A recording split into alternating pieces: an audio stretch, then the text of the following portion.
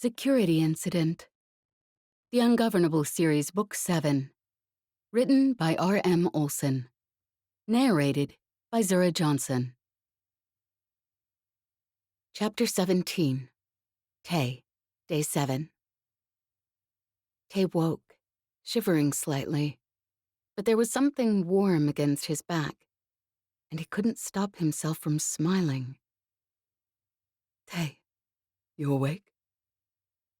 Ivan's voice was quiet, but there was that familiar, fond good humor in it, and it almost made Tay want to close his eyes and curl back into the comfortable warmth, despite the morning chill.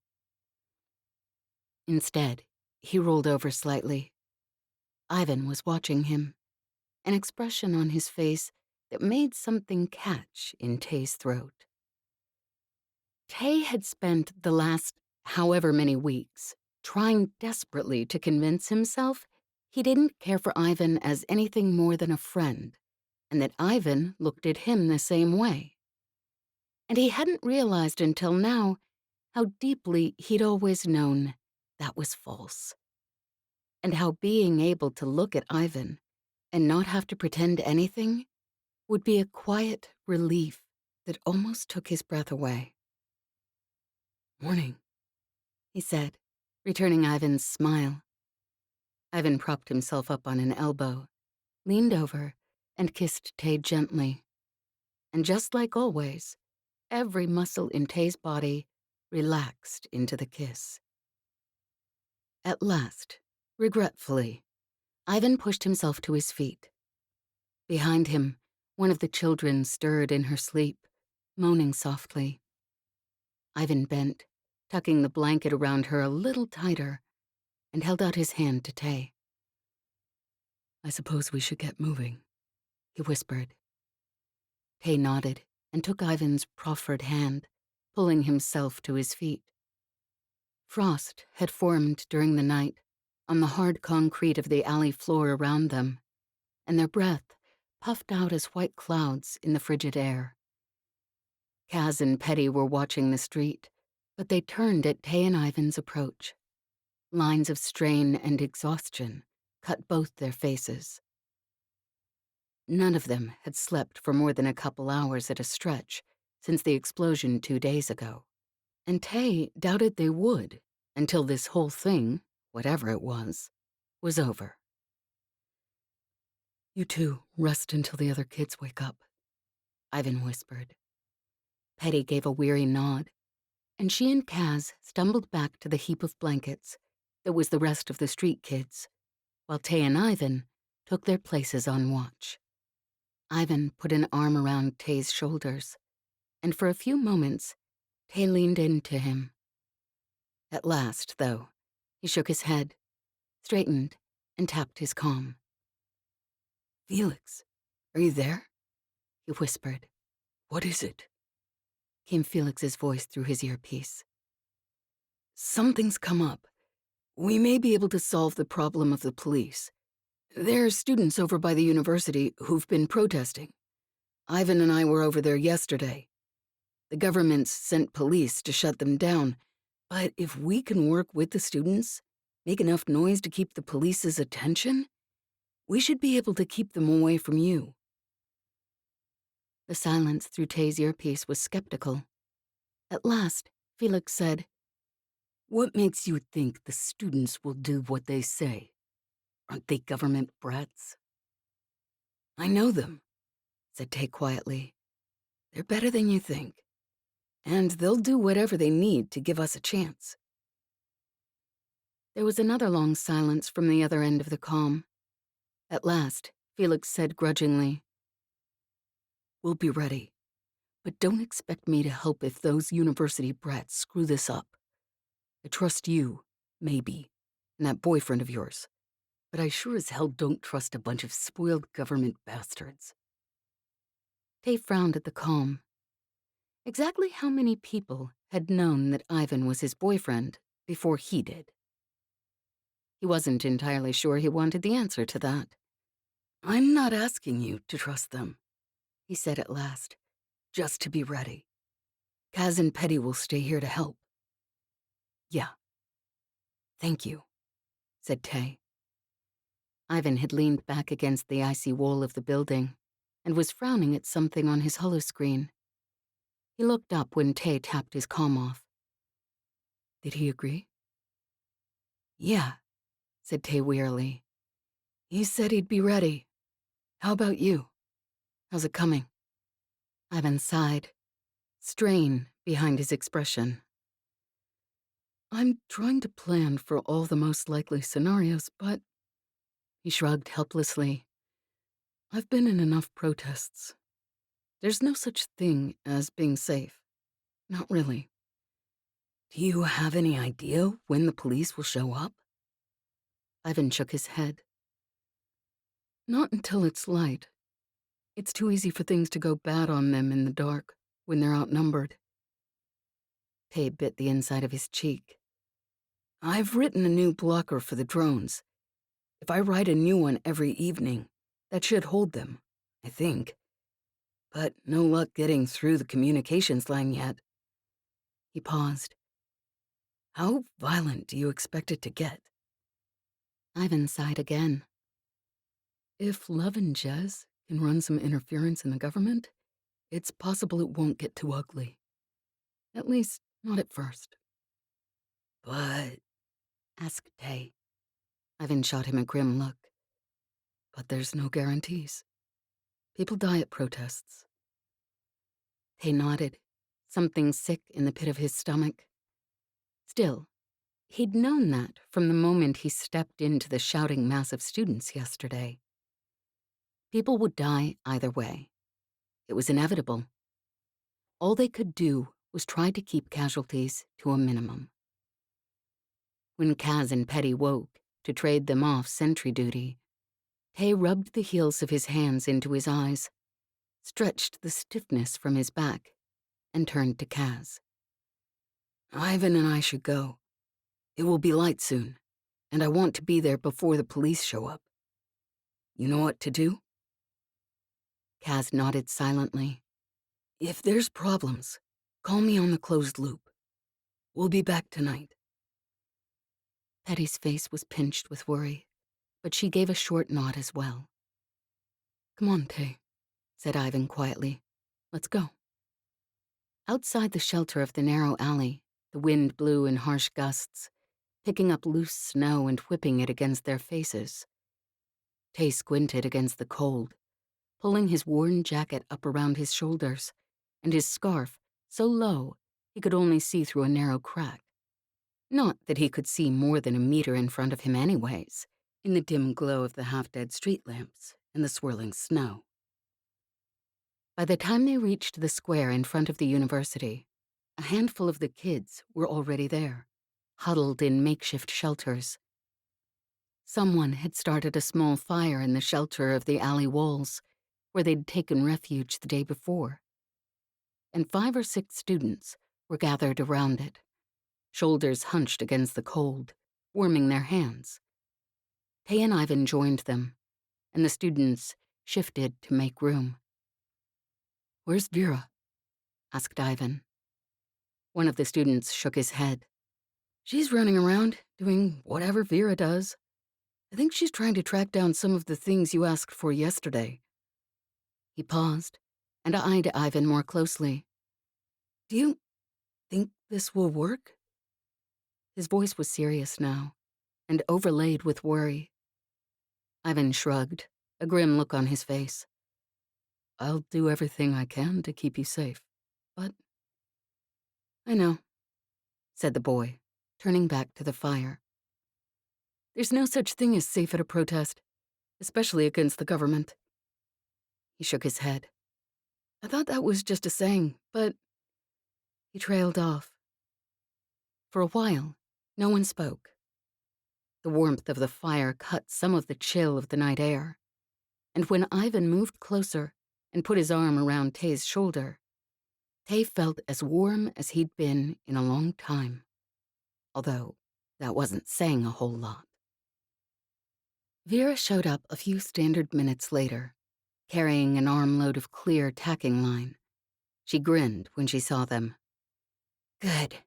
I was hoping you'd get here before the police did. I think they'll be a lot more careful about letting people through their line after what you did yesterday. She dropped the bundle and turned to the others around the fire. All right, you lazy bones. Get stringing this stuff up. You heard what Ivan said yesterday. Grumbling good-naturedly, the students moved away from the warmth of the fire, taking bundles of the thin, translucent line with them. Osip brought stepladders out here last night, she called after them. Use them. We need it up high. She turned to Tay and Ivan, and the smile of anticipation on her face did nothing to hide the fear in her eyes. I mean it. I'm glad you're here. By the time the reluctant gray of a Prasvishoni winter dawn had crawled across the sky, their numbers had swelled to probably 200. Tay, came Kaz's soft voice in his earpiece. Heads up. I just saw a group of police officers moving your way. Tay stood quickly and crossed over to where Vera and Ivan were talking in low tones. I got a message from Kaz, he said. The police are on their way. Ivan glanced around, his face taut, and Tay followed his gaze. The students had worked fast. A tangled mass of almost invisible line now obscured most of the skyways of the alley, and it glinted dully as the light hit and refracted from it. It would be a death trap for anyone stupid enough to try to get through it on a skybike. Ivan put an arm around Tay, pulling him in, and Tay could feel his tension. We'll do our best, Tay, he whispered. If we're lucky, it won't get too violent. It seemed like only moments later that Vera had tapped the voice amp on her comm. They're here, she called, and the noise in the street quieted for a moment. Then there were the blinding lights of the police skybikes and the wail of sirens, and Vera jumped up on an overturned crate. What do we want? She shouted through her voice amp. Justice! The students shouted back enthusiastically. The police formed a menacing line across the street, officers on foot, flanked by officers on skybikes. You can't be here. Go home, an officer shouted through her voice amp. Another officer stepped forward, tossing a smoke bomb underhand into the thickest part of the protest. Ivan dropped his arm from Tay's shoulder and strode forward. Go, like I showed you, he shouted. A student ran up to where the bomb sat hissing and fizzing and tossed a traffic cone over it. Another student joined him, dumping a full bottle of water through the hole in the cone. The smoke bomb fizzed and died, and the students set up a ragged cheer. By midday, the street was covered with a thin haze of gas from the smoke bombs that burned at Tay's eyes and lingered in his throat. Vera climbed down from the crate, and she caught Tay's eye, giving him a weary smile. Your friend Jez must have done something. Her voice was ragged and hoarse from shouting. There's not any more officers than there were yesterday. He gave her a small smile in return. Then, from the corner of his eye, he saw something fly through the air and land with a metallic ting. He shoved her out of the way and hit the ground instinctively. There was a loud bang and a brilliant flash of light. Slowly, he rolled to his feet, muscles shaking. Vera watched him grimly. Flashbang, she said quietly. She paused a moment. You thought that was the real thing, didn't you? He didn't answer. He didn't have to. She'd seen the look on his face. She shook her head, lips tight. Do you still wonder why we're out here? She asked. You thought that was real, because it's happened to you, hasn't it? He nodded, still shaky. He didn't bother to add just how recently the latest time had been. Ivan was there a moment later, his expression sharp with concern. Tay, are you? I'm fine, said Tay. trying to force his voice to steady. Ivan looked him over carefully, then gave a sigh of relief and kissed him lightly. Just be careful, all right? His expression was soft, even through the worry and the tension. Tay managed to smile back. Then a student shouted from the other side of the street. Ivan's head jerked up. He swore quietly. Sorry, Tay. Go, said Tay. Ivan kissed him again, then strode off towards the shouting. Another smoke bomb landed on the opposite side of the square, rolling across the concrete in a spewing cloud of gray smoke. A figure jumped forward, dropping a bucket over the hissing sphere, and 2 other students ran in with water bottles. The bomb sputtered and died, and the haze of gas slowly dissipated to reveal the first boy kneeling on the street, coughing and choking. Tay started forward to drag him clear. The boy glanced up, blinking ineffectually. Then he saw Tay, and the blood drained from his face. Tay's heart stuttered, his chest constricting. Sandy hair, familiar green eyes. He broke into a run. Dmitri watched him as he approached, making no attempt to move. His face was deathly pale. Tay reached him, grabbing him by the arm and hauling him to his feet, and dragged him clear of the smoke, and they leaned up against the alley walls, coughing and choking. Dmitri rubbed at his streaming eyes, and Tay grabbed his wrists. No, that'll make it worse. He glanced around helplessly, and someone shoved a water bottle into his hand. He pulled the lid free. Just try to open your eyes. I'll rinse them out. Dmitri did as Tay told him, and Tay poured the water carefully into Dmitri's swollen eyes. He could hardly breathe, but it wasn't from the gas. There was something pushing against his chest, heavy as a damn anvil. It seemed like a lifetime ago he'd said goodbye to Dmitri outside the walls of the university, climbed onto a skybike behind Jez, and rode off, thinking he'd never see Dmitri again. It seemed like a lifetime, but it had only been weeks. By the time the water bottle was empty, Tay's hands were shaking. Tay, said Dmitri at last, in that incredulous voice that Tay knew so well.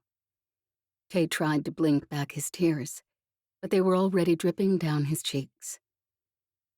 Tay! Dmitri pushed himself off the wall and grabbed Tay into a hug. Tay, you're safe. Thank the lady. His voice was choked, muffled against Tay's shoulder. Tay couldn't speak. His heart was pounding hard enough to make him dizzy. Ever since he'd left, he'd tried not to think about it, tried not to remember how much leaving had hurt, and now he thought it might actually kill him. At last, Dmitri pulled back, brushing his sleeve across his eyes. Tay, he said again, it's really you. I was so worried about you. I was worried you'd been killed. We didn't know what had happened. He shook his head in a sort of stunned disbelief. When Vera told me she saw you, I almost didn't believe her. He managed a shaky laugh. Lady knows, we've been stressed enough and scared enough that hallucinating you in the middle of one of the protests wouldn't have been outside the realm of possibility. But she told me how you'd saved them yesterday. He paused a moment. You and your boyfriend, he finished softly. Tay's chest was a thick knot, and he felt that sickness in his stomach that had been there ever since he left Dmitri at the walls of the university.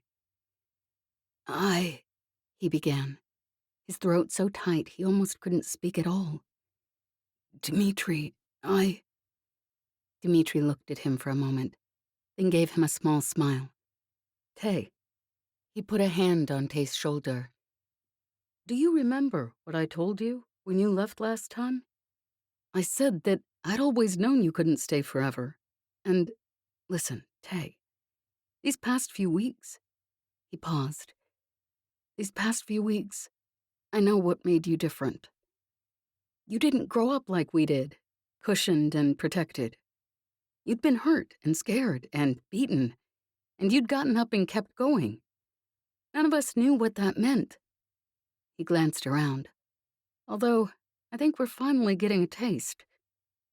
He broke off, and for a moment, Tay wasn't sure if he'd continue. Lady and consort, Tay, he said at last, his voice catching. I wish, like anything, that I could have been the person for you. But I couldn't have. I never would have understood, not really. He glanced over to where Ivan was helping pull up a makeshift barricade to protect against smoke gas.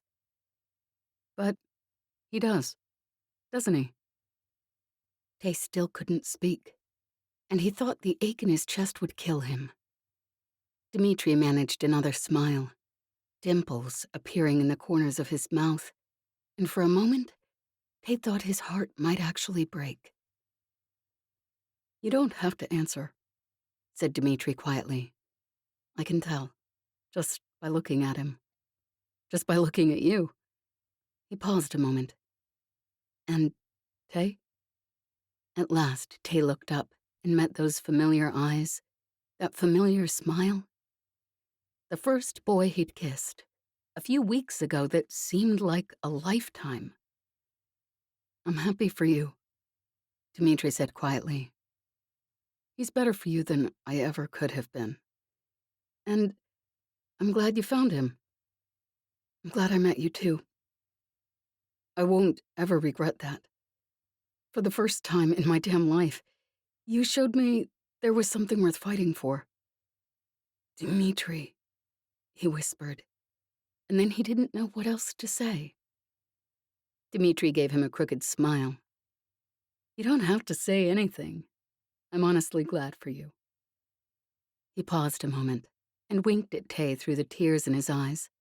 Although, I'd be lying if I said I wasn't just a little bit jealous. There was another explosion, and both of them flinched. Smoke bomb! Came Vera's ragged voice over the amplifier, and Tay and Dmitri both turned back to the square. In the chaos that followed, Tay ended up beside Ivan. Ivan shot him a quick glance, concern in his expression. You all right? He asked. Tay swallowed hard and nodded, his eyes flicking involuntarily to Dmitri. Ivan followed his gaze, his eyes pausing for a moment on Dmitri. He looked back at Tay, and there was sudden understanding in his face. I'm sorry, he said quietly. Tay nodded, still not trusting himself to speak. Ivan turned back to the students whose injuries he was tending. Tay studied him for a moment, the sharp cut of his profile silhouetted against the brilliant lights of the police skybikes, the tension in his face and the gentleness in his hands as he bandaged a cut. And despite the sick, heavy weight of tears in his eyes, the knot in his chest loosened, just a little. Because Dmitri had been right. Ivan did understand. And around Ivan, for once in his damn life, he didn't have to pretend anything at all. By the time dark fell, Tay was exhausted. His voice was hoarse from calling out instructions, and his eyes and skin burned from the gas. But when he glanced over at Ivan, he saw the same exhausted relief that he felt. The police had come, and they'd used projectile weapons and gas, as Ivan had predicted they would.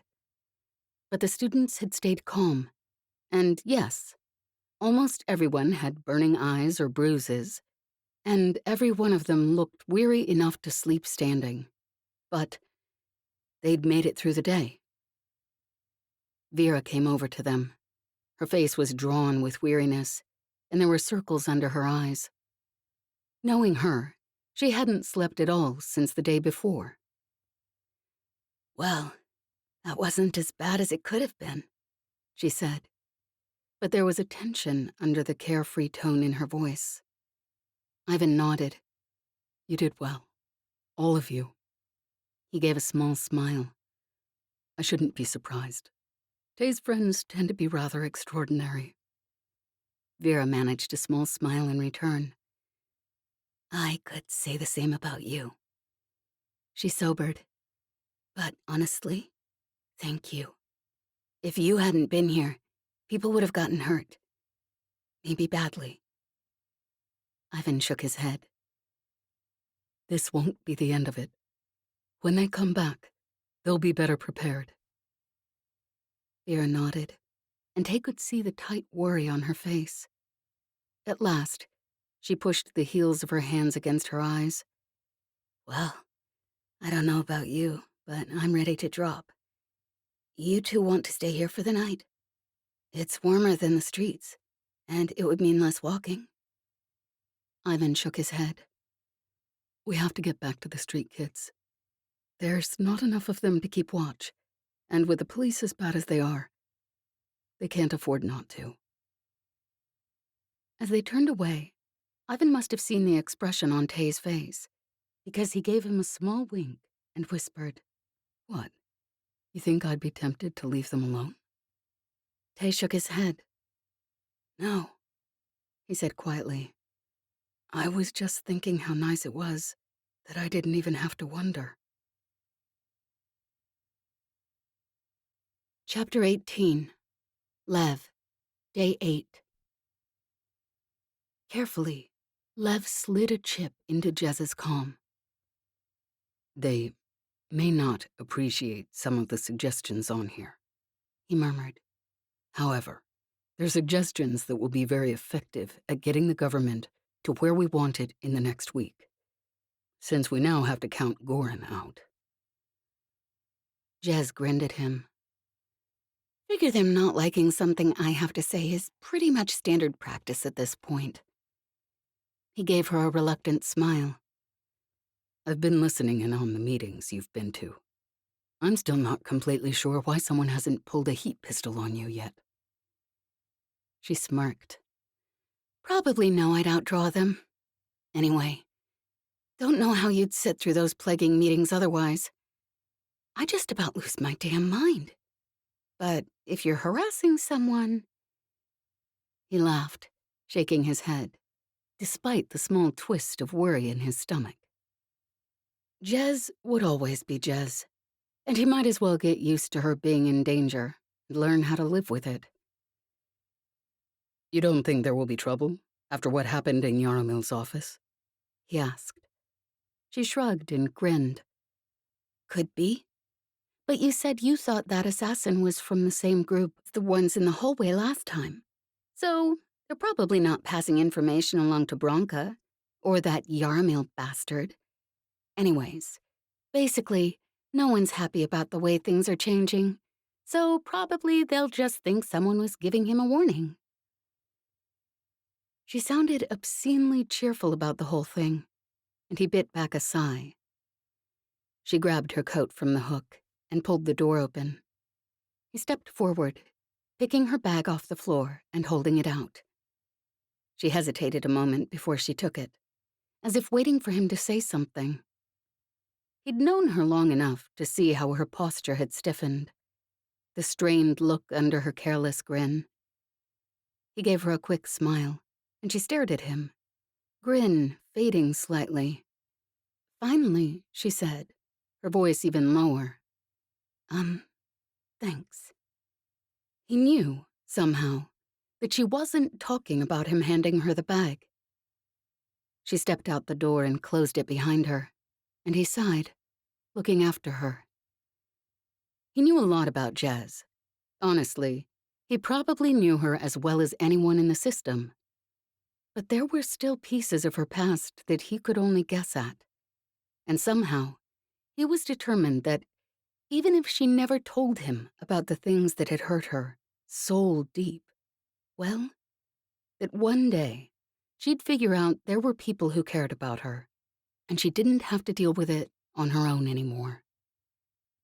By the time he'd thrown the dishes in the cleanser and taken a quick shower, Jez's voice drifted through his earpiece in a cheery, disrespectful greeting to Bronca. "Jez," he whispered into the comm, "I'm on. If anything comes up that you need an answer to, or you aren't clear on a part of the plan we put together, let me know." Plan we put together? Unless I was inspiring you from the other room in my sleep, pretty sure there was only one of us putting a plan together. Just hope Bronca doesn't kill me when I tell her I won't be able to get her that info until sometime next month. He could hear the snark, even through her quick taps in his earpiece, and he smiled despite himself. He pulled on his outdoor clothes, listening to the banter from the government meeting with half an ear. At least, Jez was bantering. It was entirely possible that no one else in the meeting saw humor in it. He wasn't sure whether he was smiling at Jez or at himself. Honestly, she'd been right, which wasn't nearly as uncommon of an experience as he'd once convinced himself. Life around Jez was much less stressful when you simply trusted that she either knew what she was doing or would be able to figure it out. Much less stressful, and surprisingly amusing, if he was being honest with himself. He smiled again, then hesitated a moment. Contacting Tay was risky, but if they were going to help him, they'd need a secure way of communicating. So at last, reluctantly, he tapped his comm onto Tay's line. "Tay," he said quietly. No one answered. An unreasonable knot of worry started in his chest. "Tay?"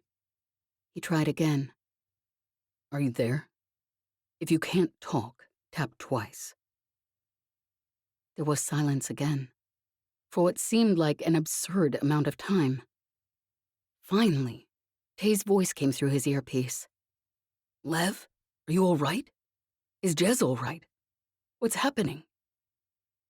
He sounded almost as worried as Lev felt. Lev let out a long breath of relief.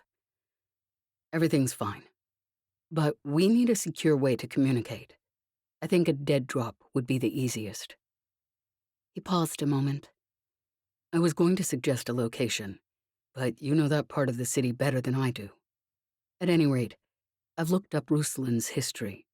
He was a development project manager for the city once upon a time, so him wandering around some of the less desirable sections wouldn't be out of character."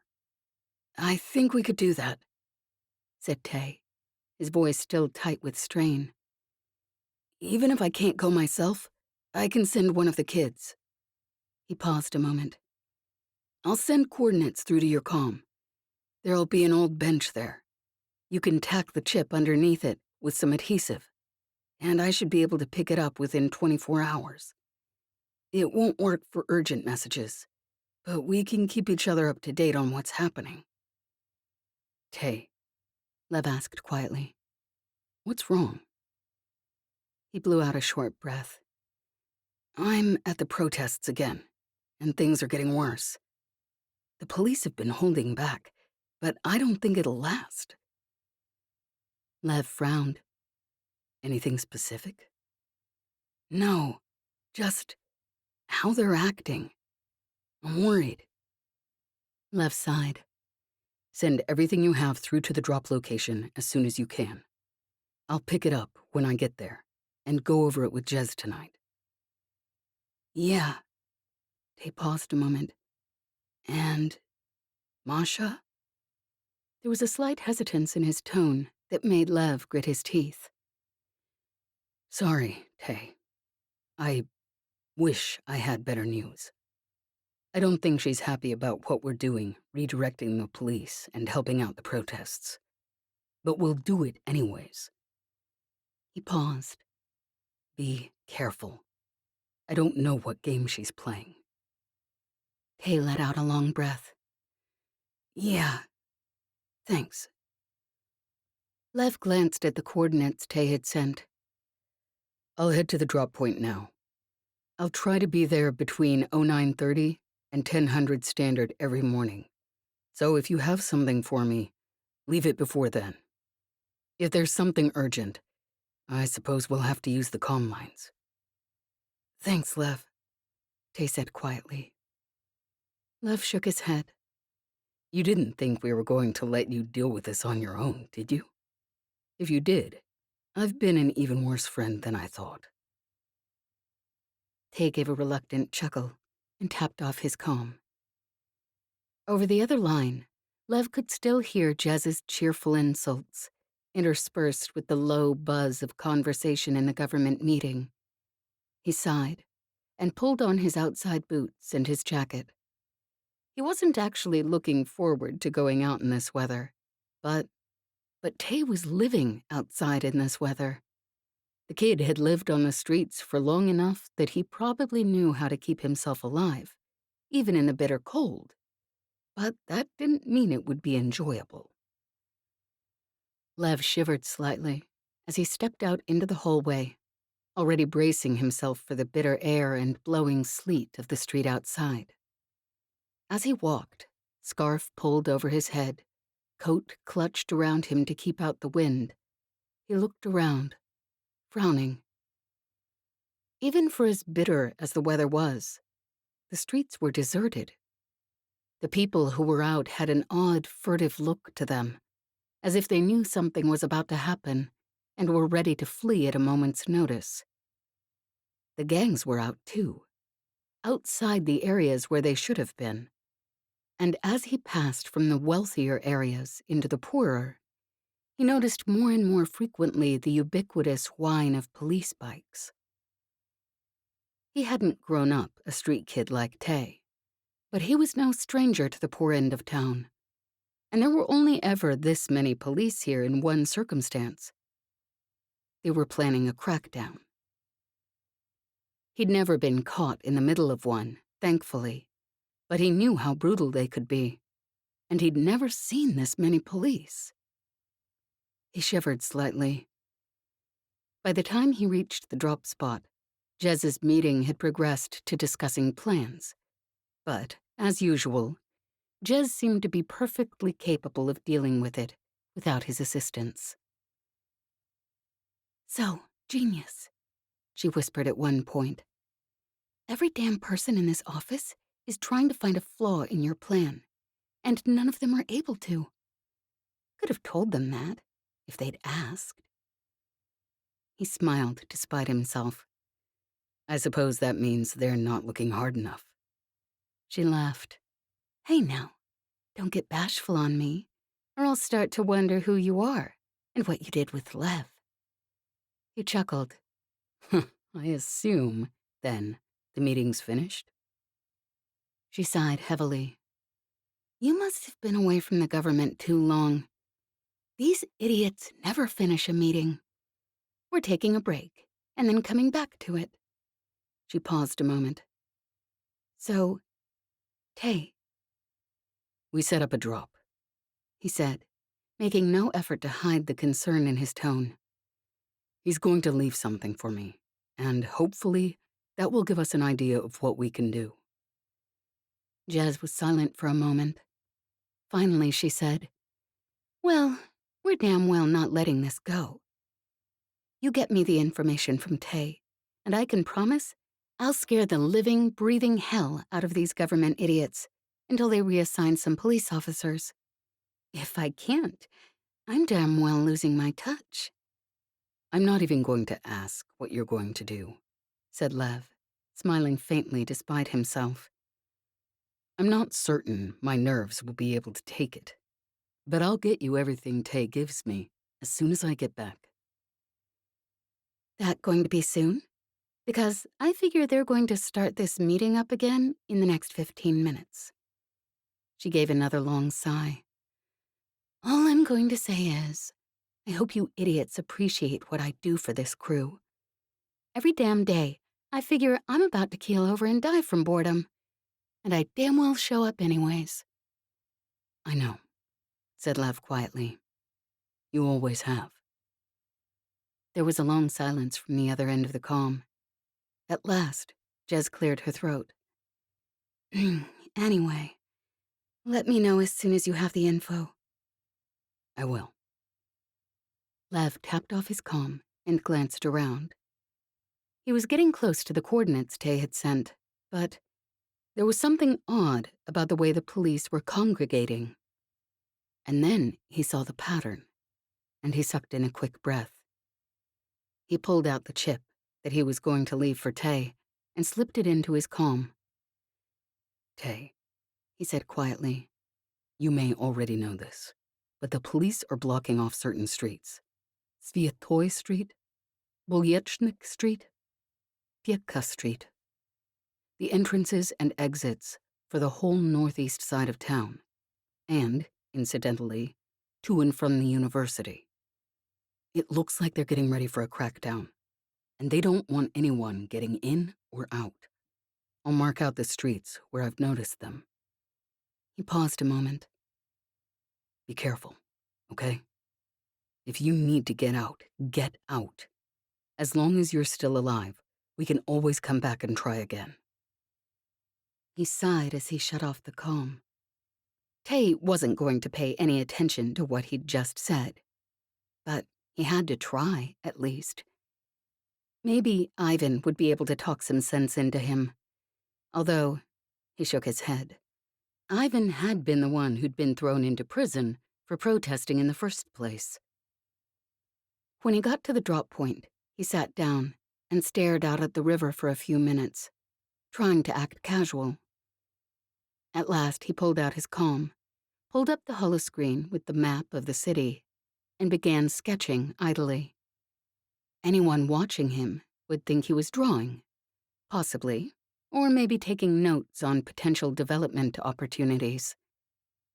When he finished marking up the map for Tay, he shut down the holoscreen and nonchalantly popped the chip from his comm. He embedded it firmly into the adhesive he'd hidden in the palm of his hand and glanced around. He didn't see anyone, which didn't actually mean anything. He stood, letting something small drop from his hand into the street, and swore. He bent down, patting his gloved hands along the cold, dirty concrete, until his slow search led him under the bench. He slipped the piece of adhesive containing the chip under the splintering metal of the bench and pulled out the small, adhesive-bound packet already waiting there. By the time he'd emerged, the chip was safely in his pocket. He stood, yawned, pulled his coat close around him, then started back the way he'd come, taking a circuitous route back. In his earpiece, Jez was still talking. He'd only been listening with half an ear, but he could get the details when she got home. When he arrived back at the apartment, he pulled up Tay's comm chip and glanced through it, frowning slightly. There was a recording, a student protest, and his frown deepened. He'd been a student himself, not that many years ago, and yes, there'd always been radicals among the student body. And yes, there had been times the police had cracked down. But not like this. The police did what the people in power wanted them to do. And for some reason, right now, that was stopping student protests and hunting street kids. He tapped his comm, still frowning. Jez? The reply came a moment later. Something wrong? No, he murmured. At least, nothing new. But I got that chip from Tay. I'll send you through what he gave us, but I'll need information. Is that doable? I can do basically anything. What do you need? He smiled, despite himself. The police almost certainly have orders to crack down hard on the student protests. And the street kids, from the pattern that I'm seeing on Tay's chip. It looks like the police are actively hunting them. Can you find out who's giving those orders? With the unrest with the gangs, it doesn't make sense that they're wasting time on street kids and student protests. There was a moment of silence on the other end of the comm. If he'd had to guess, he'd say Jez was worried. Tay all right? He's not hurt or anything? I don't think so. Ivan's with him. He'll protect Tay as much as he can. I bet he will. He wasn't sure how Jez could manage to make even taps through her calm sound lascivious, but somehow she did it. There was another moment's pause. I'll get you that information, she tapped out. Thanks, he said quietly. He stared down at his calm for a moment, then pulled up the information from Tay's chip and started pouring through it again. Whatever was going on, it went deeper than just Grigory and Doliesa, as if that wasn't enough on its own. By the time Jez got home, he'd been staring at the calm for hours. He looked up, startled as the door swung open and Jez stepped through. She was grinning, her coat soaked. Sleet coated on her scarf and her hair tipped a hoarfrost white, frozen in messy spikes. His heart did a strange flip-flop in his chest at the sight of her, and for an instant, the memory from 2 days ago of her pulled up against him, their bodies pressed together, her lips on his hands running down her back and tangled in her hair, broke over him so strongly it almost took his breath away. He closed his eyes, forcing himself to breathe. He was an adult, damn it, and he could think about things rationally, and he wasn't going to ruin this. He wasn't going to let one accidental kiss ruin his chance at whatever this was that he and Jez had finally worked out. He took another deep breath and opened his eyes, smiling up at her. She smiled back, and the warm familiarity of her smile somehow gave him the strength to shove the traitorous memory to the back of his mind. Long day, genius? She asked, voice sympathetic. You could say that, he murmured ruefully, standing and stretching the residual shakiness from his muscles. He came over to take her coat as she shrugged it off. He wasn't sure when this evening ritual had become something he looked forward to, something so natural and right that every part of him relaxed at it. But somehow, it had. Taking her coat, sitting down to dinner, listening to her profanity-laden commentary on the day's meetings and the character of the various ministers. She grinned at him. Look like you're keeping busy? She reached over to where her coat hung on the peg, rummaging around in the pocket. At last, she emerged with 2 grease-stained paper bags of street food. Figured you might be, so I grabbed this. Your favorite, blinis. He took the bags, smiling to himself, and she dropped her office bag on the floor with a thud. Don't know about you, but I've had enough damn work for the day. I'm starved. She turned towards the table, where he'd already placed the bags and was reaching for the plates, and then paused, frowning. He turned, but by the time he realized what she'd heard, she was already moving. She grabbed her work bag, and as she did so, he saw the faint line of smoke wafting from it, and something in the back of his mind recognized the smell. He'd started towards Jez before he realized what he was doing, panic flooding through him. Jez, it's poison. I know, she said through her teeth. She snatched up the bag, glanced around quickly, then grabbed one of the rickety chairs and slammed it through the window pane.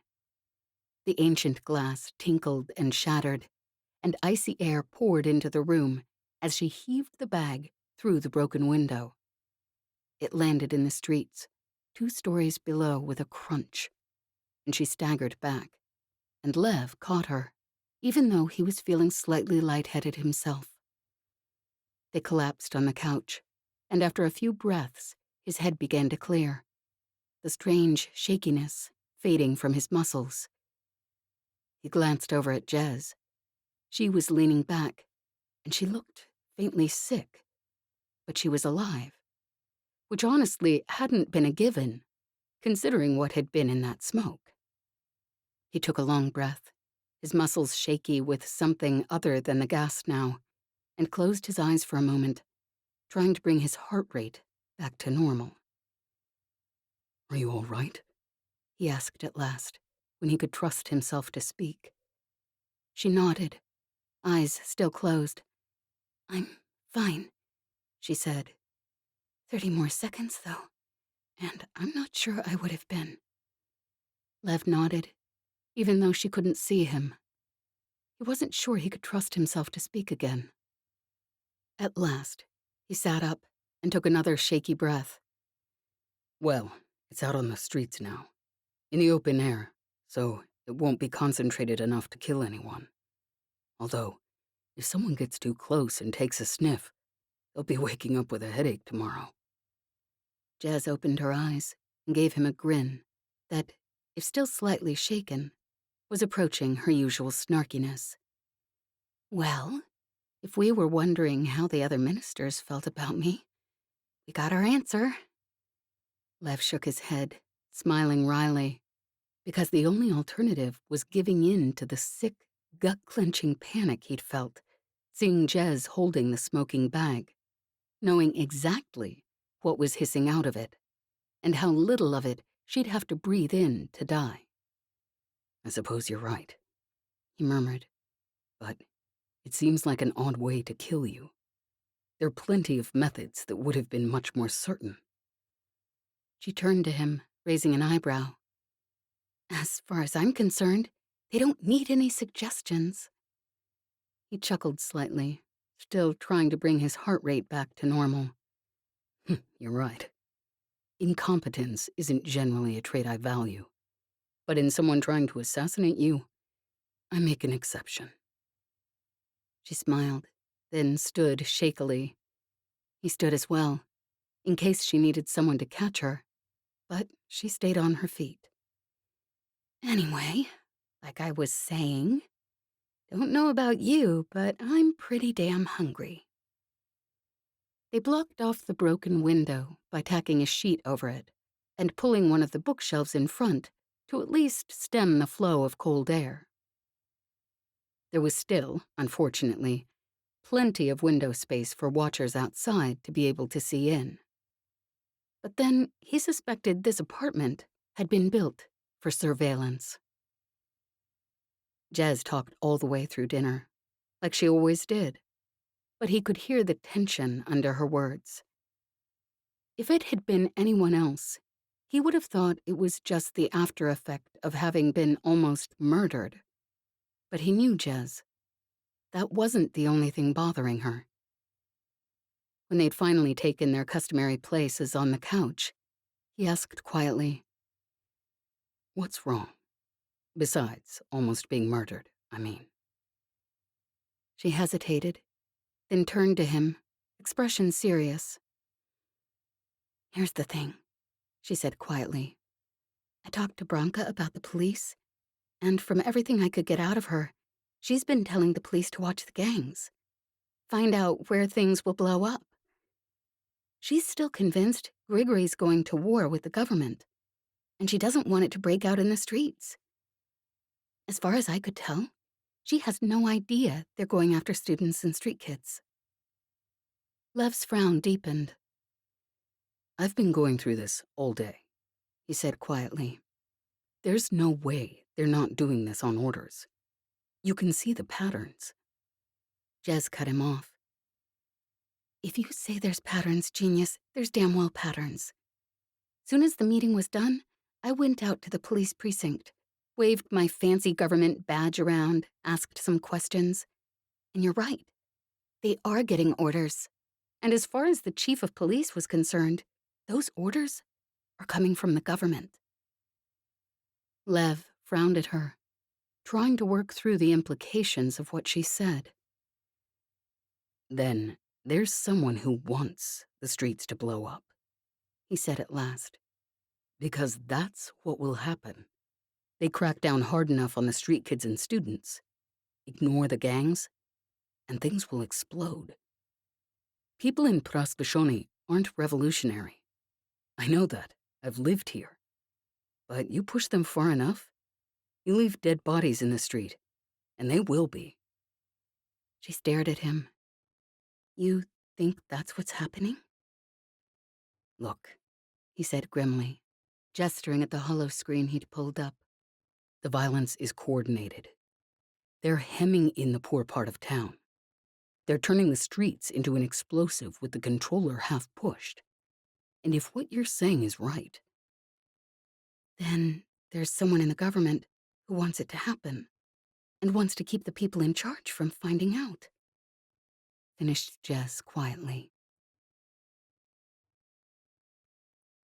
Chapter 19. Jez.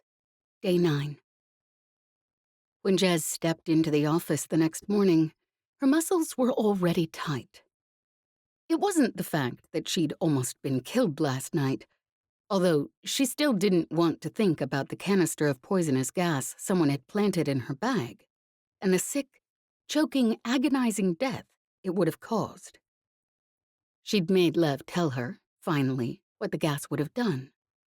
And when he had, she'd shuddered. But hell, that was basically her whole life up to this point. It was the fact that Lev had almost died too. She'd brought the damn bag home, and if she hadn't noticed, if she hadn't got it out the window in time, it wouldn't have been just her lying on the floor, coughing out her damn lungs in a pile of blood. It would have been him too. And that wasn't something she was prepared to deal with. Layla, said Branka, so nice of you to join us this morning. Her voice was icy, as always, but by this time, Jez figured it was almost a Pavlovian response to seeing her.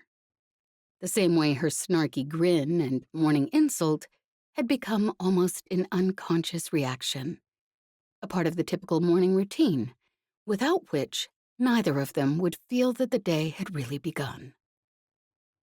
She glanced around the conference room quickly. All the familiar faces were there. And she actually remembered a couple of their names at this point, which was probably a good thing, since they didn't seem to see the humor in any of the nicknames she'd come up with. Yaramil was whispering to another official in one corner, their chairs pulled together, voices low, and she frowned slightly. Not that private plots and subplots were unusual. Hardly be a government meeting if someone wasn't secretly plotting against someone else. But it wasn't usually these two. They generally seemed about one deep breath away from pulling heat pistols on each other. And there, in the other corner, a woman and a man spoke in low voices, glancing around uneasily. Whatever was coming down, it looked like it was something big. She dropped into her seat, tipping her chair back as always, and waiting for the typical wince from Branka and glare of disapproval from Yaramil. But they didn't come. They hardly seemed to be paying attention. Jez's frown deepened. Still, at least today's meeting was supposed to be an easy one. They'd agreed to her plan of moving government officials yesterday. Well, Lev's plan. So basically, all she had to do was sit back and wait for an opportune moment to bring up the damn police again. Branka stood, tapping her hand on the table in her usual imperious manner. Now that we've all gathered, she cast her usual cold glance in Jez's direction, which, hell, Jez had only been maybe 5 standard minutes late today, which barely even counted. Then turned back to the rest of the table.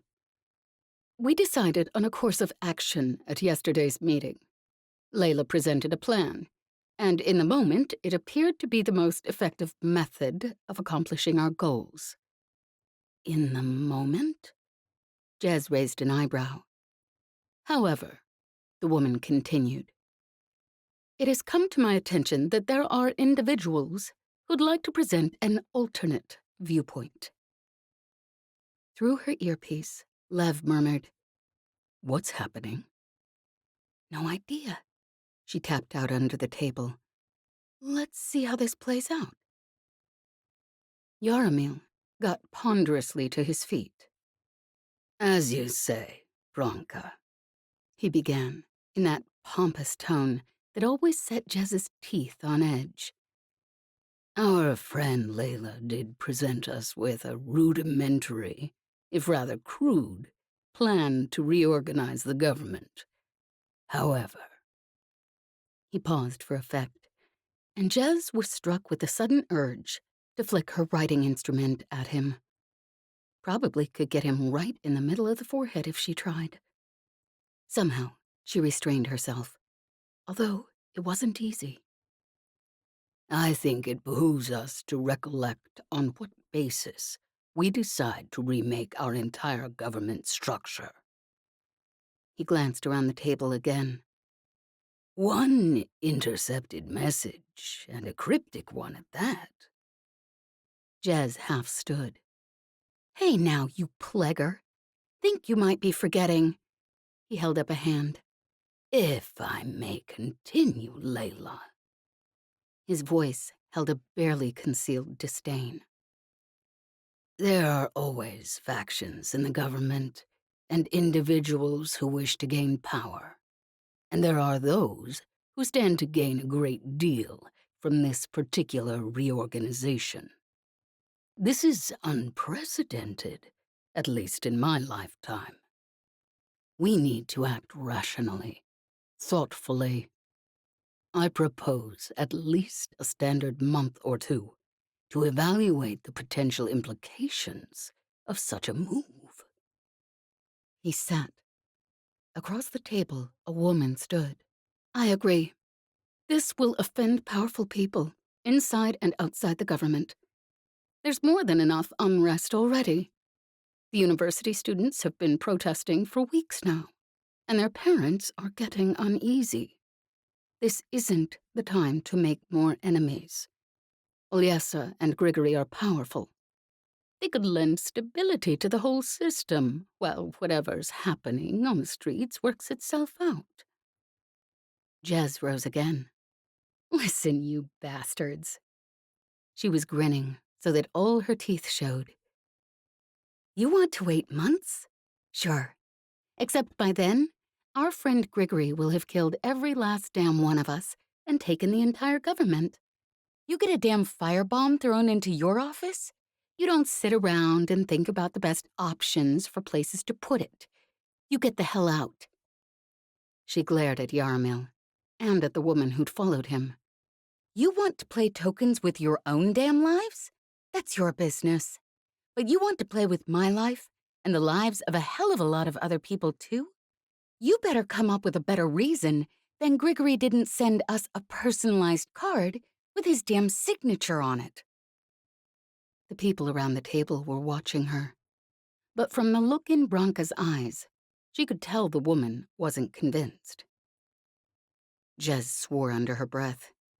Whatever these plaguers were playing at, they'd been working on it for a while.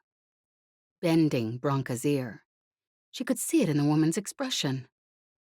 And Jez had been too focused on other things to notice. Yaramil stood again. Layla, he said, and the condescension in his voice set her teeth on edge. I understand that the firebomb back on Bolotto must have been traumatizing. But your trauma can't drive our government policy. As you well know, someone sabotaged my office a few days back, and I'm not hiding under a table with my eyes closed. He turned back to address the table. As you know, I've worked closely with our valuable partners, Grigory and Olyesa among them, for years now. We've worked out many disagreements in the past. I suggest we contact Grigory. Perhaps this is all a misunderstanding. Perhaps the incident aboard the casino ship was no more than an unfortunate accident. I heard rumors that Grigory's own ship was damaged in the explosion. This could likely be cleared up quickly and easily with a simple conversation. The heist. Lev murmured in her earpiece. Yeah, said Jez, her grin widening. You think maybe he just accidentally killed 50 of our own damn people?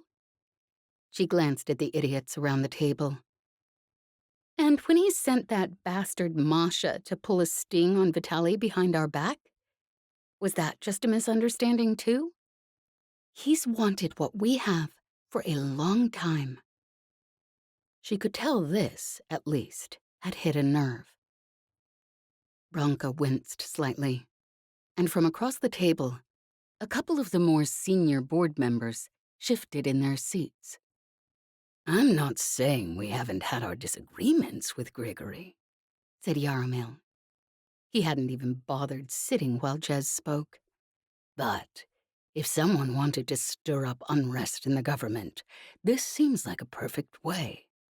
Put out some vague, unsubstantiated message, and then let us tear the government apart from inside. He turned back to Branka. The people Layla suggested are inexperienced.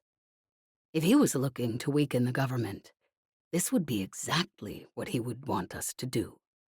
As I say, I still feel our best option is to talk things out, take it slow, think about it for a while.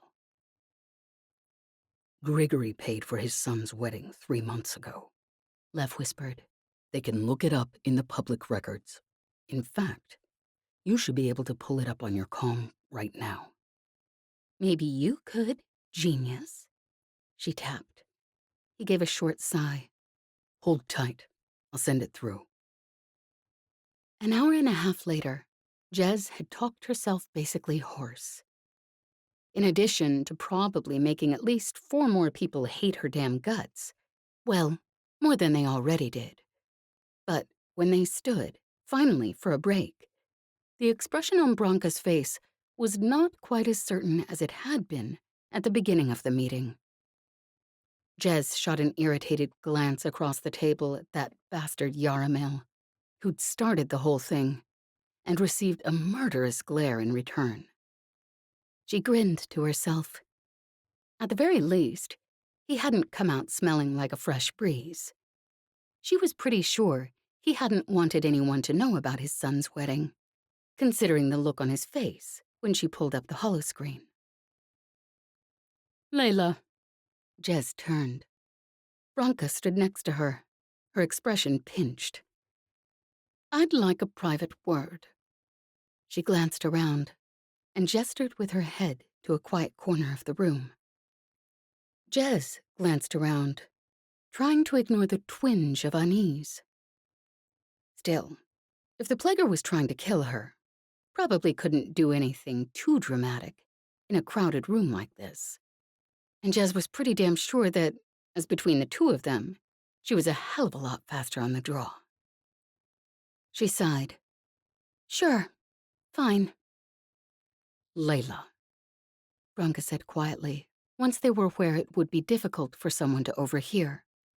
I appreciated your input at the meeting. Jez raised an eyebrow. She didn't sound sarcastic. I'm inclined to agree with you that we can't trust Grigory. But as you've seen, he has several supporters, as does Olyesa. This is a rather delicate situation.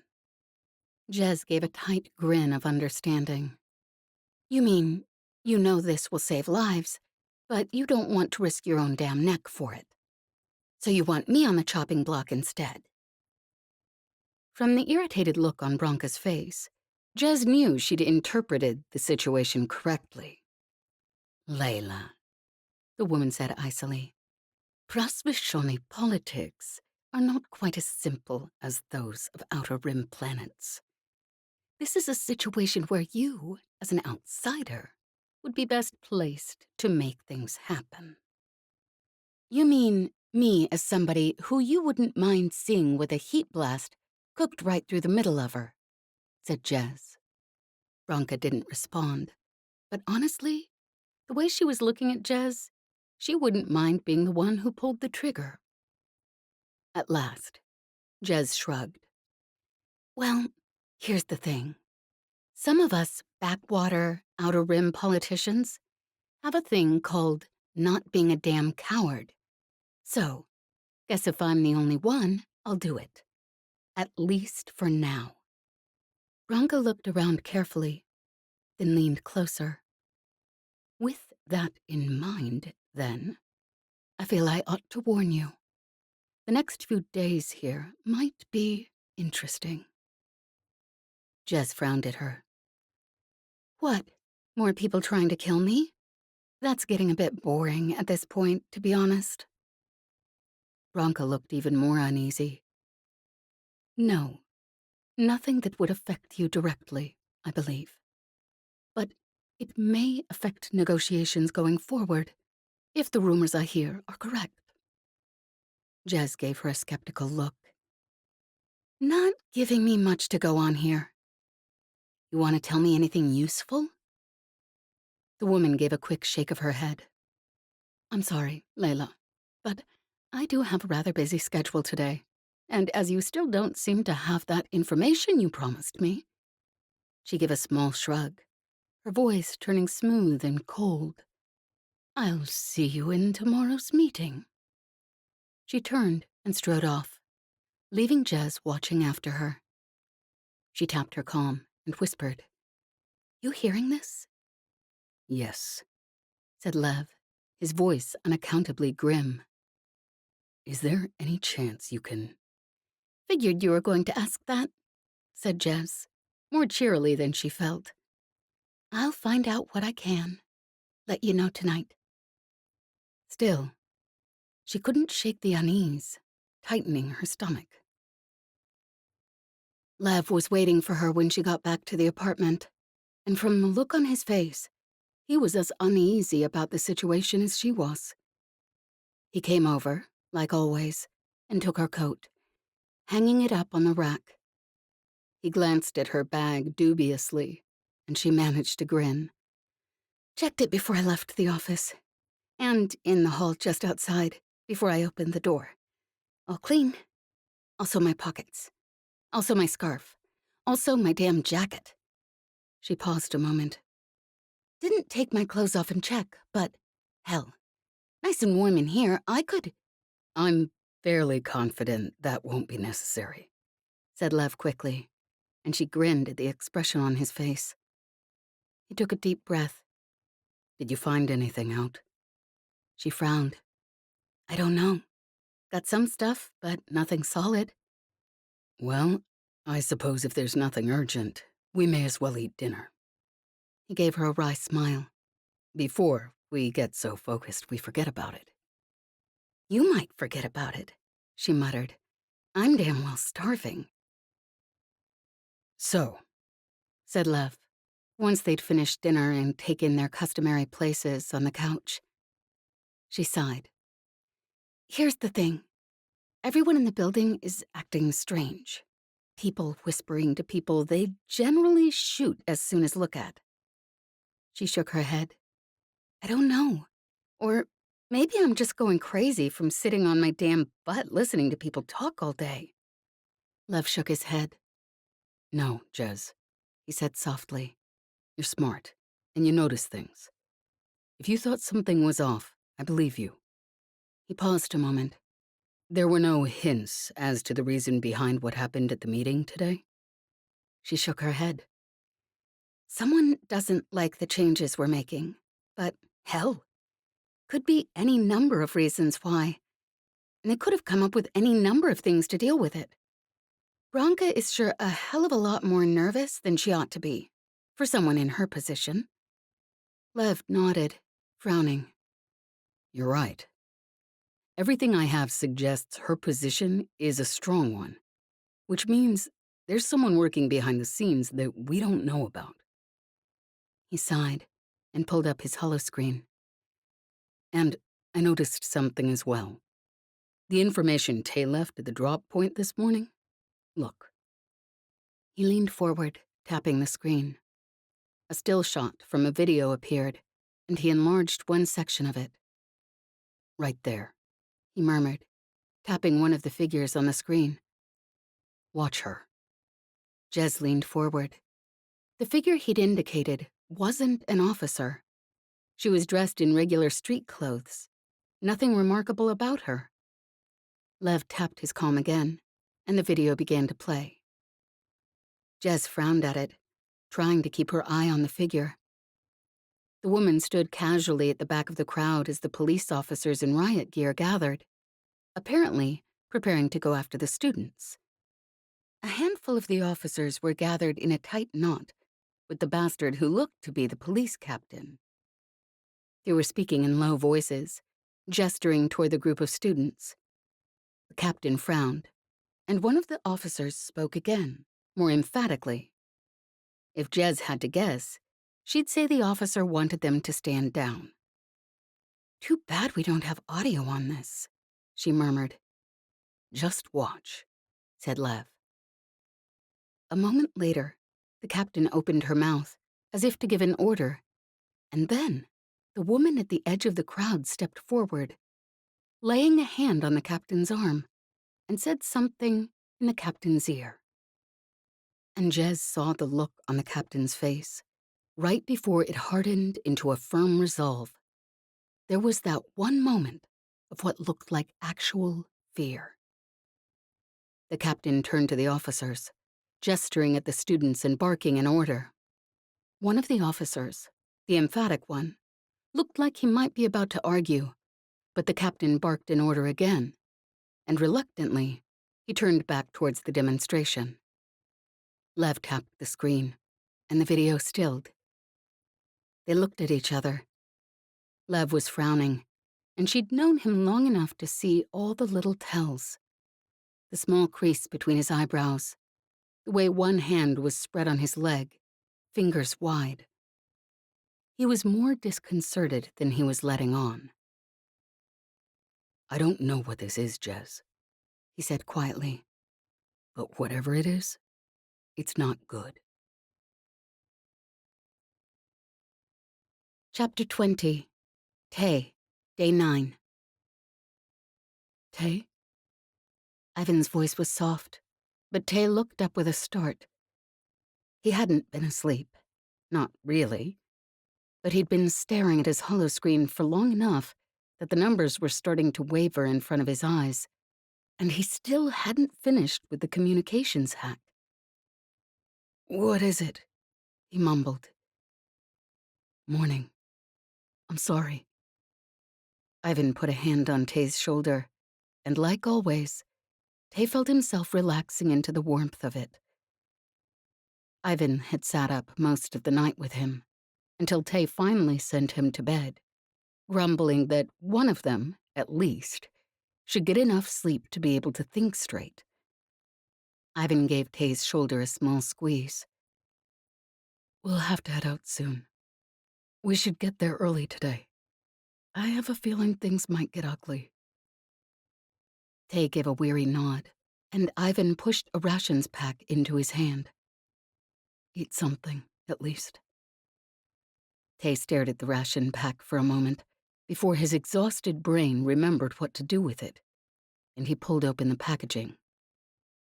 After a brief consultation with Kaz and Petty, he and Ivan slipped out into the darkened streets. This time, when they reached the maze of streets and alleys in front of the university, they were swarming with students. 3 or 4 fires had been lit, and Ivan took Tay by the elbow and guided him towards the nearest. "You stay there. Warm up some. I'm going to find Vera." Tay was too cold and tired to argue. The cold had just begun to seep from his bones when Vera, Dmitri, and Ivan came up beside him. Tay had to fight the sudden urge to look down at the sight of Dmitri, but he owed his friend better than that. He forced himself to meet the boy's eyes, but Dmitri just gave him a weary smile, looking almost as tired as he was. "Hey, Tay," he said quietly. "Vera's told me what you two have been doing." He glanced up at Ivan. Your ideas are good ones," he said. "I'm impressed." Ivan's expression was tense, and there was an unfamiliar strain in his posture. Tell me that when we get through this without someone dying, he said quietly. He glanced around the square, then back at Dmitri and Vera. You've done a good job. We're well prepared. I'm sorry. I haven't got the communications hack finished, said Tay. We're still cut off. I'll keep trying, but their blocker is a good one, and I don't know how long. Vera shook her head, a tight smile on her face. You, Tay, are the only one in the damn system who'd apologize for being able to work a miracle, but not as quickly as you wanted to. Tay let out a frustrated breath. The problem is, we don't have extra time. He tried to force his shoulders to relax. At least we were able to pass on more details to Lev last night. Hopefully, Jez can use that to keep the police away again. Jez? As in, that Jez? Asked Dmitri, his tone taking on a slightly haunted edge. How is Jez going to... She's, gone undercover. In the government. As a minister. She's...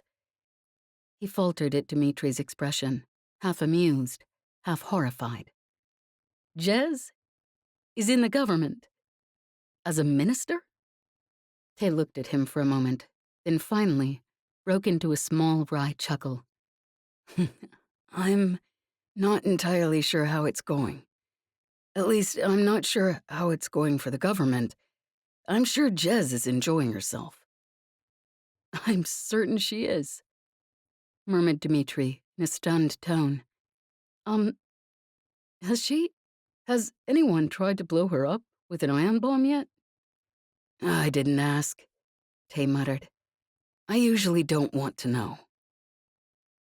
Vera gave a slight smile, then glanced around, and he could see the tension in her posture. Anyways, on our end, I think we're as prepared as we're going to be. Let's hope this works. By the time the police arrived, the students were in position.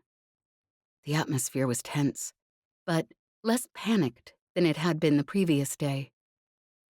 Perhaps things would get worse. In fact, Tay was fairly certain they would, but at least this was something they dealt with before. Jez must have pulled it off, said Vera as the police approached. Look at how few there are.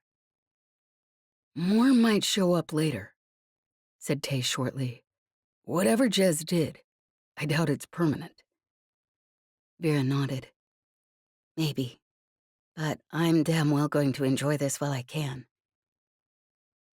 The first of the smoke bombs bounced and rolled into the center of a group of students, hissing menacingly. But 3 students leapt forward instantly to put it out, makeshift masks pulled up over their faces.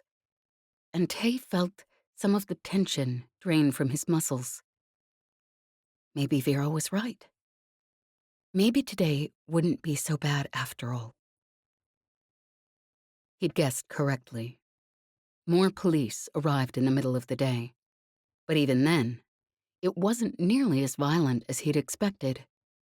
The skybikes couldn't get at them, nor could the drones. The police had clearly tried to hack through his blocker, but they hadn't succeeded.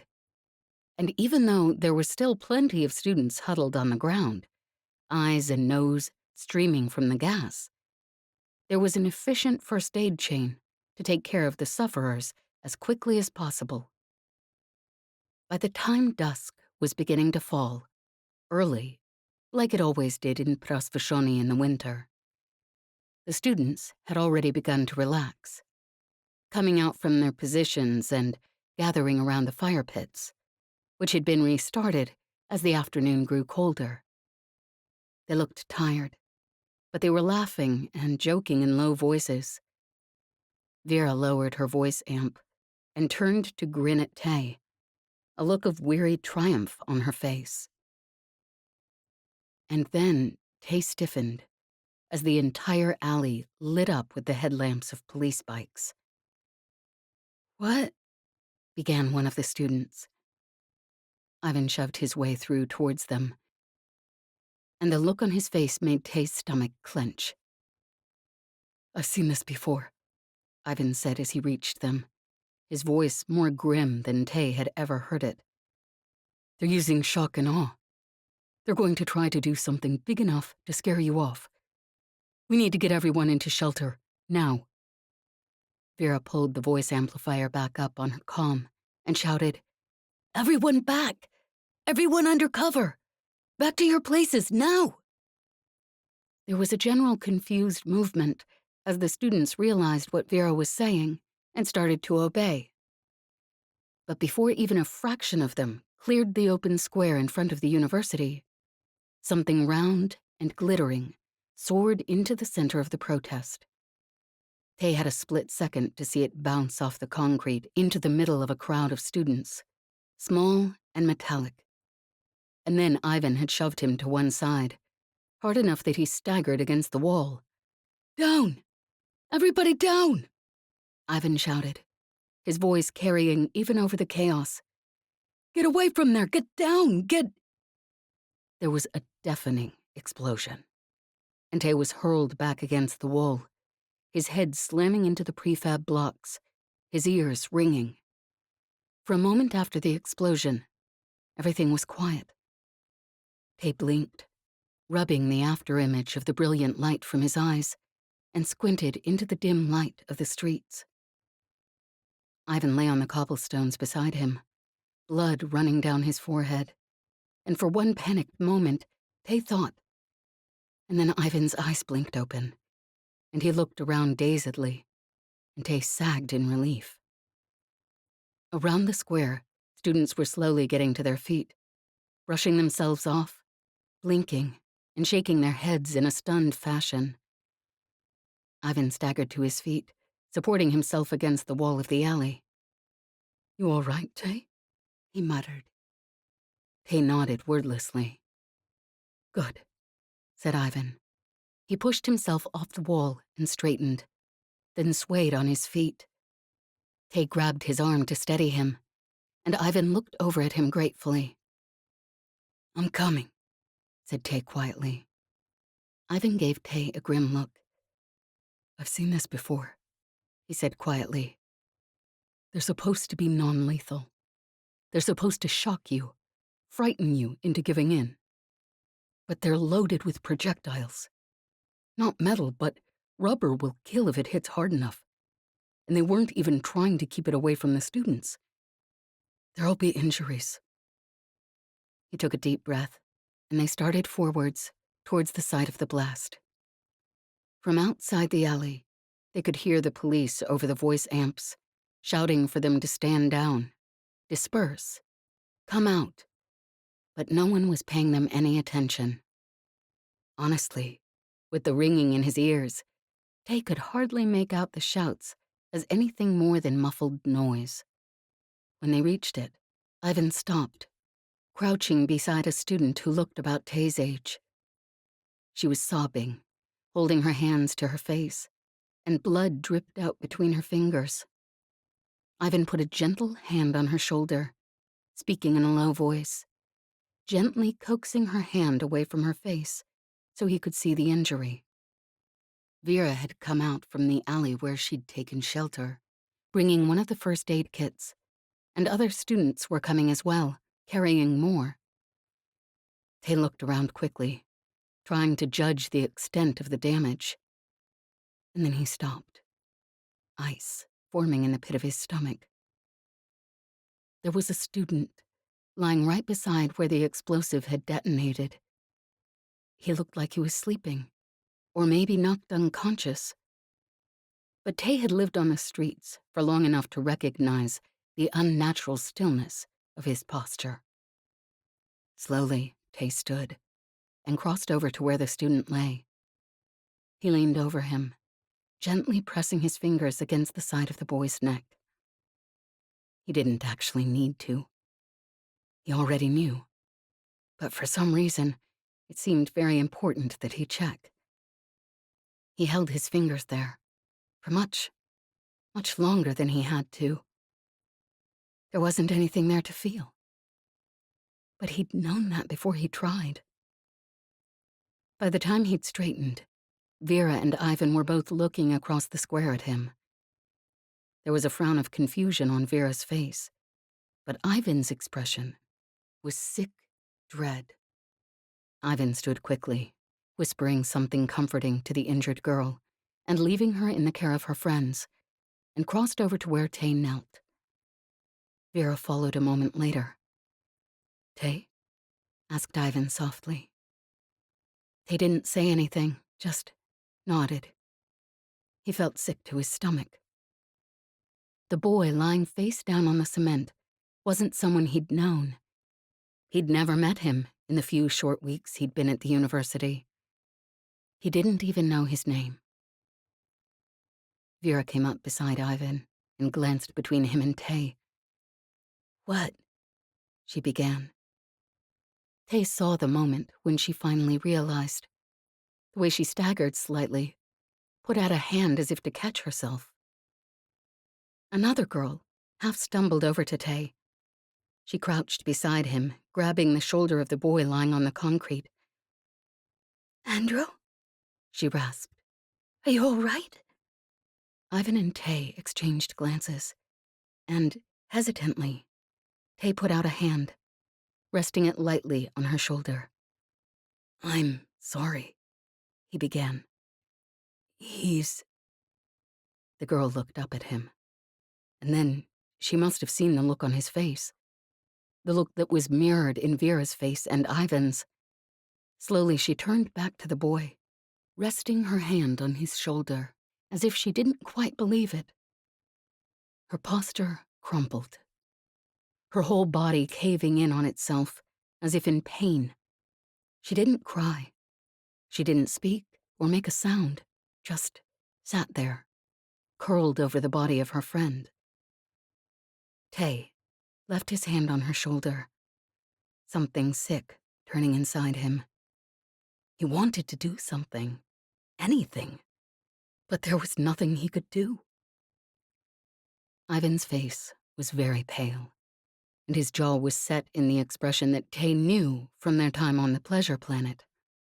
The expression of someone in more pain than he wanted to show. And Vera, she stood there, staring down at the dead student. There were tears glittering in her eyes. But they weren't tears of sadness. They were tears of rage. More students had come over, gathering around. He could hear the whispers as the news passed from one to the other. He turned back to the girl crouched over the boy's body. "I'm sorry," he said again quietly. "I'm so sorry." It wasn't much. It wasn't anything, really. But sometimes just the knowledge you weren't alone was the only thing someone could give to you. She looked up at him, finally. Her face was still dazed, but there was a hard anger in her eyes. She hardly seemed to see Tay, just pushed herself unsteadily to her feet. He stood quickly, in case he needed to catch her, but she shrugged him off and walked off into the darkness. He hesitated for a moment, unsure of whether he should follow. Then someone grabbed him by the elbow.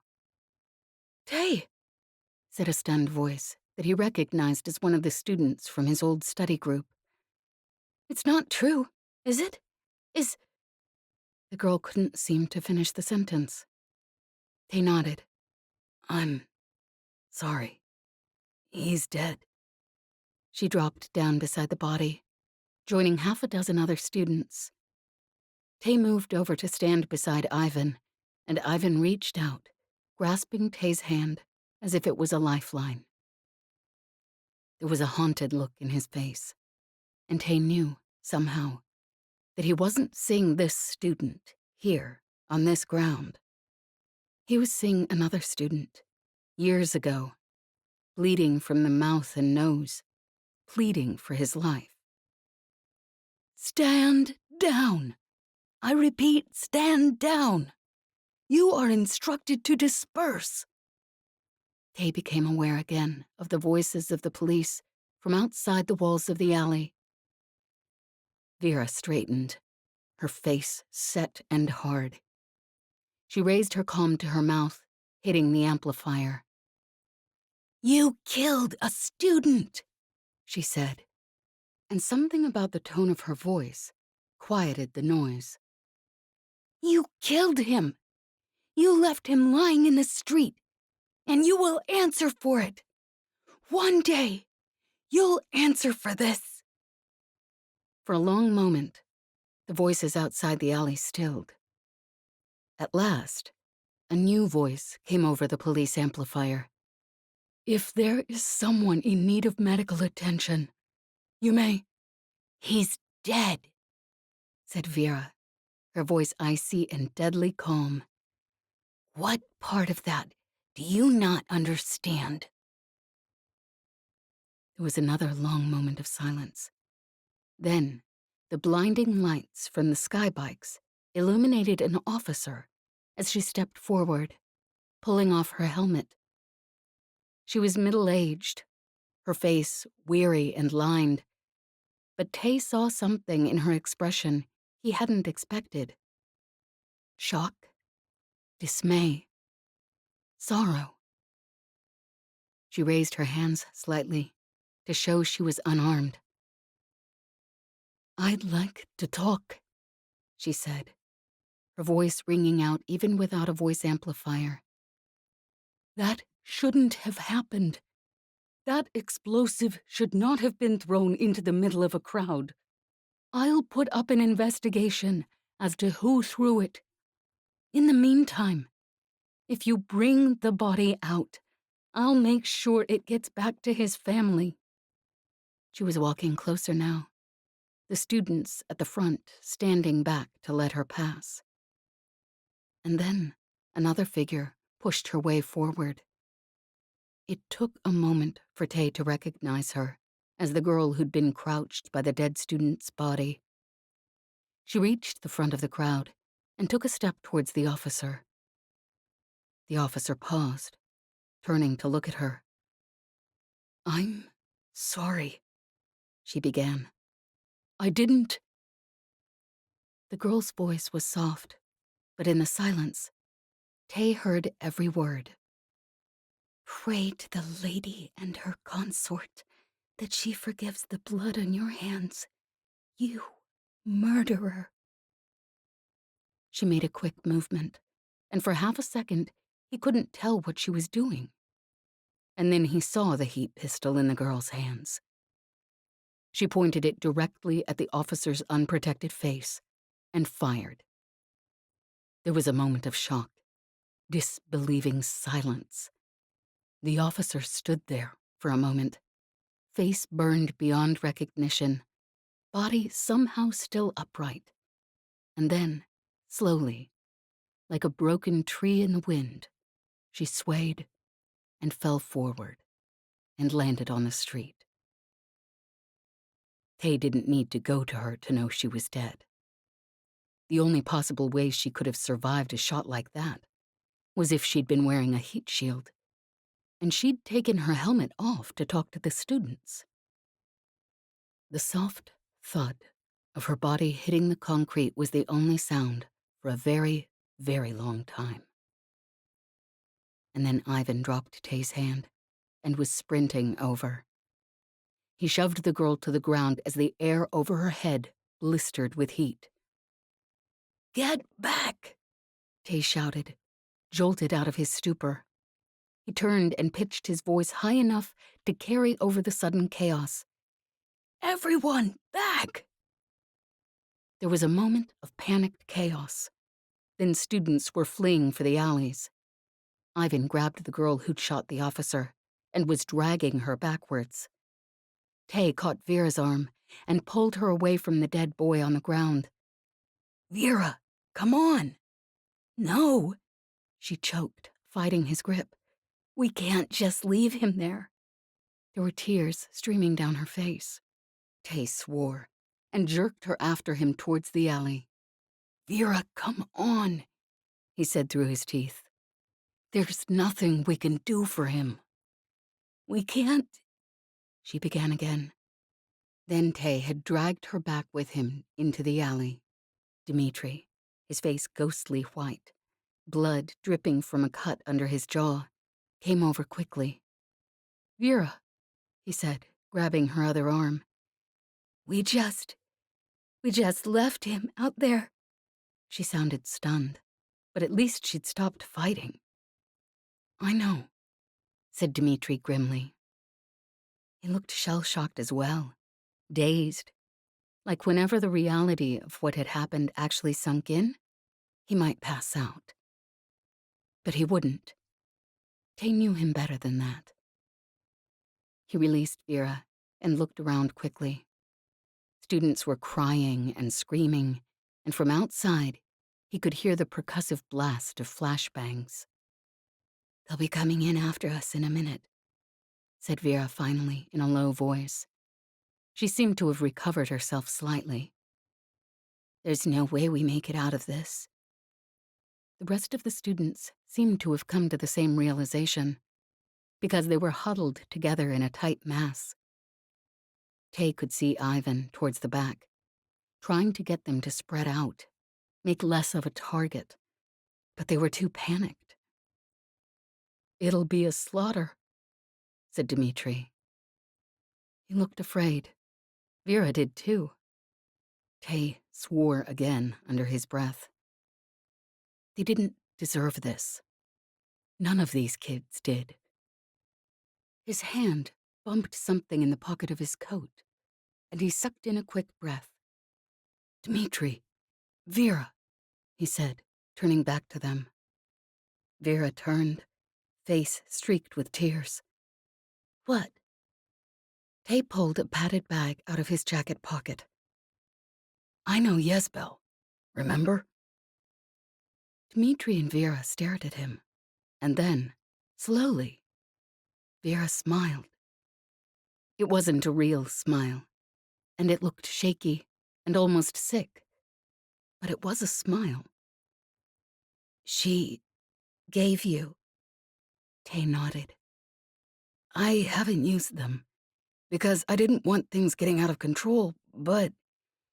He glanced around and didn't finish the sentence.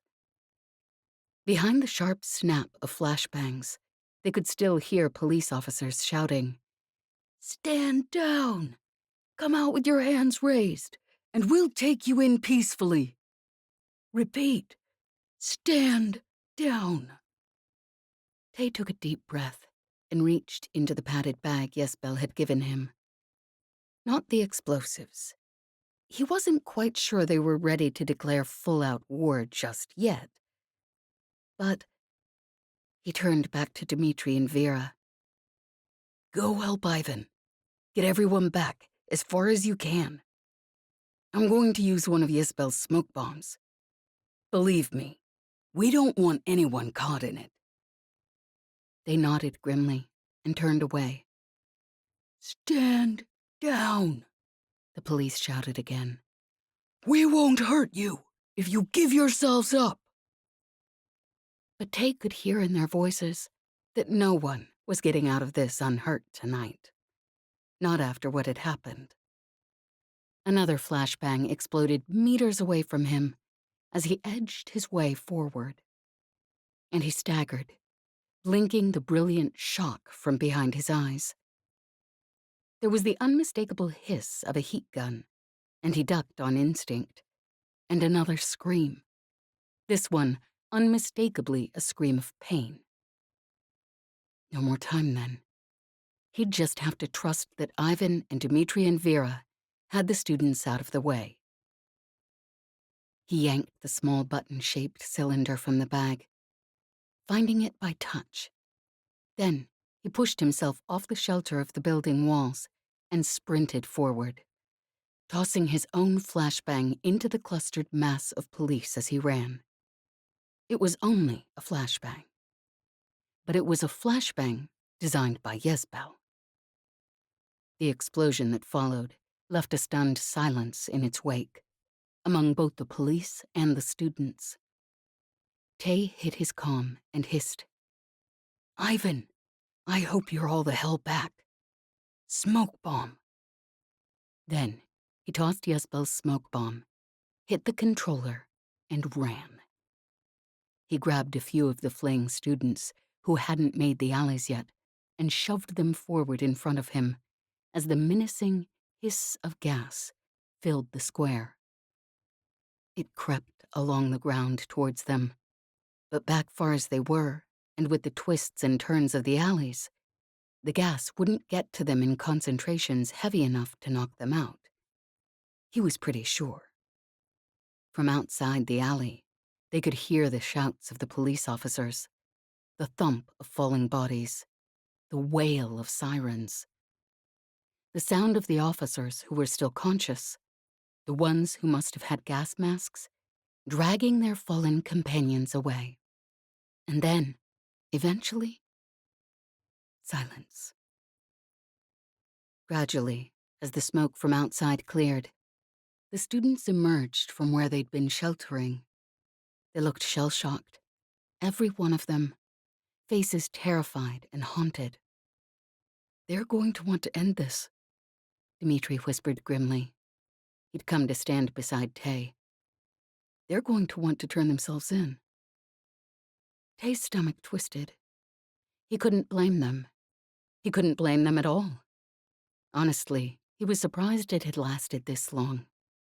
And the thought of any more students getting hurt, getting killed. But then, the street kids didn't have that choice. They couldn't just go home.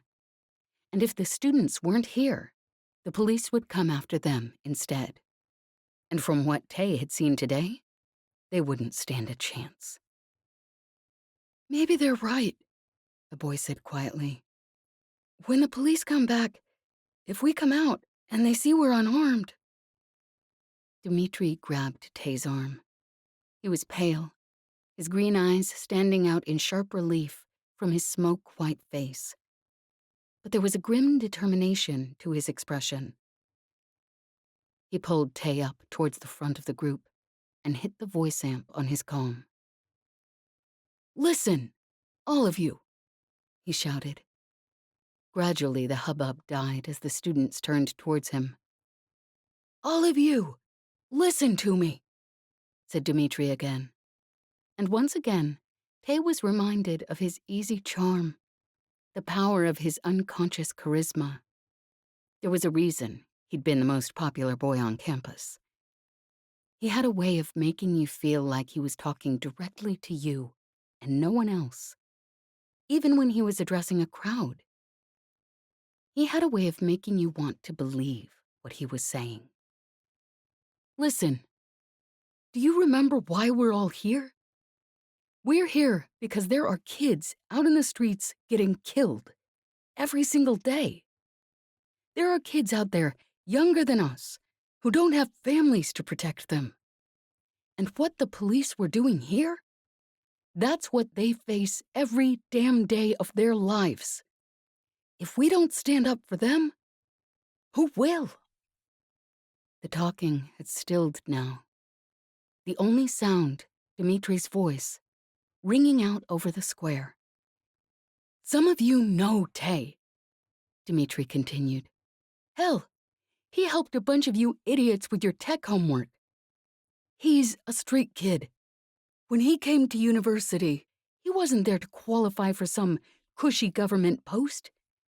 He was fighting to save the damn system. And I'm sure as hell not going to let him do that alone." He turned. "Tay," he said in a softer voice, Tell them what it's like on the streets." He raised his voice slightly so that it carried. "Because I don't think any of us know. I don't think a single damn one of us understands." He pushed Tay in front of him and held up his comm so the voice amplifier would catch Tay's words. Tay stood there for a moment, looking out at the frightened, terrified students, and something tightened in his chest. Most of them were older than he was, but they seemed somehow very young. He took a long breath. What What you've done here. He gestured around at the square and the maze of alleys cluttered with the detritus of the protest, the concrete blackened in places by flashbangs. You've saved lives. You've given me and the other street kids time. But we need more. Everyone was silent now, watching him. One of the street kid gangs, helping me, lost 2 kids the day before I met them. One to the cold, one to the police. And most of those kids were younger than 13. He paused. You watched a friend die here today. And you can go home tonight if you want to. But those street kids will die. And Ivan and I will die too. Because we won't leave them. There was a long moment of silence after Tay finished speaking.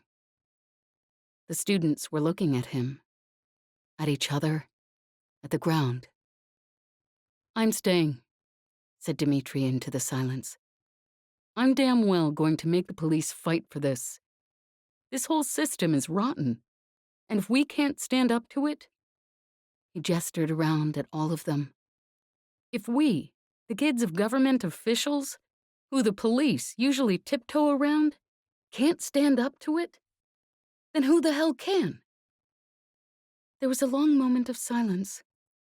Then Vera stepped up to stand beside them. Her face was still streaked with tears, and her expression was grim and haunted. But there was a determined set to her jaw that Tay recognized. I'm staying too, she said quietly. If they take me out of here, it will be because they're dragging my dead body. Ivan stepped up to join her. I don't think this needs saying, he said, his voice slightly wry. But I'm not going anywhere. One by one, more students stepped up to join them, until every student in the square had gathered into a silent group around Tay and Dmitri. Dmitri turned to Tay. You see, he said, I'm not the only one. You've turned us into a whole damn band of revolutionaries. He gave Ivan a small smile. All right, what do we do next? Ivan looked around at the students, then back to Dmitri. He gave a tight, grim smile. Well, since we've apparently just declared war on the government, I suppose we'd best start building a barricade. Under Ivan's direction, they dragged all the loose furniture they could find from the university dorms and began piling it up, closing off the square. Tay caught Ivan's eye, and Ivan made his way over. We're not going to make it back to Kaz and Petty and the others tonight, are we? Tay asked quietly. Ivan glanced around and shook his head.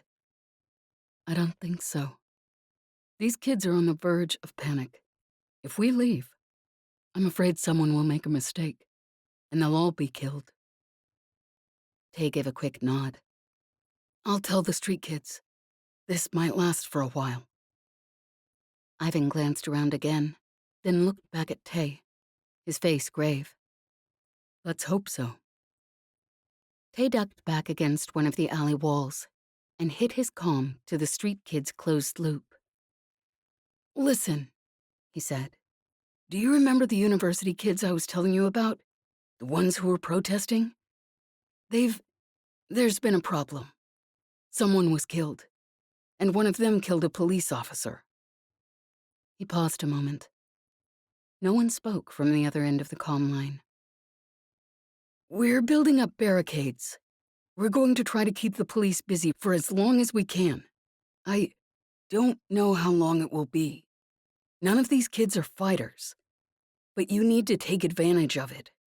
Get as many of the kids into position as you can, and try to find somewhere safe, if there is such a place. At last, Felix's voice came through his earpiece. A bunch of government brats are building barricades? He asked, his voice skeptical. Yes, said Tay. There was another long pause. Why the hell are they doing that? Said Vanya. They could just get out. Yes, said Tay again. They're trying to give you a chance. Again, there was silence on the other end of the comm. You say a bunch of spoiled government brats are taking on the Prasvishoni police force to give us a chance? Came Felix's voice again. Yes, said Tay quietly. Not sure what a bunch of spoiled government brats know about going up against the police, said Felix finally. But me and my killers know a hell of a lot. He paused, clearly reluctant to say the next words.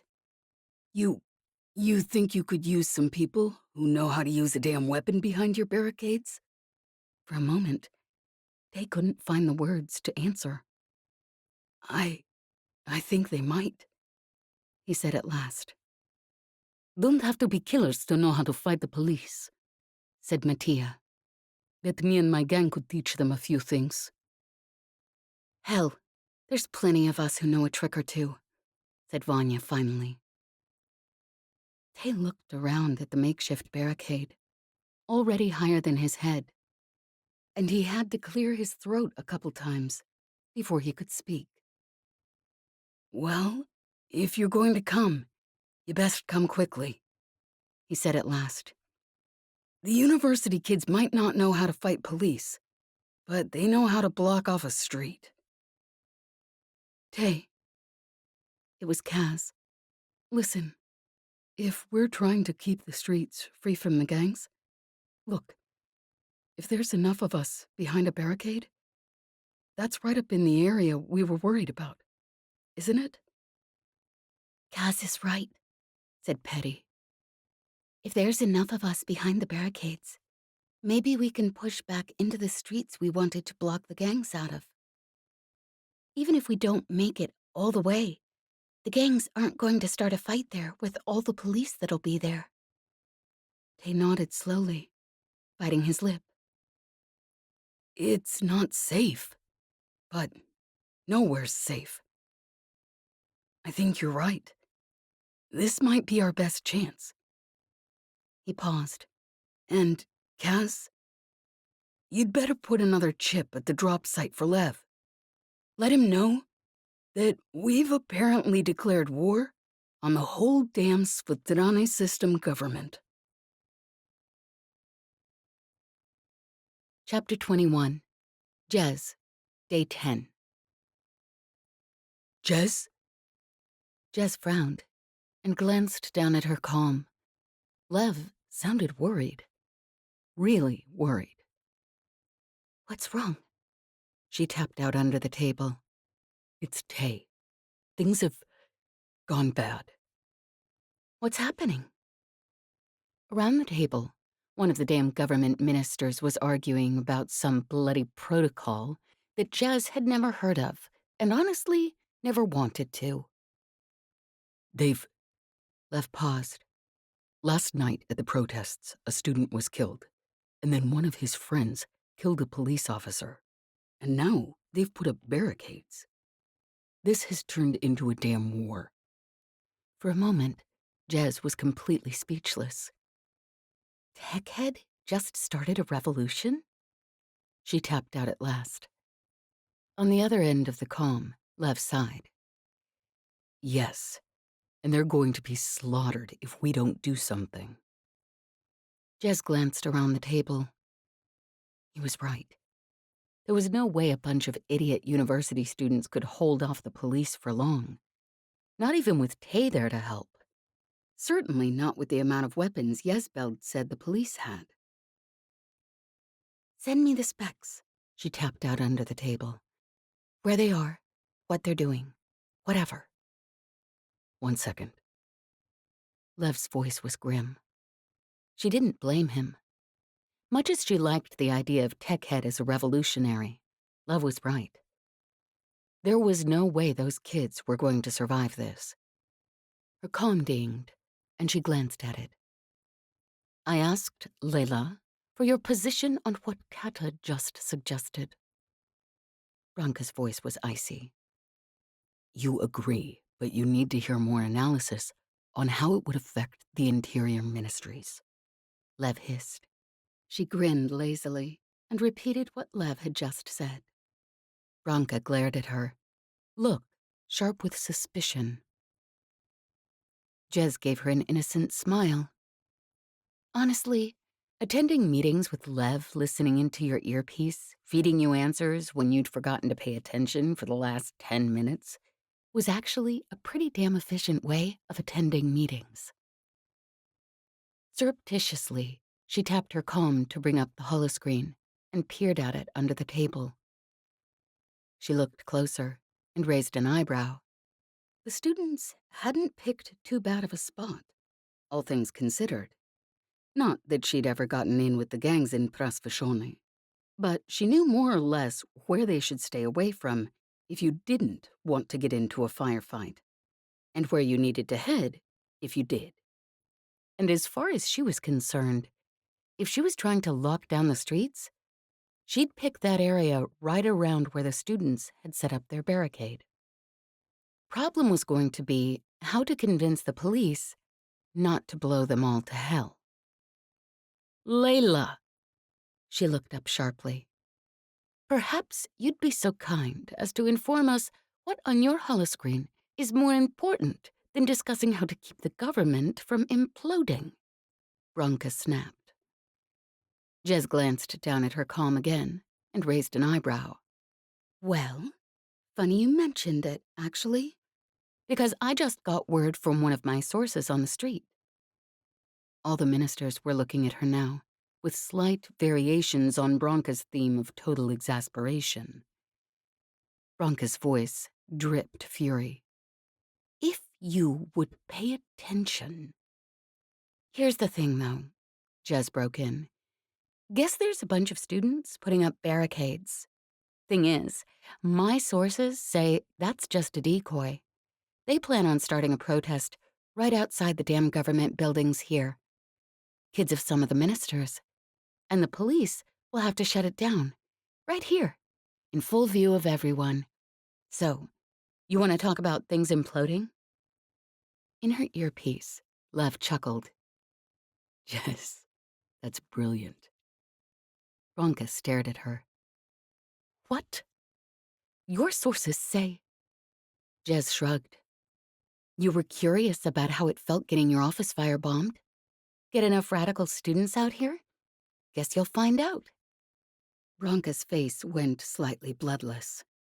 She turned to the young aide at her side. Get Eduardo on the line, please. I'd like to talk to the commissioner of police once the meeting is over. She narrowed her eyes at Jez. I hope your information is good. Why don't you check? Jez drawled. How many people know about the barricades? From the looks on the faces around the table, the answer was exactly 3 of them, and one of them was Branka. It was going to be a long damn day. She could already tell. But, hell, it was just possible they'd end up by keeping Techhead alive after all. By the time Jez reached the apartment building that night, she was grumpy, irritated, and damn well exhausted. She hit the lock on the door, shoved it open, and stepped inside, glowering at the world in general. Lev glanced up from where he was sitting on the couch, his holoscreen pulled up in front of him, and as always, he smiled to see her. And as always, the irritation and tension of the day dissipated just a little at the sight of his smile. How was your day? He asked, coming over. She blew out a long breath. Well, I ran that errand for you. She hesitated a moment. You really think...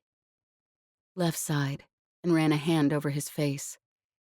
I hope not, he said quietly. But this is Masha we're talking about, and I'd rather be safe. She nodded, looking down, and tried to ignore how her stomach tightened, and something knotted in her chest at the thought. I'm sorry, Jez, he murmured, and his tone was soft with sympathy. She cleared her throat. Anyways, that bastard Yarmil is still trying to stop us changing up the government. Bloody well talked my damn throat dry every damn meeting, and then every damn next meeting, he's come up with a whole new reason why we shouldn't do it. And Bronca won't stick her neck out, not even a little. We still have no idea what's scaring her? Lev shook his head, frowning slightly. No. I've been looking into it, but I haven't found anything. Jez pulled off her coat, almost tossed it on the floor, glanced at Lev, and hung it on the peg instead. Well, one good thing, anyways. Half the damn police force is right this minute twiddling their thumbs in front of the government building. Nothing's happened, of course, but Bronca thinks that just means it's working. Lev smiled. I imagine Tay will appreciate that. Jez grinned back. Damn well better. Had to lie my face off to get there. Lev raised an eyebrow at her. You wouldn't have lied otherwise? She snickered. Of course I would have. But I would have had to come up with a different reason. Lev chuckled, retrieved her mittens from where she'd dropped them on top of the bag, and tucked them into the pockets of her coat. And, well, fair enough. She probably wouldn't have been able to find them the next day if he hadn't done that.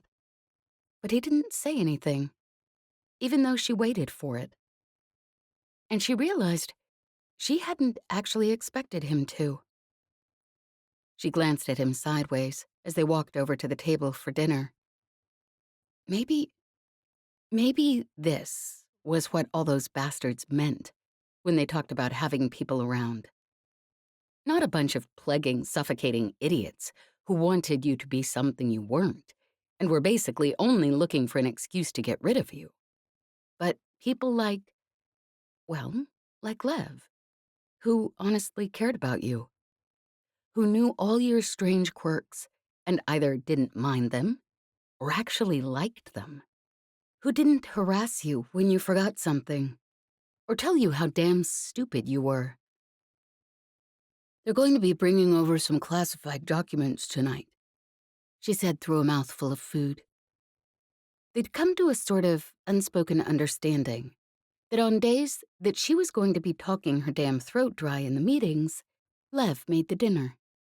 And on days that he was going to be working his damn tail off on some project for her or one of the others, she picked up street food. Tonight, it had been a compromise. So they had pierogi from a street vendor and a pot of the solyanka stew that seemed to be Lev's specialty. And honestly, it was pretty damn good. Lev raised his eyebrows. They're sending someone by to drop it off? Why not send it over the comms? Jez shrugged. Bronca said it was so confidential, she didn't dare. And I don't suppose she told you what this highly classified information was? Jez shook her head. No. Going out to everyone at the meetings, though. So I'm guessing it's something about some government structure crap. Lev nodded, and she frowned. He looked tired, like the strain of the last few days was getting to him. You okay, genius? She asked quietly after a moment. He looked at her, slightly startled, and she rolled her eyes. I'm not blind. She paused. You look tired. He sighed and gave a rueful smile. I'm worried about Tay and about Masha. I don't know what she's after, and I'll be honest, Jez, it scares the hell out of me. Jez shrugged, ignoring the small twist in her stomach. Figure if Masha doesn't worry you, you're not paying attention. Lev gave a reluctant smile. I suppose you're right. There was a tap on the door, and Jez pushed back her empty bowl and stood. I'll throw it in the cleanser. Don't worry, genius, she said, rolling her eyes. He smiled and shook his head at her as she walked towards the door. She hit the unlock button and pulled the door back. A young man stood outside, his face slightly nervous. No one who would have been unexpected at any sort of minister's meeting in the government. One of the ubiquitous aides who was always sent on the most miserable of tasks. And there was the briefest fraction of a second where Jez looked at him and wondered how she knew, gut deep, that something was wrong. And then her brain made sense of the dark shape of another young man lying in the hallway, the dark stain of blood soaking into the threadbare carpet, the wide, staring eyes, the government uniform. But by that time, she was already moving, shoving the door closed. The young man pushed his foot in the way, and Jez heard a slight grunt of pain as the door slammed hard against his boot. But it wasn't enough. Her hand moved almost at the same time his did. His bringing up the heat pistol, hers knocking it out of the way. The heat blast seared the roof of their apartment, and then she grabbed his wrist and twisted hard, and there was a thud as the pistol hit the ground. She bent to grab for it, and at the same moment, he yanked something out of his pocket with his other hand. As she straightened with the gun, she saw the glint of metal. She could have jumped out of the way easily, but just like always, when too many things were happening at once, the whole world seemed to slow to a crawl, and she could consider every action with a thoughtful dispassion. And without even knowing how she knew, she dived, not away from the weapon, but towards it and in front of Lev, who'd stood and was coming over, a slight frown on his face. And she'd guessed exactly right. The boy with the weapon hadn't turned towards her at all. He spun at the last second as he threw the knife, and it should have gone straight through Lev's throat. But it didn't, because Jez was damn fast when she needed to be. The knife hit her squarely in the arm, and then time sped up again, and everything was happening at once. Lev shouted, shoving his way forward. Jez caught a momentary glimpse of his expression and realized, once again, how very bad of an idea getting on Lev's bad side would be. The would-be assassin must have come to the same conclusion, because he stepped backwards, trying to slam the door behind him. It didn't quite close, and he yanked on it frantically, then gave up, his running footsteps retreating down the hall. Normally, Jez would already be after him, but something strange and icy was spreading from the center of the hot pain where the knife had hit, and her legs weren't working like they should, and she could feel herself sliding towards the floor. Lev grabbed her before she could fall and lowered her gently to the ground. His face was deathly pale. Jez, are you all right? Where are you hurt? Bastards. Getting away, she managed with a grimace. I don't give a damn, said Lev tightly. Are you all right? She tried to grin at him, but she wasn't entirely sure it turned out. She reached up, hand shaking, and jerked the knife from her arm with a quick gasp of pain. It hurt like hell, yes, but that wasn't what was making her heart pound, faster and faster, making her muscles shake, making the world go slightly fuzzy. Bastard poisoned it, she said. Her voice sounded odd and far away. He meant it for you. Wasn't trying to kill me at all. How do you know it was poisoned? Lev snapped, his voice tense. Got hurt plenty of times. Never made me sick before. Shouldn't hurt for your heart to beat, I don't think. He pressed his fingers to the side of her neck, then swore viciously and jumped to his feet, grabbing for the apartment's first aid kit. Her heart was racing so fast she felt dizzy and sick with it, and it was going to pound its way all the way out of her chest, and her lungs gasped in quick, short breaths that didn't seem to give her any oxygen at all. Lev was back, crouching next to her. He pulled some small patches from the kit and slapped them in a line down her shoulder. "That should help for a minute," he said, and she could hear the fear under his voice. She shuddered, her heart seeming to slow just a little, and she managed an actual breath for the first time since the knife had hit her. Beside her, Lev hid his calm. "Masha," he said in a low, desperate tone she'd only heard from him once or twice before in her life. "Masha, I need you now." Masha's voice over the calm was as calm as usual. "Lev, what's—" "I need some betadine, now." "It's not easy to get at the best of times, and at this time of night," Masha began.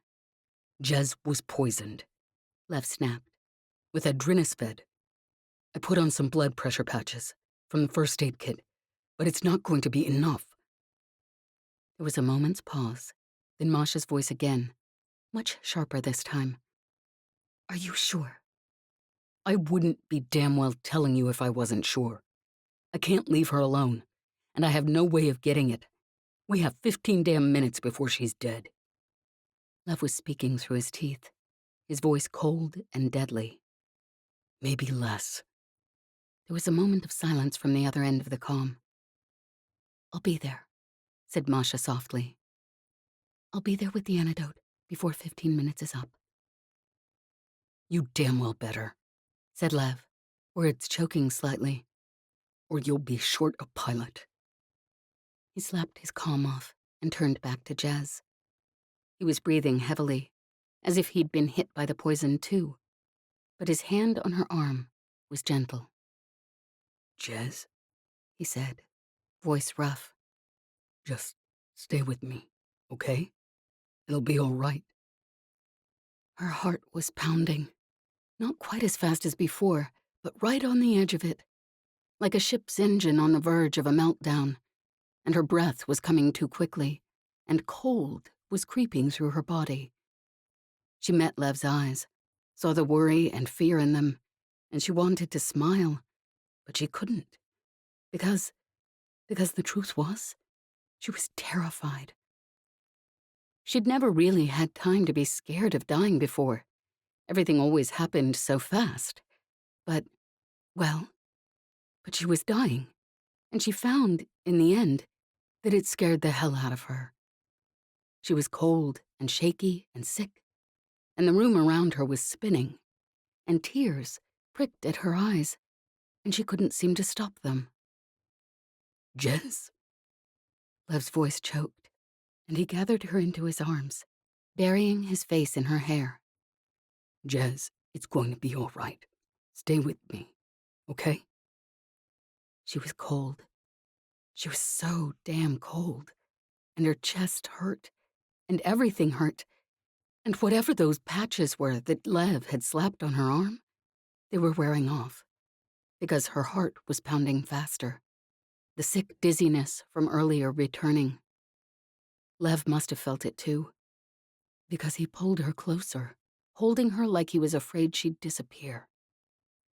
There was a tap on the door, and Masha's voice. Lev's grip on her released for half a second, and he hit something on his comm. The door clicked and swung open, and Masha stood in the entrance. Her face was set, and snow and ice dripped from the edges of her scarf and off her hair.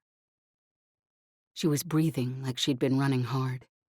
She took in the room at a glance and crossed over to them with quick strides. "How is she?" she snapped.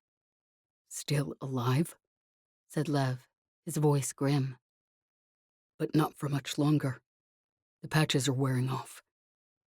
The room around Jez was growing hazy. and it was harder and harder to make sense of the words Lev and Masha were saying. Even the pressure of Lev's arms around her, holding her, was fading just a little. Masha crouched beside them, and Jez felt, faintly, cool fingers on her wrist. Then Masha swore, low and harsh. Jez would have raised an eyebrow if her damn body had been listening to her at the moment. She hadn't actually known Masha knew that word. Through the haze over her vision, she saw Masha stand quickly and pull something from her coat pocket. "I'm going to give her 5 cc's, intravenously," she said, voice grim. 5 cc's? That's enough to kill her. "Look at her, Lev," Masha snapped. "If I don't, she'll die anyway. This gives her a chance. Hold out her arm, now." The room was darkening, and the words that Lev and Masha were saying were getting more and more difficult to understand. She felt someone grab her arm, yank back her sleeve, and hold it out, wrist up. "Hurry, damn you," said someone, and as the words faded to sound, and the sound faded to silence, and the room faded to darkness, Jez felt the sharp sting of a needle on the inside of her arm, and then she felt nothing at all. She was 14 years old again. 14 and angry and defiant, but mostly scared. Her father stood at the door to the house that had never really felt like home, and the hard, cold look on his face told her he was serious. She couldn't go back. Not ever. Behind him, she caught a glimpse of her mother, and for a brief, desperate second, a painful jolt of hope sparked in her chest. Maybe her mother was there to stop him. Tell Jez it was all right. This was something they could work out. They didn't want her to go after all. But she just stood there, and the pious, indifferent look on her face was the last thing Jez saw before the door slammed shut for the last time. She was in Lena's hangar bay, curled up on the oil-stained concrete floor, gasping in pain. It was the first time Antoni had beat her up. Not the last time, of course. And sure as hell, not the first time she'd ever been beaten. But the first time it had been this bad. She sobbed, little gasping sobs she tried to choke back, because the sharp shock of each breath was a knife shoved into her side. And the other pilots had ignored her, stepping around her like she wasn't there. Somehow, that had hurt even more than if they'd kicked her. She'd been a kid, an innocent, who'd expected, maybe, something different, even though she had no reason to. It was Lena's orders, she'd found out later. Even if someone had given a damn, Lena'd said no, and when Lena said no, you damn well obeyed. She was back in her prison cell, after she'd lost her ship.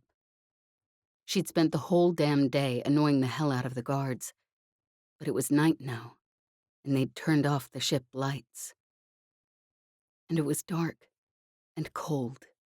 She huddled into the corner of her cot, leaning her head back against the smooth walls, and closed her eyes, and tried to fight back the terror that was closing in on her, so tight and so close, she thought it might choke her, and she wouldn't be able to breathe, and it might actually kill her.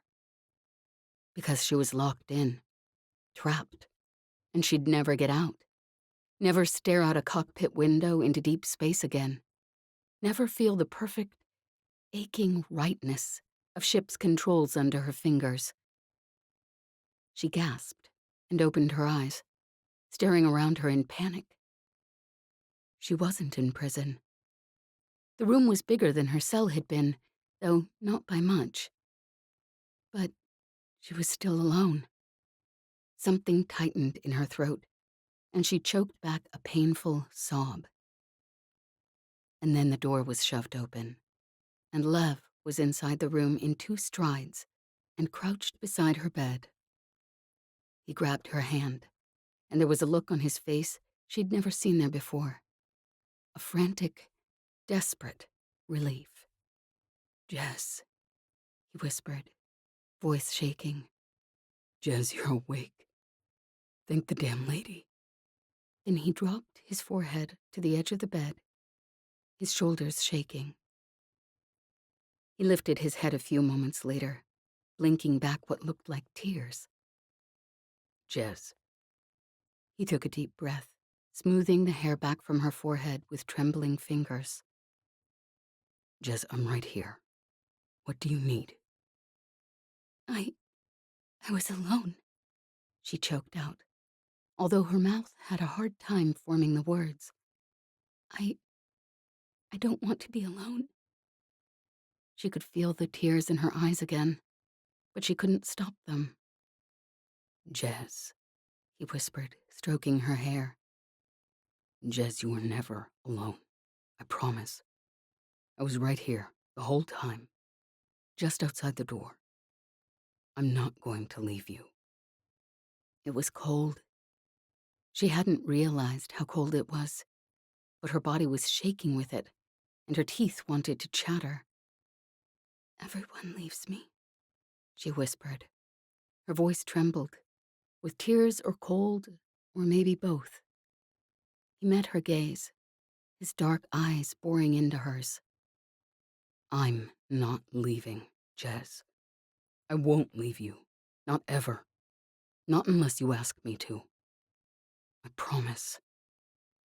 She looked at him for a long time. She was shivering harder now. "Jez," he asked softly, "what's wrong?" "I'm cold," she whispered. "I'll get you more blankets." He made as if to stand, but she clutched his hand, panic rising in her chest again. "No, no, don't leave me." He crouched back down beside the bed. "Jez, I'll be back. I promise," he said quietly. "I just need to get blankets. You're shivering. Look." She couldn't make her mouth form the words, and she probably couldn't even make her brain construct them. But he couldn't leave. Because if he left, the nightmares would come back. And she didn't think she could handle that anymore. So she clutched his hand tighter, and the warmth of the tears that dripped down her cheeks was the only part of her that was warm at all. Lev let out a long breath. "I suppose I could lie down next to you," he said finally. "Would that help? It might warm you up." She managed a shaky nod. Lev sighed and rose, still not letting go of her hand. And a moment later, the bed creaked and shifted at his weight. There was a momentary shock of cold as the covers were pulled back, and then the slow, comforting warmth of his body curled around hers. Slowly, slowly, as his warmth seeped into her, her shaking began to subside. She leaned back into him, and the steady beating of his heart, the regular, even rise and fall of his chest against her back, were almost as soothing as his warmth. He put an arm around her waist, pulling her close, and she gave a small sigh, her eyes drifting closed. "I'm here, Jez," he whispered quietly, his breath warm on her neck. "You're safe. I'm here, and I won't leave you." She was almost asleep, a real sleep this time, not the strange delirium of nightmares from before. And on the edge of her hearing, right before she drifted into unconsciousness, she thought she heard his voice, so low she could hardly make it out. "I love you, Jez." And then she was asleep, and she was never entirely certain whether she'd heard it or dreamed it. When she woke again, she felt like absolute crap. Every damn muscle in her body was sore, and her arm hurt like hell, and her chest ached like she'd been running for hours, and her whole body was as shaky as if she'd just puked her guts out. But for the first time since she'd been hit by that damn knife, her thoughts were actually clear. She looked around the small room. The door was mostly closed, but it had been left open a crack, and through the crack, she could hear Lev's quiet voice. And somehow, she couldn't help the warmth that rose inside her. She couldn't exactly remember everything that had happened, but she was pretty sure she remembered being a complete idiot.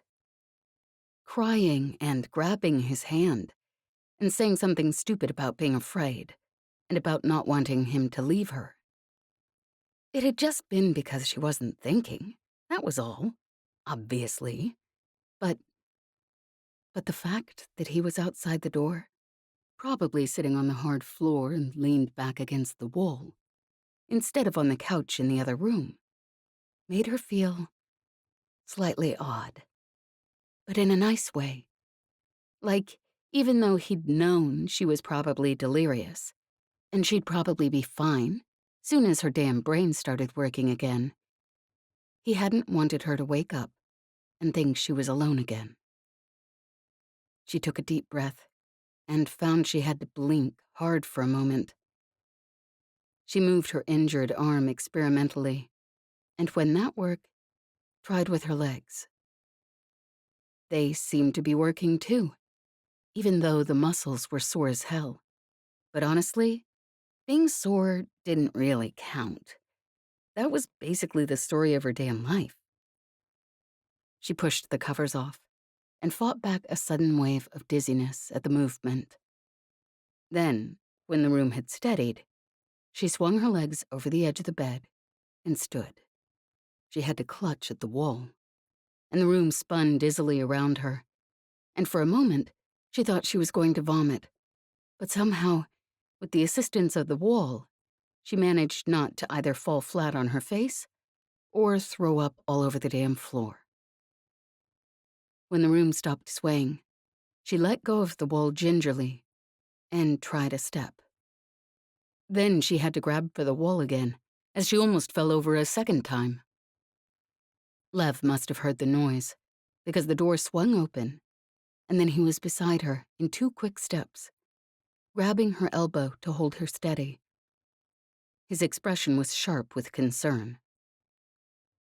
"For the lady's sake, Jez, you almost damn well died 3 days ago. Are you trying to actually kill yourself?" When the room had stopped spinning again, she shot him a cocky grin. "Nah, there's enough other people trying to do that for me. Besides, I'm basically fine." "And that's why I barely caught you before you passed out on the floor," he muttered. "At least sit down for a minute, please." She rolled her eyes at him. "Fine, genius. But I've been in this damn room for..." She paused and glanced at him. "Actually, I have no idea. How long was I out?" He sighed, and now she could see the worry lines etched deep into his face. 3 days, he said shortly. "The first day you almost died from the poison. And the next 2 days, you almost died from the cure. I told Masha that much betathanolene might actually kill you. And she told me that if you didn't get it, you'd die anyway, and..." He shrugged, clearly trying to inject a note of humor into his voice. "Apparently we were both right." "Yeah." She gave a small shiver, because she actually didn't want to think about that. "Anyway, so I was in this damn room for 3 days. So if I'm going to sit down, at least let me sit on the couch." He gave another short sigh, but nodded in agreement.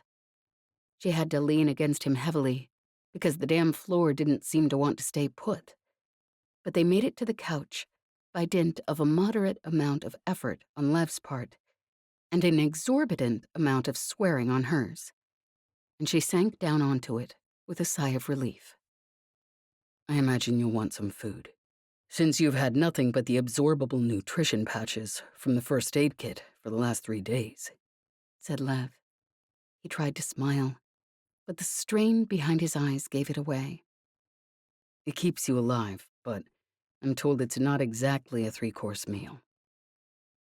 At his words, Jez's stomach grumbled loudly. Now that he mentioned it, she was actually starving.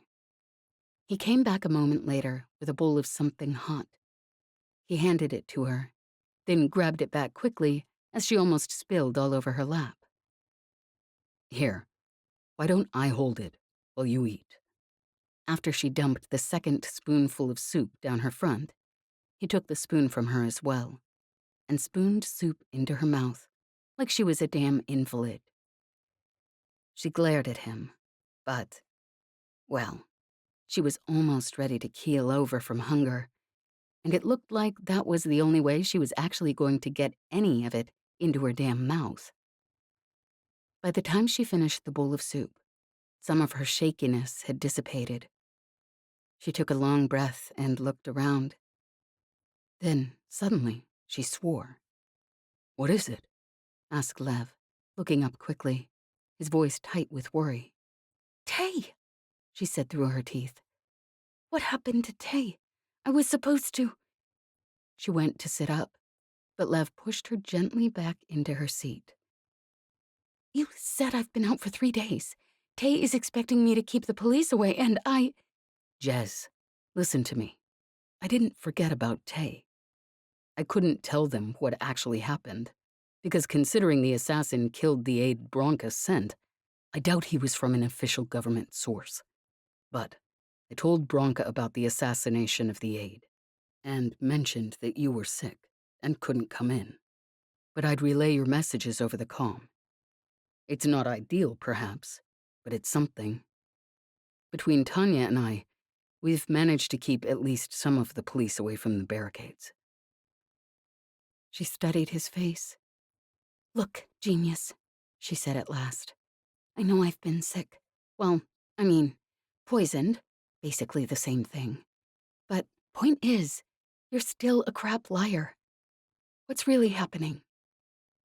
He sighed. I'm not lying, He said at last. but you're right. It's not going as well as I'd like. We're keeping things under control, barely, but... He shook his head. Your opinions carry a lot less weight if you're not there in person to present them. And I'm sure that more than one person suspects you're worse off than I've let on. I know how it works in government. No one is willing to stick their neck out for someone who may not be there to protect them when the favors go the other way. Jez closed her eyes for a moment. She felt like absolute crap. She felt sick and weak and shaky, and like she wanted to sleep for the rest of her damn life. But hell, it had been a long damn time since she'd had the luxury of taking time off when she felt like crap. She took a deep breath and pushed herself to her feet. Lev yelped and jumped up to catch her as she swayed. Jez, He said through his teeth. what are you? She gave him a tired smile. Figure it's about time for me to get back to work. Don't know what Bronca's doing with herself if she can't yell at me for being late. Lev stared at her in frank incredulity for a moment. Jez, He said patiently when he'd recovered his power of speech. you can't stand up without passing out. That's going to make going back to work a little difficult. She grinned at him. Come on now, genius. I didn't almost pass out. Besides, I can do basically anything. You did, in fact, almost pass out, said Lev through his teeth. And I know this because I've had to catch you 3 times now in between here and the bedroom. She turned to him again, and this time she didn't try to paste a smile on her face. "Look," she said quietly, "here's the thing. We don't figure this out, Tay dies. And a hell of a lot of other people die too. And yeah, I don't actually want to sit through a damn boring as hell meeting when I feel like I'm gonna puke my guts out. But I'd sure as hell rather do that than find out Tay died because I didn't." Lev studied her for a long moment. Finally, he let out a long breath. "You're right," He said in a low voice. "I'm sorry. I'm worried about you. That's all." She nodded, swallowing hard. "I know," she said at last. And thank you for saving my life. And, everything else?" "Well," he said, "if it makes you feel any better, I was only in the position to save your life because you saved mine first." For the first time since she'd woken up, Jez's mind flashed back to the young man at the doorway. The young man holding the knife. The knife that hadn't been aimed at her, but at Lev. Sick unease swirled in her stomach, mingling with the nausea. "You have any idea why that bastard was after you?" she asked quietly. "Because he wasn't aiming for me." "I don't know." Lev gave a short shake of his head. It could be because someone's realized I'm helping you in the meetings. It could be because they tracked down Masha and Ysbel and Tanya's signal, and then from there, found who they're communicating with. They talk with me more often than you. Or, He shrugged. it could have been the most obvious thing. They were going to kill me as a warning to you. She blew out a short breath. His words had done absolutely nothing to assuage her unease. Finally, though, she glanced at her calm and shook her head. "Well, guess I better get dressed and get going. I'll be pretty damn late, even for me." Lev studied her for a moment, face still cut with worry. At last, he shook his head ruefully. At least, let me walk you to the government building. You're not going to do anyone any good passed out on the concrete. She was tempted to tell him no, that she'd much rather he stayed here, where there were probably fewer people with poisoned knives wandering around. Although, in fairness, that hadn't actually done much good the last time. But he was right. She wasn't completely sure she'd make it down the apartment stairs without landing on her face, let alone all the way to the government offices. Chapter 22. Lev, Day 14. Lev frowned, trying to push back his unease as Jez stepped through the door of the building. She grabbed the edge of the door frame to steady herself, then turned and shot him a shaky grin as the door shut behind her. For a few moments, he stood in the street, staring at the closed door. Jez, who could hardly stay on her damn feet, was walking straight into an office full of people who wanted to kill her. Every part of his brain was screaming in panic at the thought. But she was right. He and Masha and Tanya and Ysbel had been holding things together by the skin of their teeth, and the taste situation was going sideways quickly. Instructions given by a government official's lover over a comm simply didn't hold the same sway as instructions given in person by someone who was definitely alive and definitely not about to keel over at any moment. Although that was currently debatable. Half of him wanted to follow Jez into the building and up the stairs, but that would be counterproductive. She'd have to show them she was well enough to deal with her own issues, if she wanted any of them to take her seriously. He'd been in government long enough to know that. The merest sign of weakness, and the rest of them would tear you to pieces. He gave a short sigh, turned, and started back to the apartment. By the time he got in, Jez's voice was filtering through the calm, and he breathed a quick sigh of relief. At the very least, she'd made it up to the meeting room. At this point, that hadn't been a sure bet. He had to fight back the shaky terror that came every time he remembered her lying on the floor, clutching his hand with a grip that grew steadily weaker, the fear in her eyes, the way her heartbeat raced. His own sick panic, knowing that if Masha didn't get there in time, he'd watch Jez die, right there in his arms, and there'd be nothing he could do. He hadn't slept a full night since it had happened. Half of it was because he'd been straining for any sound from Jez, any hint of her breath slowing, her pulse, rapid and weak, starting to give out. But most of it, honestly, was that he couldn't bear the nightmares he knew would come the moment he closed his eyes. That had come every time he'd closed his eyes. He let himself into the apartment, locked the door, and dropped down on the couch, trying to steady his breathing. Panicking wasn't going to help Jez, and it wasn't going to help Tay. And it wasn't going to improve their situation. Somehow, he had to be able to deal with this calmly and rationally. From the tone of the voices over the comm, the fact that Jez could hardly stand without falling over had done absolutely nothing to dampen her ability to irritate the hell out of her coworkers. He smiled reluctantly at the outraged tones of one of the ministers. If Jez actually did work in government, Lady forbid, 3/4 of the ministers would be gone within 6 months. When he'd listened long enough to be sure everything was going well, he left Jez's channel on his earpiece and tapped his comm to Tay's line. After what had happened, there was no chance of getting a dead drop through anymore. Tay, you there? Tay's voice answered immediately.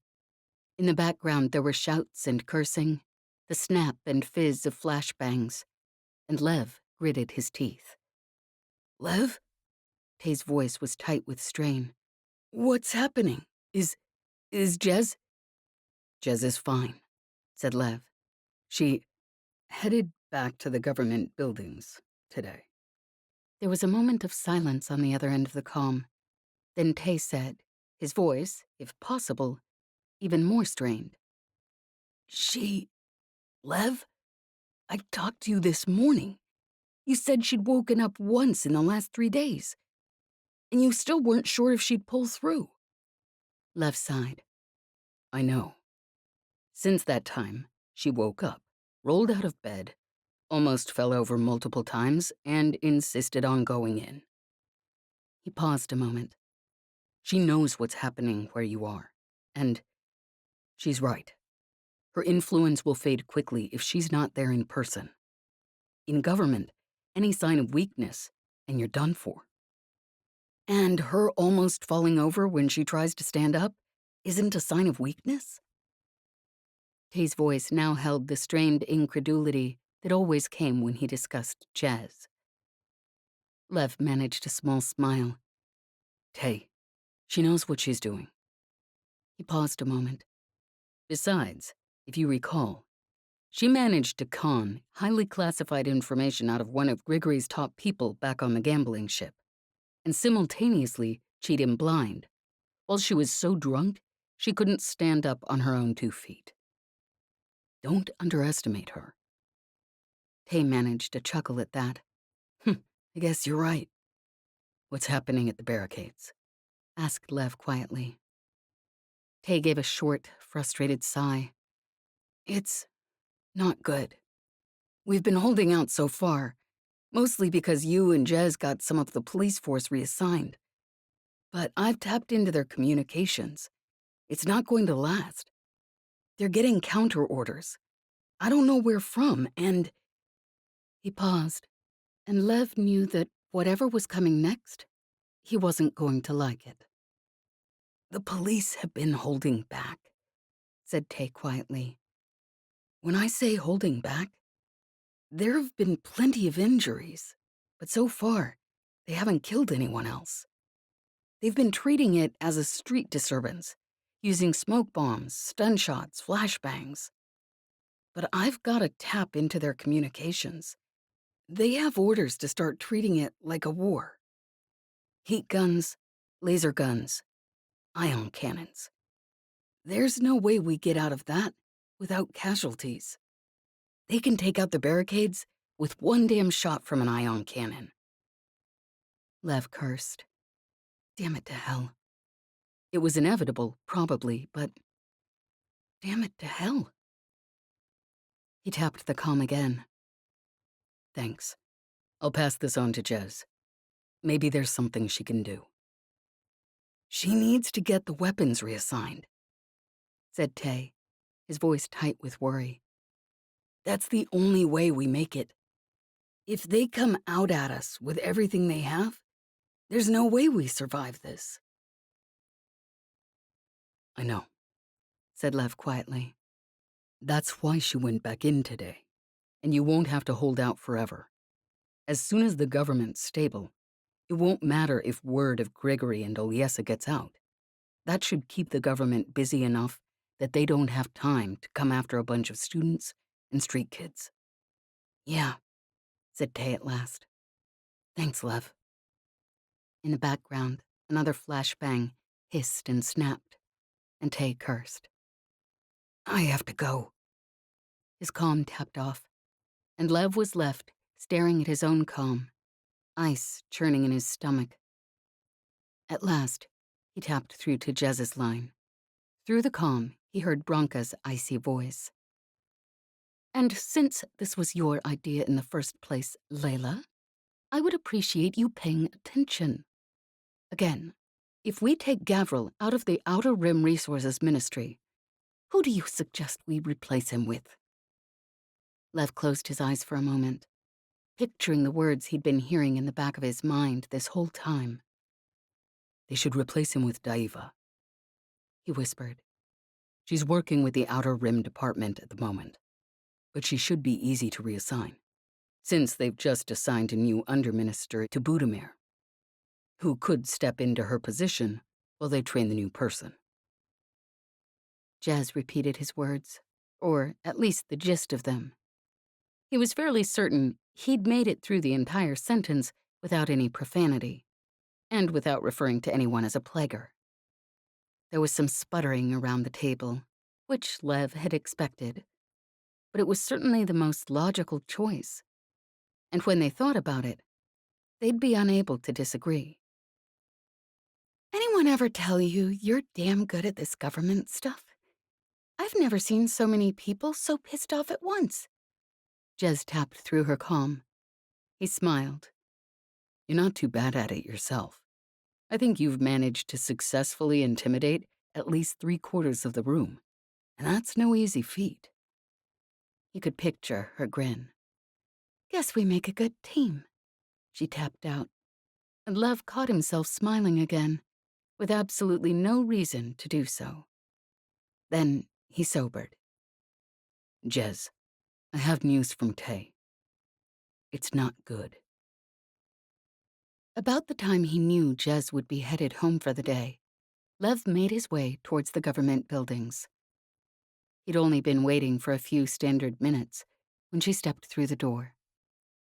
The exhaustion in her eyes and the look of desperate relief that crossed her face when she saw him sent something that was a cross between concern and panic shooting through his brain.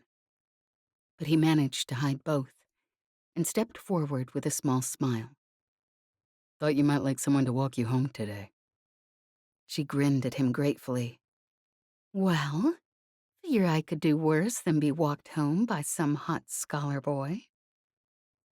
He cleared his throat awkwardly and tried to ignore the way his stomach flipped at her words. She snickered. It's true. You're damn hot all soaking wet like that, in case you wondered. He shook his head, smiling faintly despite himself. By the time they got back to the apartment, he could tell it was taking Jez every bit of concentration she possessed to stay on her feet. He pulled the door open, shut it behind him with his foot, and led her over to the couch. She dropped onto it gratefully. "You sit," he said, helping her off with her coat. "I'll be right back." He hung up her coat, put her bag away, and went over to the hot plate, where there was a bowl of soup warming. He was ridiculously relieved when she was actually able to hold the spoon without dropping it. If it had been anyone else, he would have asked how they'd managed to get through a day of government meetings when they could hardly hold their damn soup spoon. But this was Jez, and she'd just look at him like she was confused by the question. And she probably would be. Jez, he'd learned, didn't live in a world of can do or can't do. She lived in a world of, if she damn well wanted it enough, she'd make it happen or die trying. At last, she finished her soup, placed the bowl down beside her, and leaned back with a shaky sigh. "Well, genius," she said quietly, "don't feel quite so crap as I did this morning. Figure by tomorrow, I should be basically at 100%. He gave her a skeptical look. She grinned at him. "What? Jealous?" He smiled ruefully. "No, Jez. I'm not jealous that you got poisoned and almost died. I'm just remembering other times you told me you were basically at 100%. If I recall, one of them included a broken jaw, a broken arm, and 4, she rolled her eyes. 4 broken damn ribs. I know. You ever going to let that go?" He gave a small chuckle. "Jez, that was, what, 2 months ago?" She sighed loudly. "Anyways, I got the guns temporarily reassigned for tomorrow morning. They won't reassign them permanently until I can talk to the police commissioner. But I've got an appointment with him first thing tomorrow morning. So now we need to come up with a damn good reason why they should be." She closed her eyes wearily, then blinked them back open. "Guess we should probably go through that tonight." She pulled up her holoscreen, and he could see the weariness in her gesture. He shook his head. He wanted to tell her to go to bed, let him take care of it, but at this point, they couldn't afford that, and she knew it as well as he did. So instead, with a quick glance out the window to where they were inevitably being watched, he sat beside her, put his arm around her, and pulled up his holoscreen.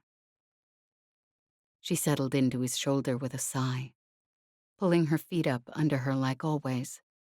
And like always, he pulled her in closer so she was comfortably tucked against him. She was shivering, just a little. After what she'd been through, she'd probably feel cold for a while. "You want me to get a blanket?" he asked. She shook her head, trying for a grin. "Nah, I'll be fine. Just give me a minute. Anyways, you always say you're the hottest damn thing in the apartment." He gave a reluctant chuckle, and she snuggled closer. He put his other arm around her, and for half a second, a sick, thoughtless panic rose in his throat at the muscle memory, holding Jez as she stared up at him, her eyes wide with fear, and her heart racing sickeningly fast, not knowing if Masha would get there in time, or if Jez's racing heart would beat faster and faster until it finally stopped. But she relaxed into his arms with a soft sigh, and for the first time since the assassin had thrown his knife, Lev found he was able to actually breathe. They went through the information quickly, and between them, came up with a logical argument for reassigning the deadliest of the weapons. Inevitably, the army would get involved next, but they'd deal with that when it came. Hopefully, by that time, they wouldn't have to. "Uncle Lev." He jerked his head up. "Olya?" he asked, tapping his comm. "Yes." Her voice sounded frightened, but under the fear there was a twinge of her usual self-assurance. Mamuchka asked me to watch her screen while she talked with Mama, and there are 3 people outside your window. She paused. I think they're trying to kill you, Uncle. Lev glanced around frantically.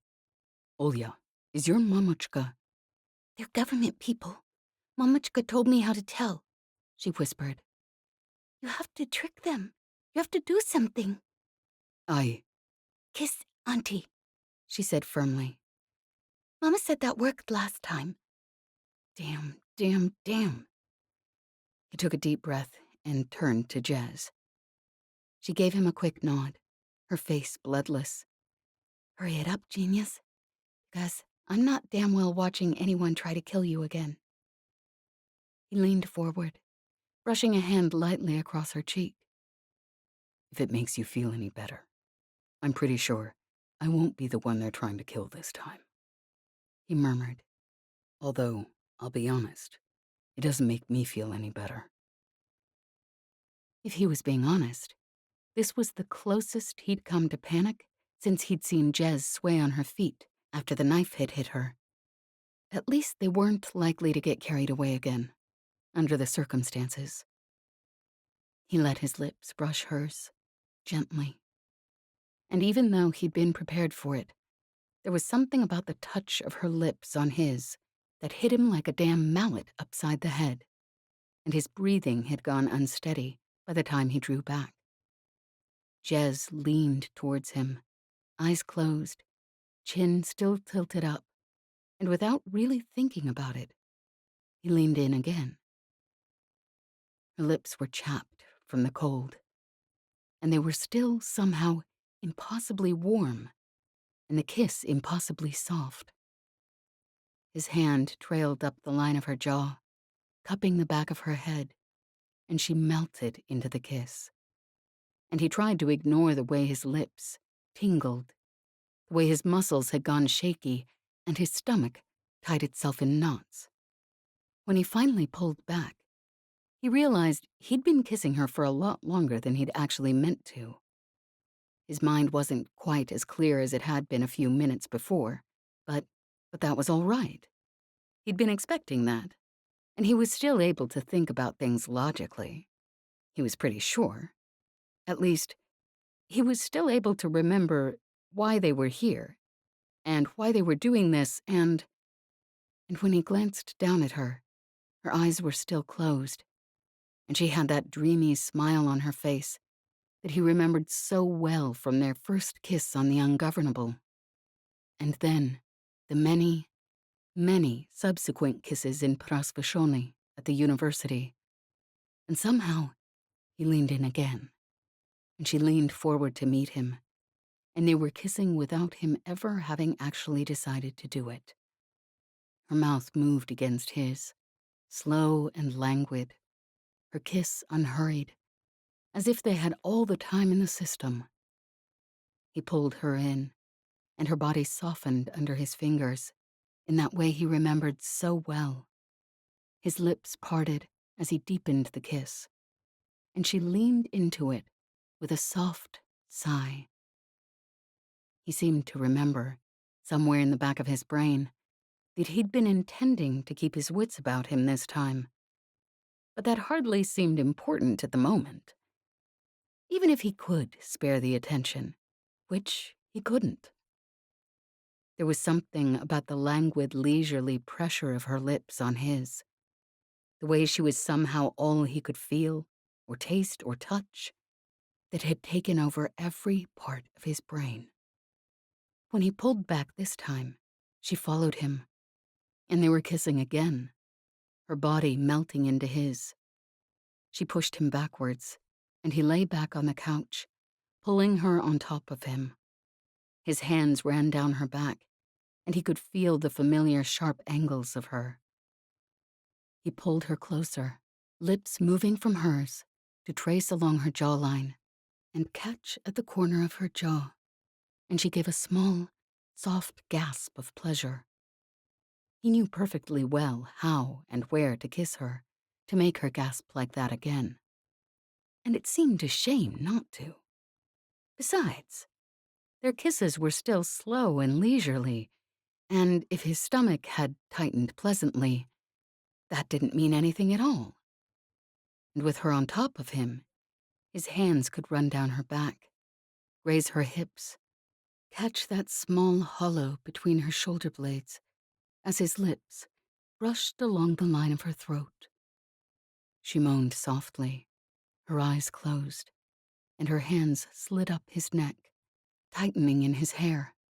He tugged at the laces on her tunic, since that was clearly the logical step to take at this point, and she seemed to agree, her hand coming up to fumble at the buttons of his shirt. And while his hand was occupied, he moved his lips back to hers, and now there was absolutely nothing at all in his brain except Jez. The feel of her and the taste of her and the warmth of her, and the desperate need for his fumbling fingers to finish with the laces on her damn tunic. Well, if that didn't convince them, I don't know what would, came Tanya's dryly amused voice through his earpiece.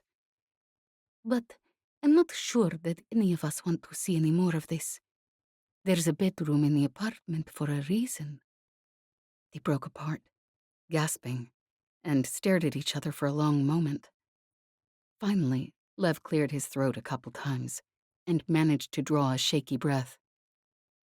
I'm sorry, he said at last, because he wasn't entirely sure what else to say. Jez was still staring at him. Damn genius, she said at last, her voice soft with a sort of wonder. I always forget how good a kisser you are. Awkwardly, he rolled out from under her and helped her to her feet. Thanks. She gave him a shaky smile, and something in her eyes made him look away quickly. Well, she said at last, I guess I'll... She swayed and grabbed for the back of the couch. Lev jumped forward. Jez, bed. Now, he said through his teeth, voice sharp from the sudden panic. She closed her eyes for a moment, then managed another shaky smile. Yeah, guess you're right. She paused a moment. You coming? Something tightened in the pit of Lev's stomach, and it took him a moment before he could speak. I'd probably better stay out here for a while, he managed finally. She gave him a skeptical look. Be a shame to spend so much time convincing them that we are what we said we were, then screw it up. She was right. He sighed and followed her into the bedroom. He turned his head away as she undressed, and when he was certain she was safely under the covers, he turned to look at her. He could see the dark circles under her eyes, the exhaustion in her face, but she grinned up at him anyways. Damn it to hell. Every damn time, he started to think that maybe, just maybe, he could forget why he loved her, how much he loved her. He swallowed down the choking ache in his throat. Sleep well, Jez. He had to fight back the sudden, ridiculous urge to brush her hair out of her face, lean down, and kiss her forehead. He held himself straight, resolutely. She was propped up on one elbow, studying him, and he wouldn't let himself meet her eyes, because he already knew where that would lead. You coming to bed? She asked at last. You have to sleep sometimes too, you know. She looked down. I know you didn't do much of that when I was sick. Her voice was quiet. She was right, honestly. But there was no way in hell he could lie down next to her right now, not with the shaky adrenaline rush from their kiss still jangling through his body like lightning. He tried to smile. I need to finish up a few things. You sleep. I'll lie down in a few minutes. Promise? she said at last. Promise. He said quietly. She lay back, and there was something in the way she watched him before her eyes drifted shut that made him close his eyes and lean against the wall, hands clenched, biting down on the inside of his cheek until he tasted blood. Chapter 23. Ysbel. Day 14. Ysbel looked up as Tanya slipped into the room, closing the door behind her. Her wife's face was pinched with worry, and there was a tension in her movements. Tanya, what's wrong? She asked quietly. Tanya sighed. There are people watching Jez and Lev. They're not from the government, and I can't tell who sent them. I don't like it. Ysbel lowered her voice. And I assume you've noticed whoever is watching us, yes? Tanya gave a short, tight nod. Yes, I don't know who they are either. And if Masha knows something, she won't say. Whatever Masha's planning, it's going to happen soon, I think. And I don't know if it's something that will kill us or something that will save us. Ysbel said grimly. Tanya gave a wry, humorless smile. That's the problem. She's done both. Ysbel sighed and looked around. The children were asleep, soundly enough that they didn't stir at her and Tanya's soft voices. She stood and moved to the window, pulling back the blinds just a crack. The figure standing in the shadows thrown by the street lamp wasn't doing much to conceal itself. That, perhaps, was what frightened her the most. Tanya came up beside her, and when Ysbel turned, she saw the worry on her wife's face. She let the curtain fall, and they turned back to look at the two children, sleeping in their one cramped bed. Neither of them had to speak their unease. How long do we need to keep this up? Asked Tanya softly, because I'm starting to wonder how much longer we can. For a few moments, they were quiet. At last, Tanya gave a small smile. Well, as far as I know, the crew is still alive. We should count our blessings. Ysbel returned the smile reluctantly. Because who knows how long we'll have any to count, she added, finishing the proverb. Next morning, as they worked through the day's messages, Ysbel said quietly to Masha, The watchers outside aren't even trying to hide anymore. Someone's found us, and they don't care that we know. Masha looked at her for a long time and gave a short, sharp nod. Yes, Ysbel, she said quietly. I have noticed that. My children are in this house, Masha, said Ysbel. If things start to go sideways. Masha smiled grimly. I understand, Ysbel. My hope is that Jez and Lev and Tay will succeed quickly, and our part in this will be over. But Ysbel didn't fail to notice that she had not made any promises. It was late that evening, and the children were long since sleeping when Tanya finally returned from watching Lev in Jez's apartment. She came over and kissed Ysbel lightly on the cheek. Well, our scholar and our crazy pilot are still alive, for the evening at least. How are you coming along? Ysbel gave her a reluctant smile. I've made enough explosives to take out the entire city, but it won't do us any good if we don't know who to use them on. Where's Masha? Asked Tanya, glancing around. Ysbel frowned. She's not in the kitchen? She was there a minute ago. Tanya stepped quietly to the window. She pulled back the curtains a crack, then gestured to Ysbel. Below them, a dark shape slipped into an alley, and the way the figure moved The quiet certainty of their steps was unmistakable. Ysbel and Tanya exchanged glances. "Stay here, Yessi," Tanya whispered. "I'll follow her." Ysbel gave a tight nod and kissed her wife on the forehead. Tanya slipped out, closing the door behind her, and a moment later, through the small window, she saw a silent shadow disappearing down the alley after Masha. Masha didn't return until very late. Ysbel heard her come in, and the door to the other bedroom open and close. But it wasn't until almost half a standard hour later that Tanya reappeared in the doorway, shaking snow from her hair. She gave Ysbel a wry smile. "Masha is not an easy one to trace." "What was she doing?" Ysbel asked quietly. Tanya shrugged, but there was unease in her face. "It looked like a dead drop. She was over by the government buildings, and the streets there are dead this late at night.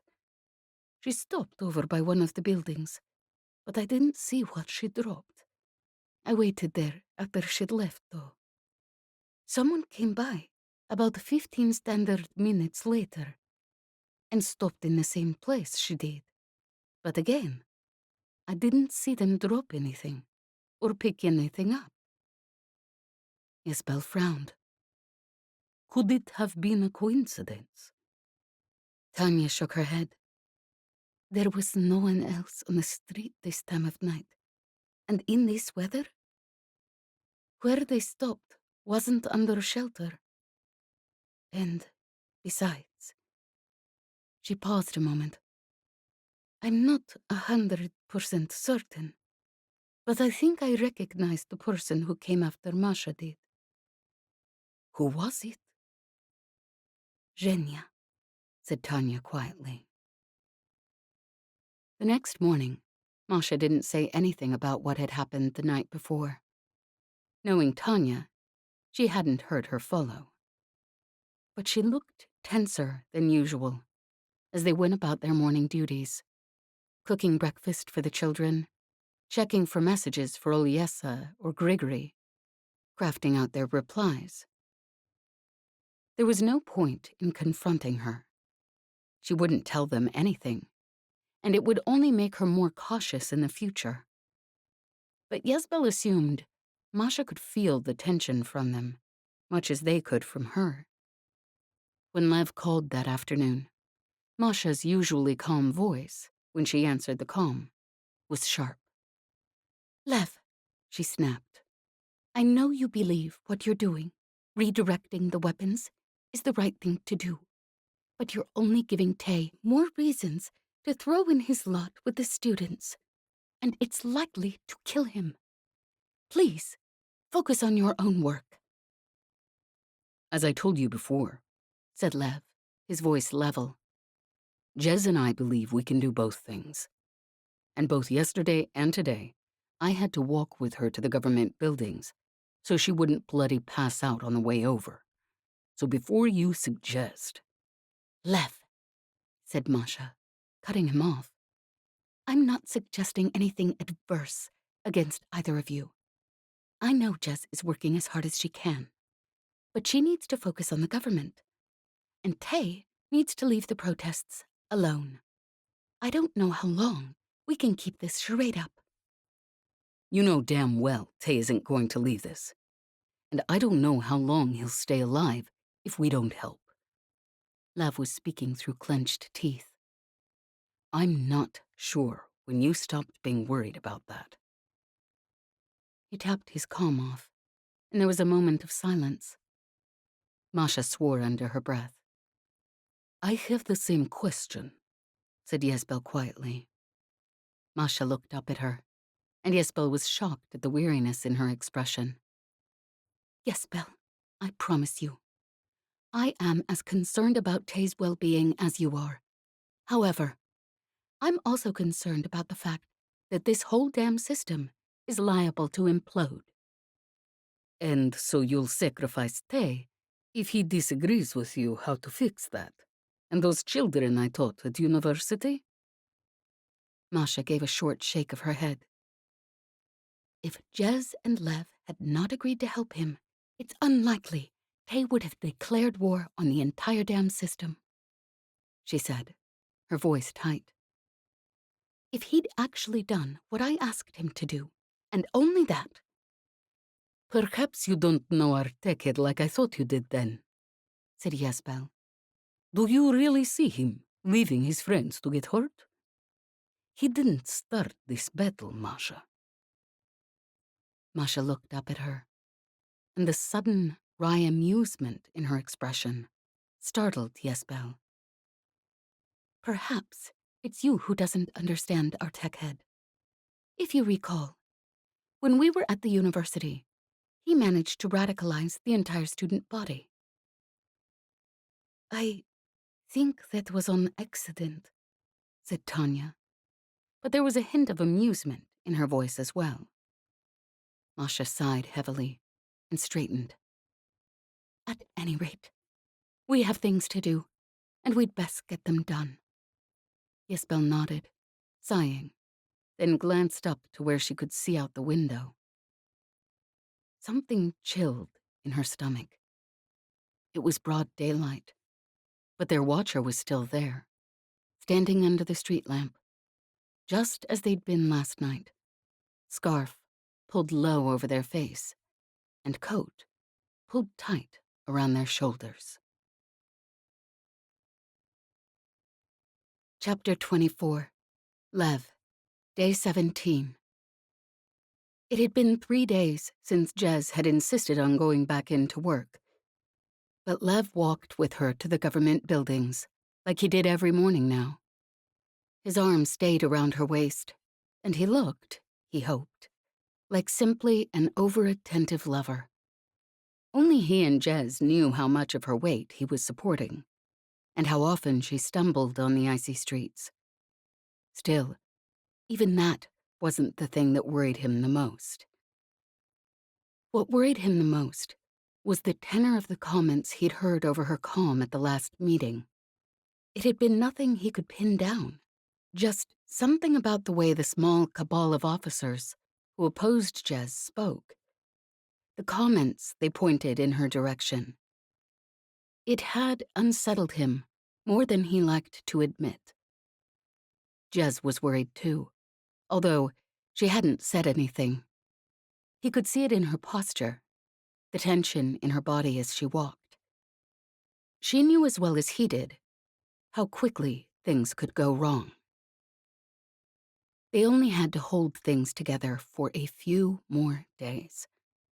But there would come a moment where everything would go to pieces, and when it happened, he wasn't sure they'd get any warning at all. They reached Jez's office building, and Lev paused at the door, taking his arm from around her waist. I'll see you tonight then, Layla, he said, trying to keep his tone light. She leaned in and kissed him on the cheek for the benefit of any unseen observers. I'll bring dinner. She gave him a cheery grin, but he could still see the tension in her posture. He waited until she'd opened the door, then turned. But a voice stopped him. Ruslan! He paused and turned back. Branka stood in the doorway, a smile on her face he couldn't read. He pasted a pleasant expression on his own face. Yes? Since you've been so kind as to bring Layla the last few days, why don't you come up?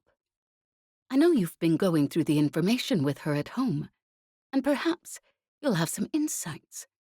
Lady knows, we could use another mind working on the problem.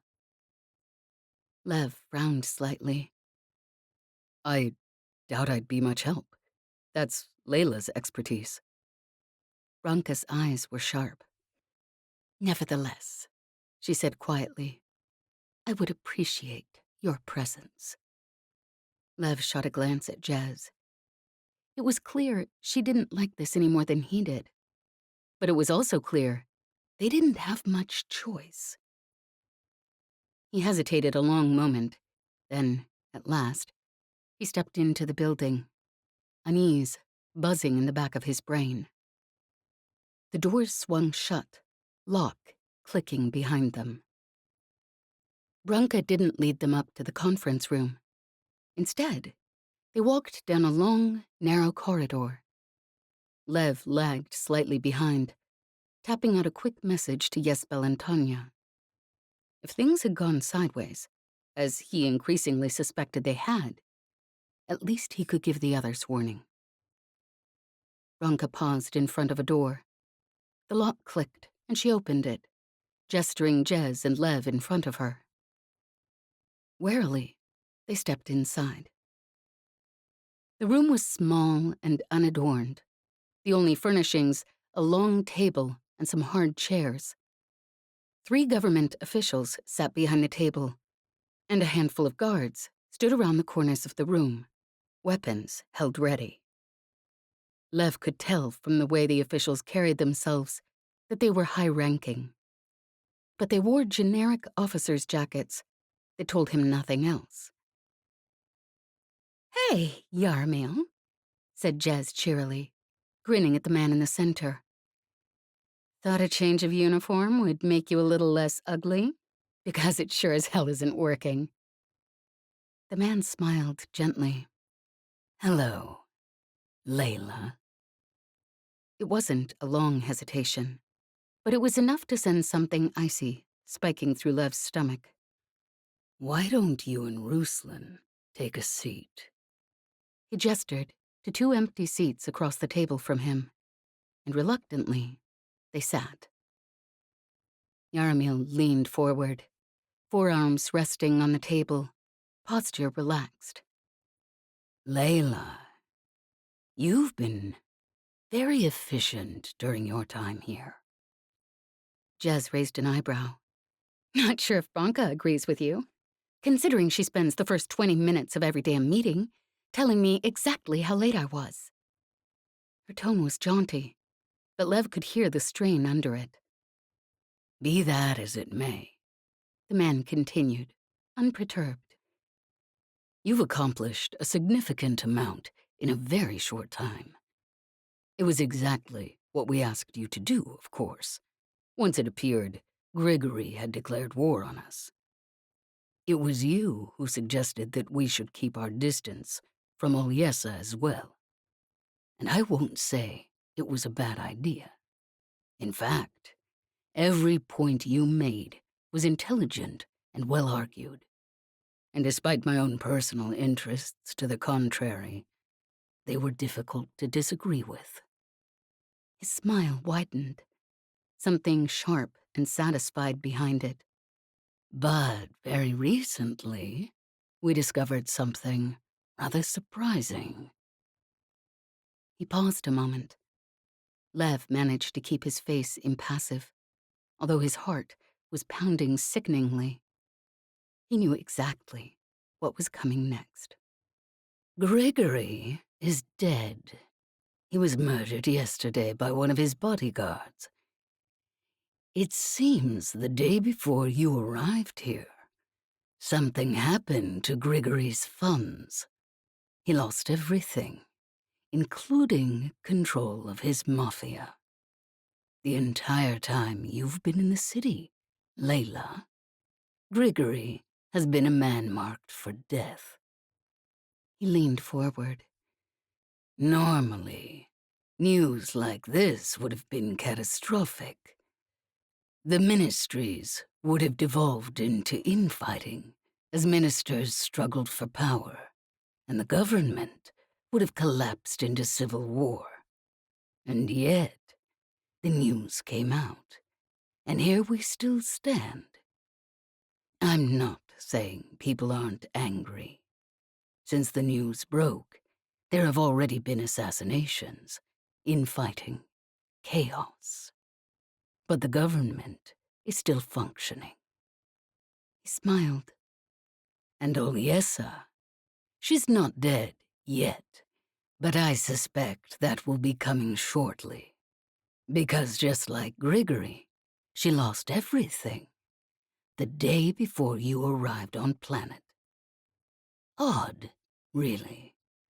But I suspect you already knew that. Lev had to fight to keep his deadpan expression. Jez leaned back easily in her seat, her hands behind her head, grinning. Well, she drawled, guess I'm even smarter than I figured. Perhaps, Yaramil murmured. Perhaps you are much, much smarter than any of us realized. He paused a moment, still wearing that small smile. Would you like to know what else we learned, Layla? Figure you'll tell me whether I want to or not. Always did like the sound of your own damn voice. The man pulled up the holoscreen on his comm and turned the screen around to face them. On the screen was the face of a young woman, around Jez's age, with intelligent gray eyes and light brown hair. Lev wasn't certain if the sudden twist in his stomach was because he knew what was going to come next, or because for the first time he was seeing the face of one of the people he'd killed under Masha's direction. This is Layla, said the man pleasantly. She didn't come directly to Prasvishoni, as we'd been informed. Instead, she stopped by to visit someone who was apparently an old friend of hers, Grigory Korsakov. He tapped the holoscreen off. She was killed, blown to pieces on Grigory's ship. The room was completely silent. So, said Yaramil at last, turning to Jez.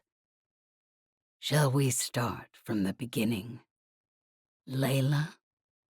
Or should I say, Jez Solikov? Jez raised an eyebrow. Pretty damn sure I showed you my credentials when I got in here. Don't know who the hell that was on the holoscreen, but... Don't bother, Jez, Bronca said grimly.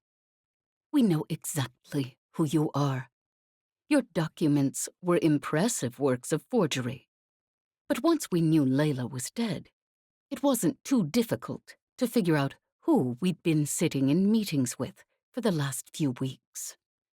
Well, never figured someone would be stupid enough to sit across from a damn smuggler pilot for weeks and think she was a government minister, said Jez, still grinning. But hell, I've met you bastards now, so doesn't actually surprise me at all anymore. Don't know how people as plaguing stupid as you got your positions, but... Yaramil half stood, considering her for a moment. Then he leaned across the table and slapped her hard across the face. The sound was sharp in the silence, and Lev sucked in a quick breath. He closed his eyes and forced his hands to unclench. He'd only make it worse. She damn well almost died less than a week ago, and he couldn't afford to make it worse. He glanced over at her quickly. An angry welt rose across her face, where Yaramil had hit her, and a trickle of blood welled from her split lip. But she was still grinning. She looked dangerous. She looked like someone that Lev wouldn't want to cross, even if he didn't know her as well as he did. She also looked like someone about to get the actual hell beat out of her. He felt sick to his stomach. Well, she drawled, figure if... Without thinking, he put a hand on her arm. She glanced over at him and, to his absolute shock, subsided.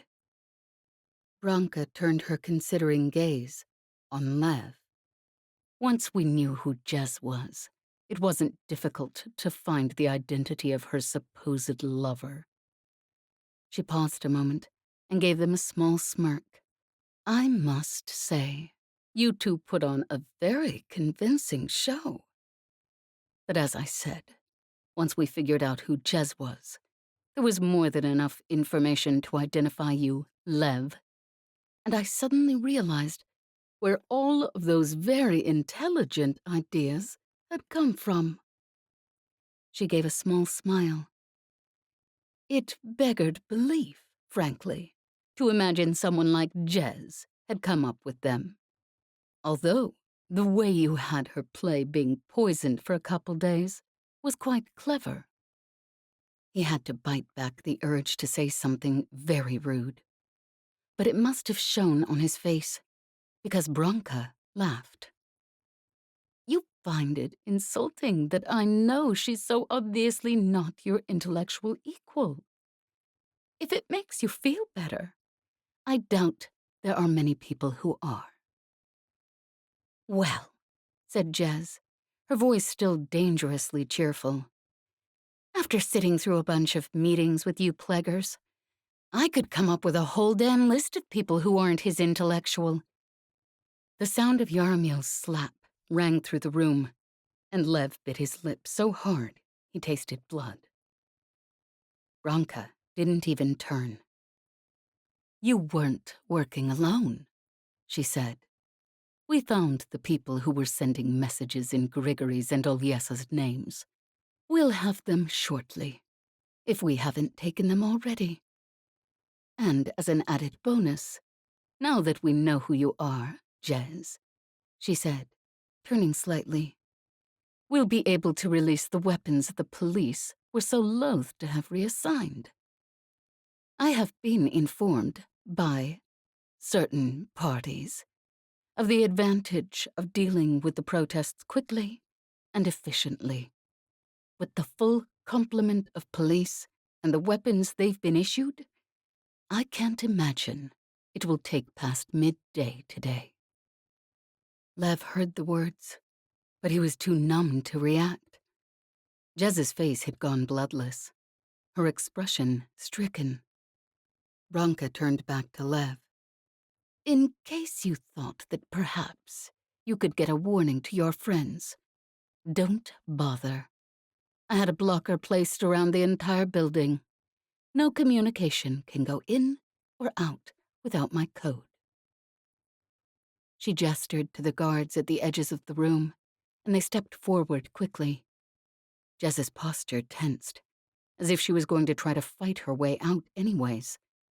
But she glanced at Lev, and he saw her force herself still. She didn't want him to be killed too. That was the only damn thing stopping her. And he couldn't tell if the thought made him feel relieved or nauseous. The guards cuffed them quickly. Well, Jez drawled, voice still lazy and dangerous. Guess I can understand you wanting to keep us here. I mean, I am pretty hot and all. Believe me, Jez, Bronca said gently. Once my people are done with you, no one will find you attractive. Lev either. They have a great deal of experience. You'll tell them everything you know. You'll tell them everything you can tell them, just on the off chance they'll stop what they're doing. But they won't stop. Not for a very long time. And when they finally do... She shrugged. Some people survive that long. From what I've seen of you these past weeks, I suspect you'll be one of them. You may even live for a while afterwards. Hours, days. I've seen people last as long as weeks. It's generally not pleasant. Well, looking at your damn face sure isn't pleasant, so... There was another slap. Lev's hands were clenched so tight that he thought his fingernails might break the skin of his palms. Bronca stepped back and made a small gesture. Two guards stepped forward, grabbing Lev and Jez roughly and hauling them to their feet. Jez swore fluently and at length, but they didn't even deign to notice. Take them downstairs, said Bronca pleasantly. Yaramil will join you shortly to observe. I would, with pleasure, but I need to shut down a street rebellion before it becomes a problem. And then Jez and Lev were dragged out into the narrow corridor, and the door slammed shut behind them. Chapter 25, Tay, Day 17. Tay looked out over the ragged line of students and street kids gathered behind their makeshift barricades. In the dim light of pre-dawn, they looked grim and exhausted, and much, much too young to be taking on the damn Svodrani System government. But then again, the street kids were young too, and they'd never been given a damn choice. There were footsteps behind him, and he spun on instinct. Ivan stood there, a small smile on his face, even through the lines of strain and worry. "You got through to Lev?" he asked. Tay gave a short nod. "Jez is going to make sure the heavy-duty weapons are reassigned. I think that's our best chance at this point." Ivan nodded grimly, looking out at the barricades. "Hopefully that will be enough." He paused a moment. "I honestly didn't think the police would go this far. What they're planning isn't arrest. It's a death sentence." Tay looked out over the dark of the city streets, the flickering street lamps slowly sputtering into darkness as the day's gray light crept through cold streets. "I don't know what's happened," he said quietly, "but whatever it is, I don't know if the system will survive it." Ivan finished quietly. It was only a few standard minutes later that the whine of sky bikes began to filter through the frosty air. Vera climbed up beside them, putting a hand on Tay's shoulder. "Come on. The police probably recognize you by now. You too, Ivan. If they see either of you up here, they'll shoot to kill." She gave a weary grin. "I don't think you're favorites down at the police station." They jumped down from the top of the barricade and followed Vera over to the makeshift shelter, where Dmitri and a few others were gathered around a map of Prasvishoni, pulled up on Dmitri's holoscreen. Dmitri looked up and smiled when he saw Tay. Tay smiled back, even though there was still that twisting ache in his chest whenever he saw him. "I think we're in a good position to hold out, at least for the day," Dmitri said. "As long as your friends can keep the weapons away." Tay shook his head. "If they don't," he said quietly, "it will be because they're dead." Dmitri gave a small, wry smile. "There was a time in my life that I would have heard that and thought you were being facetious." Tay tried to make his voice light. "Maybe one day our lives will be boring enough that it will be facetious." Dmitri gave a strained chuckle. "Assuming they're still alive, then, and assuming we don't see the big guns here at the barricades, this is the plan." Tay, Ivan, and Vera crouched beside him as from outside, the amplified voices of police officers began to sound in the streets, calling for them to disperse. Vera shook her head in irritation. "You think they'd eventually realize that isn't working, or at least start to lose their voices. Lady knows I'm losing mine." Her words were wry, but she was right. She spoke with the hoarse rasp of someone with a bad cold. "I can do the shouting today," said Ivan, with faint humor. Vera raised an eyebrow at him. "Not to be insulting, but you're really not the shouting type." Tay chuckled despite himself, and Ivan smiled. "I suppose you're right at that," he conceded. Dmitri shut down the holoscreens and stood, stretching. "We'd better get out there. The others are going to start wondering what happened to us." They stepped outside. The sun had emerged above the horizon by now, and Tay squinted against the glare.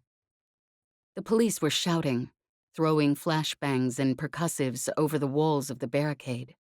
But by now, the students were well trained, and brigades of them stood ready to extinguish the smoke bombs or push other students out of the way of the percussives or the flashbangs. The air was laced with the sharp sting of gas from the bombs, but so far, it was barely strong enough to make Tay's eyes water. He shivered in the bitter morning air. Ivan glanced at him, but he scowled back. "You're not going to give me your damn coat again, Ivan," he muttered. "I'd actually like you to stay alive, too." Ivan chuckled, but refrained from taking off his coat. They walked around the edges of the barricades, checking that everything was in position. Dmitri was right. They actually had a decent chance of lasting the day. After that, who knew? But at this point, Tay had stopped trying to think farther ahead than 24 standard hours. They'd almost made a complete circuit of the barricades, and the sun was halfway up the sky, when Tay heard an unfamiliar, thin, high, mechanical whine. He frowned at Dmitri and Vera, but their expressions were just as puzzled as he knew his must be. And then Ivan gave a soft, choked curse, and Tay realized, with a sick jolt, what it was. A fraction of a second before an explosion turned his entire world into hot, white noise. When the sound had cleared, Tay lay on the concrete, a few meters back from where he'd been standing. He scrambled to his feet, looking frantically around, barely taking note of the sharp stab of pain in his hip at the movement. Ivan was alive, thanked the lady, and Vera and Dmitri, and he barely had time for a quick breath of relief before Ivan had jumped to his feet as well. He and Tay exchanged glances, and then they were both running back towards the source of the blast, where stunned students were still clustered, faces blank with shock. "Back! Get back now!" Ivan shouted at the top of his voice, and then the rest of them were shouting too, Dmitri and Vera pounding up behind them. "Back! All of you!" Tay yelled, voice rasping. "They're going to—" There was another explosion. Ivan shoved Tay down against the concrete, his body sheltering Tay as the barricade in front of them exploded. Tay realized, with a sort of dim, detached curiosity, that the solid blast of sound wasn't coming from the gun. It was the sound of tons of material combusting instantly into white-hot ash. When the noise cleared once again, and Ivan had rolled off of him and staggered to his feet, Tay got his first glimpse of the damage. An entire section of the barricade was gone. Floating ash mingled with the lightly falling snow, all that was left of the piled beds and desks and chairs the students had dragged from university dorms. But that wasn't the sight that caught his gaze and held it. Bodies lay in grotesque positions around the blackened hole where the barricade had been. The odd angles of their necks and limbs, their scorched clothing, the blood smeared on the concrete around their still forms, told him everything he needed to know. For half a second, he thought he might throw up. But there was no damn time for that. There was no damn time to be sick. He scrambled to his feet, and the moment he could pull in a gasp of the ash-choked air, he rasped, "Back! Get back now! They're going to shoot again!" He grabbed a couple of the stunned students by the arm, shoving them towards the alleys. "Go!" He could hardly hear his own voice over the ringing in his ears. There were still students, standing in shocked clusters near the gaping hole. They wouldn't be able to hear him shout, not after that. There was that thin, piercing whine again. He looked around frantically. If he was fast enough, maybe he could get some of them clear. He turned, but Ivan grabbed his arm. "There's no time," he said through his teeth. "You'll get blown into pieces." "I don't care," Tay choked, fighting against Ivan's grasp. "I don't—" Another explosion, and again, they were hurled backwards. A new gaping hole appeared in the barricades, and now more bodies lay strewn across the icy ground. Brilliant red stains spreading across what dirty snow hadn't melted in the searing heat of the blast. Silently, Ivan let go of Tay's arm, and Tay jerked away, running towards the barricades. By now, most of the students and street kids, at least the ones who'd survived, were running or staggering for the shelter of the alleys. In front of him, on the ground, he recognized the form of Vanya, the girl who'd led one of the street kid gangs. He choked back a sob. And then Ivan was beside him, taking him gently by the elbow. "We have to get back," he said. "They're going to send the riot troops through in a moment. The entrance is big enough now. I'm sorry." He sounded sick. Tay nodded, his vision blurred with tears, and let Ivan pull him into the alley. Dmitri and Vera were huddled against one wall, faces grim.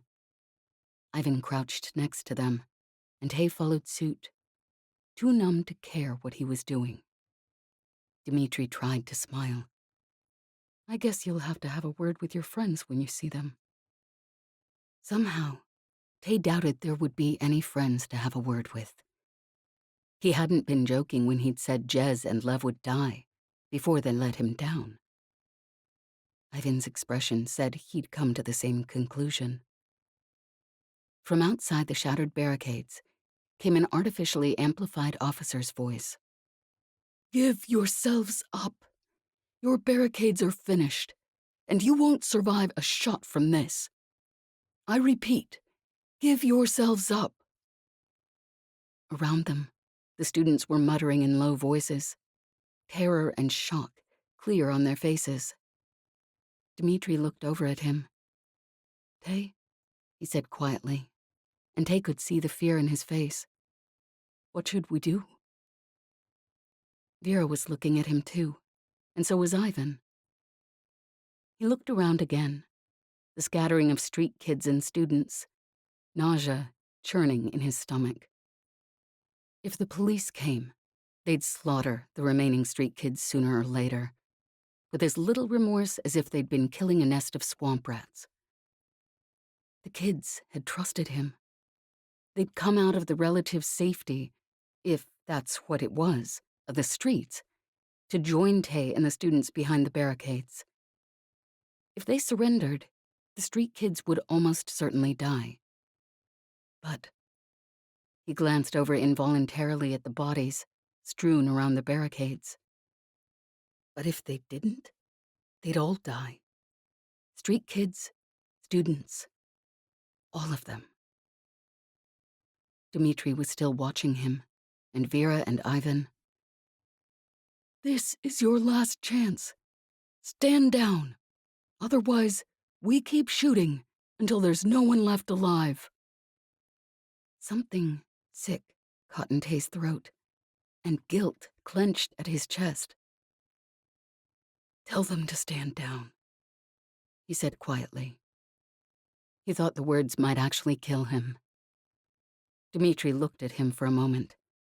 Then he gave a short nod and stepped wearily forward. He hit his calm, activating the voice amp. "We surrender," he shouted. His voice was clear and loud, but Tay could hear the tears choking under it. And then there was another explosion, and Tay was hurled backwards. His head slammed into the wall of the alley, and everything went dark. Chapter 26. Ysbel, Day 17. "Lev, can you hear me?" Tanya was bent over her comm, face tight with the same worry Ysbel felt. "Have you tried Jez?"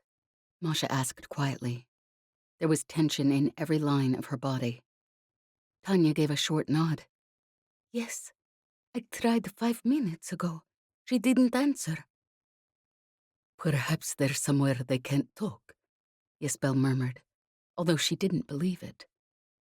"I've been trying the last 30 standard minutes," said Tanya quietly. "They would have at least typed something in pilot's code." At last, Masha raised her head, her expression drawn and tired. "We'll have to assume the worst. If they have Jez and Lev, It won't take them long to find the rest of us. No matter how brave they are, everyone talks at some point. And the government is very good at finding that point. She gave a short, quick sigh. I suppose the only thing left is to get the children somewhere safe. Ysbel and Tanya exchanged glances. Masha was right, though. There was no way they could get to Lev and Jez. All they could do was get out, and hope against hope that Tay and Ivan were all right. Ysbel's calm clicked. She tapped it on, and they all could hear Ivan's choked voice. Ysbel, something happened to Jez and Lev. They didn't get the guns reassigned. We're in trouble. And when the gun went off, Tay, his words choked off.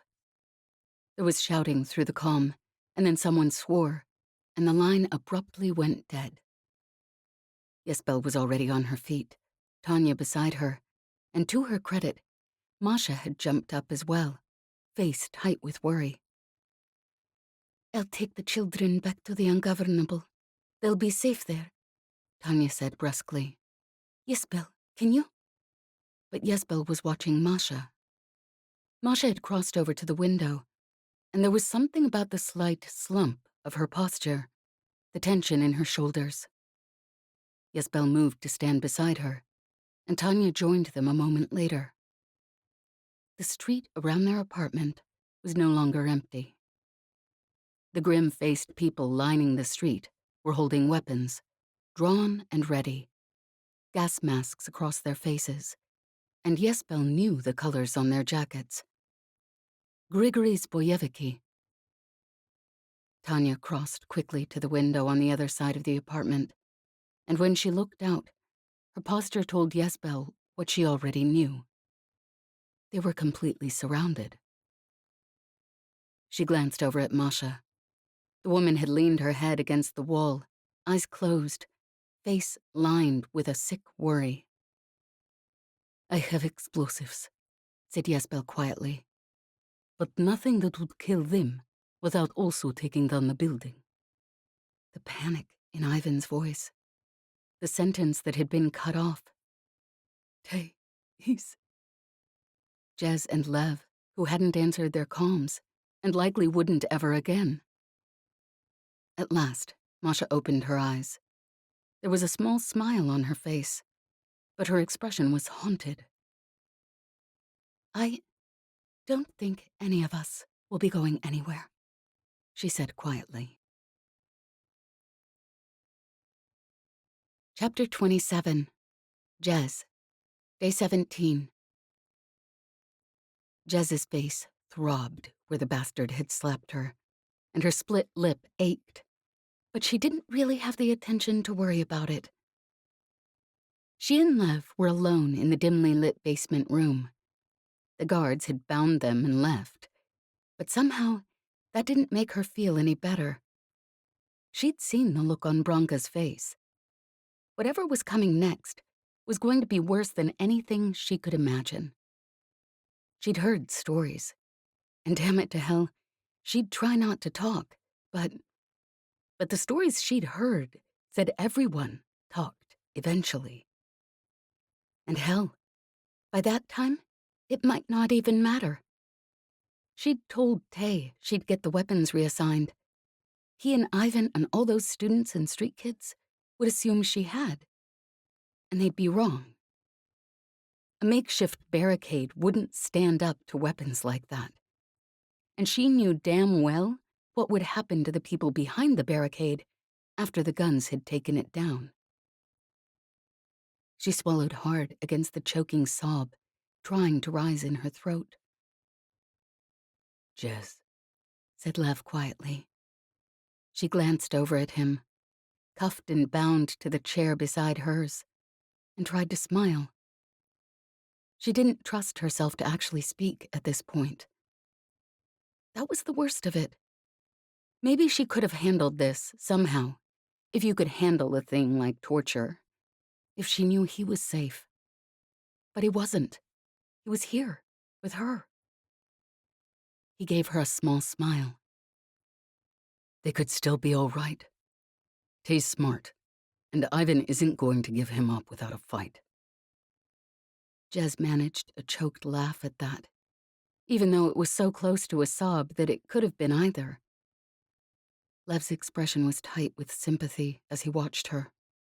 He was probably as scared as she was. Hell, he'd always hated getting hit and shot at. But here he was, still trying to make her feel better. They were quiet for a few moments. Jez's bruises ached, but honestly, it was a welcome distraction. It was possible Masha and Ysbel and Tanya had got the kids away, but it wasn't likely. And despite Lev's words, she was pretty damn sure that Tay and Ivan weren't going to survive those weapons. But there was nothing she could do about it anymore. And there was a sort of calm that came with that. Kind of like when you were getting the hell beat out of you, that sort of faint relief that came right before you passed out. When you'd done everything you could, and it hadn't been enough, and the fight was over, whether you wanted it or not. She glanced at Lev again. His face was slightly pale, and he was staring straight ahead. And she knew him well enough to guess that he was calculating exactly what the government bastards would do to them. Hell, he probably already knew. Probably had read all the damn records on it when he was working here. And for some reason, even through the cold fear, looking at him sent a fond ache through her chest. There was something about this ridiculous, soft boy scholar. Something about the ridiculous analytical way he viewed things, the gentleness in his voice, that soft smile that he didn't seem to give to anyone except her. There was something about him, and she didn't know what it was except it was something she'd been looking for her whole damn life. She hadn't found it in her damn family, and she hadn't found it with Lena, and she hadn't even found it when she was flying solo runs, much as she told herself that was everything she needed. Because it hadn't been. What she'd always needed was sitting in the chair across from her, looking ahead, making some stupid calculation. Probably, honestly, trying to think of a way to make this hurt less for her. Even though that was impossible, and even though he probably knew it, she was still pretty sure that was what he was thinking. He looked up, meeting her eyes. Jez, He said quietly. since they know who we are, I may be able to. She shook her head. Genius. It doesn't matter what you do or what I do. They're going to hurt us until they get bored of it. And I'm pretty damn sure they won't get bored of it quickly. She tried to grin. Anyways, you know me. I'm damn good at getting the hell beat out of me. Lots of practice. He didn't say anything, but there was a sort of sadness in his eyes at her words, and it made something in her chest twist. She said finally, her voice even softer than it had been. I guess, well, this is probably the last time we'll be able to talk. So, he was just watching her, patiently, like always. Like he actually gave a damn about what she had to say, even though they were going to be tortured to death in just a few minutes. You remember what I told you back on Gregory's ship? It was a stupid question. She'd probably told him a hell of a lot of things while they were on Gregory's ship. But somehow, she knew he'd understand. Yes, Jez, He said quietly. I remember. And it's all right. You don't have to. She gave a quick shake of her head. That wasn't what I was going to say. She took a deep breath. I said I loved you. And I did. Do. Guess I have for a long time now. He was staring at her, and she hadn't thought his face could go more bloodless, but it had. She swallowed hard. Because, damn it, Lev, you're a good damn person. And I don't meet people like that very often. And anyway, not that it makes a difference, since we're both going to die pretty quick here. She paused and shuddered. Well, start dying, anyways. Point is, if things had worked out differently. I mean, hell, I know I said I didn't do relationships. And I know I said I was crap at them. And honestly, I am, but... She swallowed again, and found she was swallowing back tears. But you know that, because you know me better than probably anyone in the system. And, I mean, after all that, if you'd still wanted to, I would have. I would have wanted to. She trailed off, not entirely sure how to finish the sentence she'd started. Lev was still staring at her, and his face was still very, very pale under his olive skin. And then he gave her a small, choked smile, and there were tears shining in his eyes. Jez, he said at last, quietly. You said it doesn't make a difference, since we're both about to die. But I don't think you realize. He broke off, his words choking. He was looking at her with those dark, thoughtful, intense eyes that always made something twist and tighten in her stomach, and something else relax deep inside of her. I never actually thought I could love anyone, honestly, he said, clearing his throat.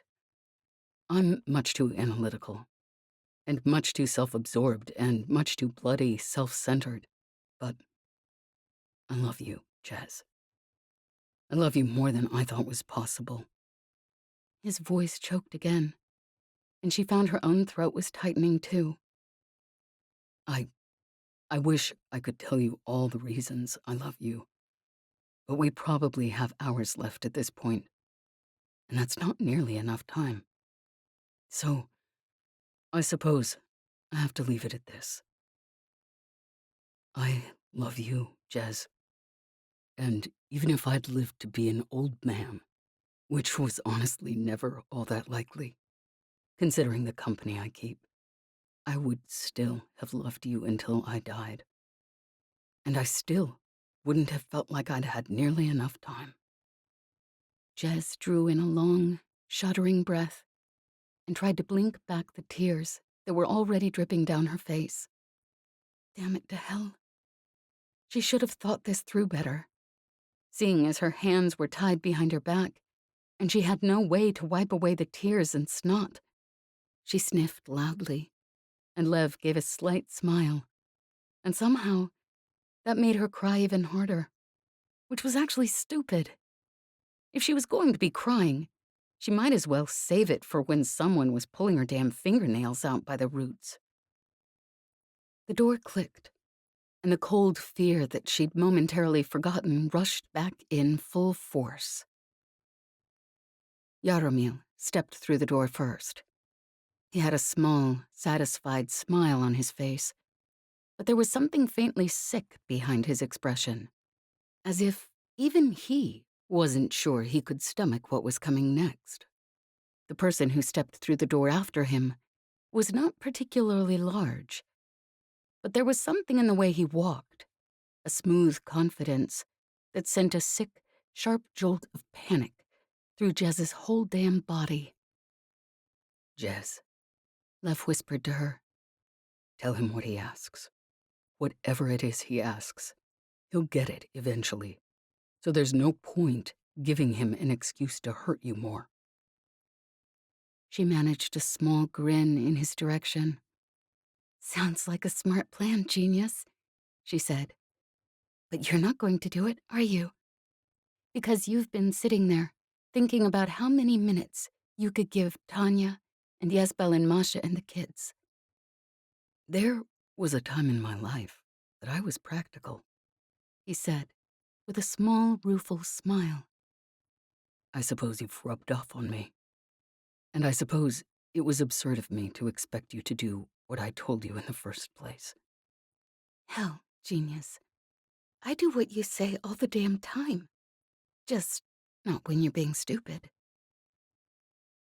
Honestly, she was mostly just talking to distract herself from the sick, paralyzing terror creeping through her body. Yaramil took a seat, facing Jez and Lev, and the torturer leaned over a small table beside him and placed a long, padded case on top of it. He opened it, sorting through the tools inside, and laid them out, one by one, on the tabletop. Jez couldn't make herself look away. There was tech there that she'd never seen before, and honestly, she wished she still hadn't. There was other tech, too, familiar, common tech, that she somehow knew would be used in a way that she'd never even imagined, even though her damn brain was doing its best to think of every painful, excruciating possibility. And she knew that far too soon, she'd be sobbing with pain, begging and screaming for mercy. But right now, the waiting seemed to be its own excruciating, exquisite form of torture. Jez. Lev's soft voice steadied her somehow, even though he'd be screaming too, in just a few moments. The door clicked again, and Yaramil looked up in impatient expectation. The young man who stepped in was slightly familiar, although Jez couldn't place him. He gave Yaramil an obsequious nod and came up behind him. At the torturer's table, he paused and pulled a small, sharp gutting knife out of the holster on his belt. He leaned forward, as if to lay it on the table. And then, in a quick motion, he raised it over his shoulder. Yaramil half turned, frowning. The young man brought his arm down in a quick, violent motion. He lifted it again, the knife now red and dripping, and brought it down a second time. Jez blinked, and Yaramil was choking out a sort of wet, bloody cough. And beside him, the hilt of the knife protruded from the torturer's back. For a moment, everything seemed completely frozen. The only movement was the bright stain of red spreading slowly outward from the protruding knife, the red forming on the corners of Yaramil's mouth. The torturer's body swayed and fell gently forward, landing with a soft thud against the table, and there was a clatter and tinkle as the instruments he'd laid out clattered to the floor. Yaramil gave a choked gasp. The young man stepped in front of him, bending down so he was at the dying man's eye level. "You deserved this, Yaramil," he said, his voice rough with a mixture of fear and hate. "You tried to gut my ministry. You always hated me, because Olyesa paid me more than she paid you, and you thought you could cut me out of power. But you should have known better than to come down here by yourself, you bastard." Yaramil's voice was so low, Jez could hardly make it out, and there was an unpleasant gurgling sound to it. "Didn't come alone. Be here soon. Catch you." He slumped back and was still. The young man stooped and placed his fingers against Yaramil's throat. He glanced quickly towards Jez and Lev, and for an instant, she thought he'd kill them too, which, honestly, would still be better than being tortured. He hesitated an instant, uncertainty in his posture, then turned and strode quickly to the door, yanked it open, and slipped outside. For a long moment, Jez stared at the limp body drooped over the table. It was an old table, uneven and cracked, and the body tipped, slowly, towards one side. The blood stain was growing now, painting the back of the gray government uniform a dark, rich, spreading red. She figured she must be in some sort of shock, because she was pretty damn sure that she should be doing something. Maybe screaming, or swearing, or hell, fainting would even make sense. But instead, she just sat there, watching the body tip to one side, until at last, with a loud, indelicate thud, it landed on the ground. And somehow, that final thud jerked her out of her reverie. She closed her eyes for a moment, trying to control her breathing, and trying to remember why the bastard with the knife had jogged some recollection in the back corner of her brain. She turned to Lev, who was staring at her, expression baffled, and managed a small grin. That was one of those plaguers who works with Olyesa. Her voice shook so hard, she wasn't sure he'd understand her words.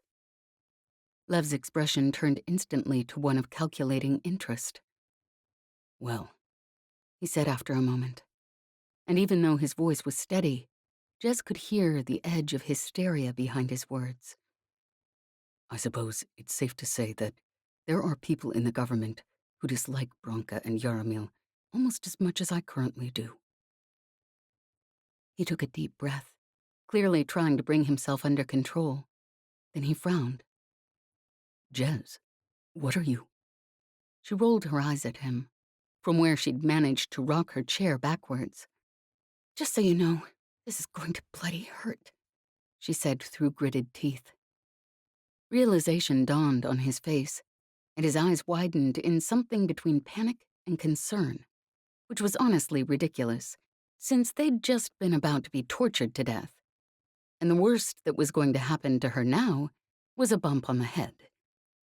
But before he could open his mouth to say whatever it was he'd been about to say, her chair teetered, overbalanced, and tipped. And she turned her head to one side in a futile effort to keep it from hitting the damn concrete. And then she slammed into the floor, and the room wavered slightly, and Lev sucked in a quick, sharp breath. Pain crashed over her, sharp and hot, and she swore shakily. Jez, are you all right? Are you? Fine, genius, she grunted, fighting back tears of pain. What? She was feeling around her gingerly. She'd been right. The chair, which was basically a piece of crap, had broken on impact.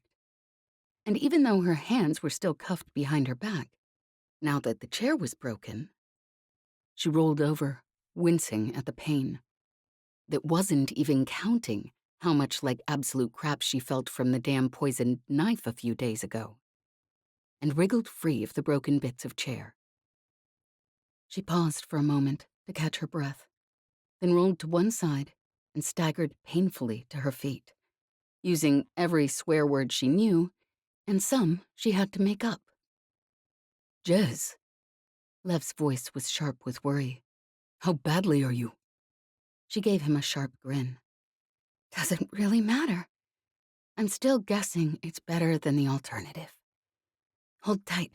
I'll get you out. She took a step, staggered, saw from the corner of her eye Lev's involuntary movement, as if to jump to his feet and catch her, even though he was still tied to his chair, and steadied herself on the edge of the table. She stood there for a moment, then took a deep breath and turned to look at the tabletop, the broad smear of blood across the shiny, sharp instruments.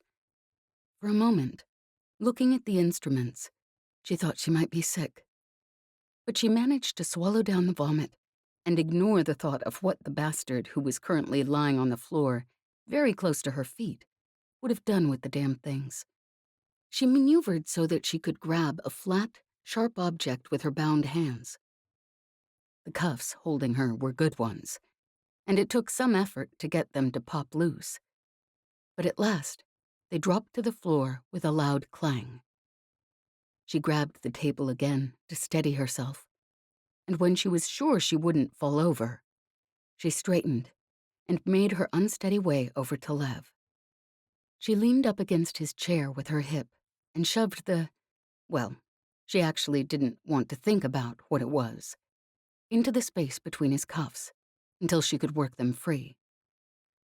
Lev sucked in a quick, relieved breath as the cuffs fell to the ground, then stood quickly, turning and catching her by the shoulders. Jez, His voice was thick with strain. are you all right? Are you? Jez.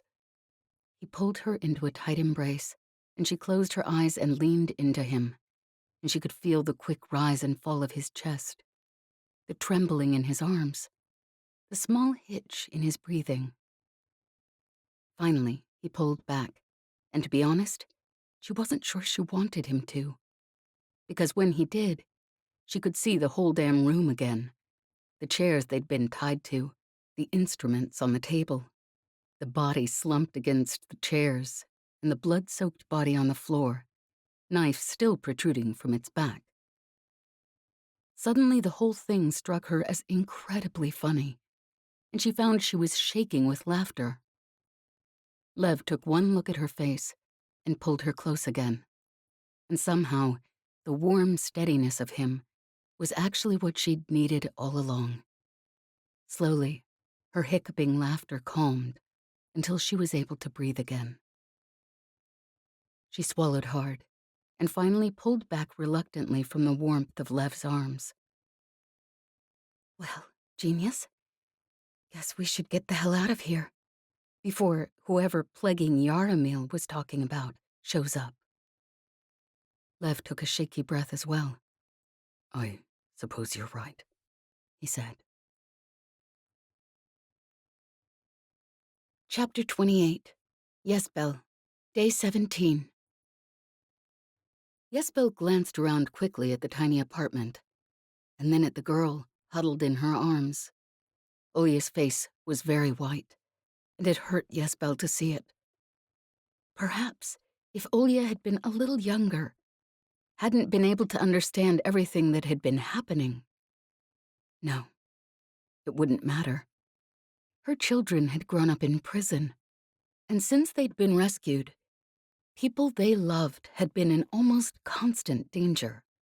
The children had been in almost constant danger. She pulled her daughter tighter. Mama, Olya whispered. What's going to happen? I don't know yet, my Olyeshka, she whispered back, but I promise you, I will do everything I can to protect you. Olya looked up at her and nodded, and somehow, Ysbel knew that even at 8 years old, Olya understood. Everything that Ysbel could do wasn't necessarily going to be enough.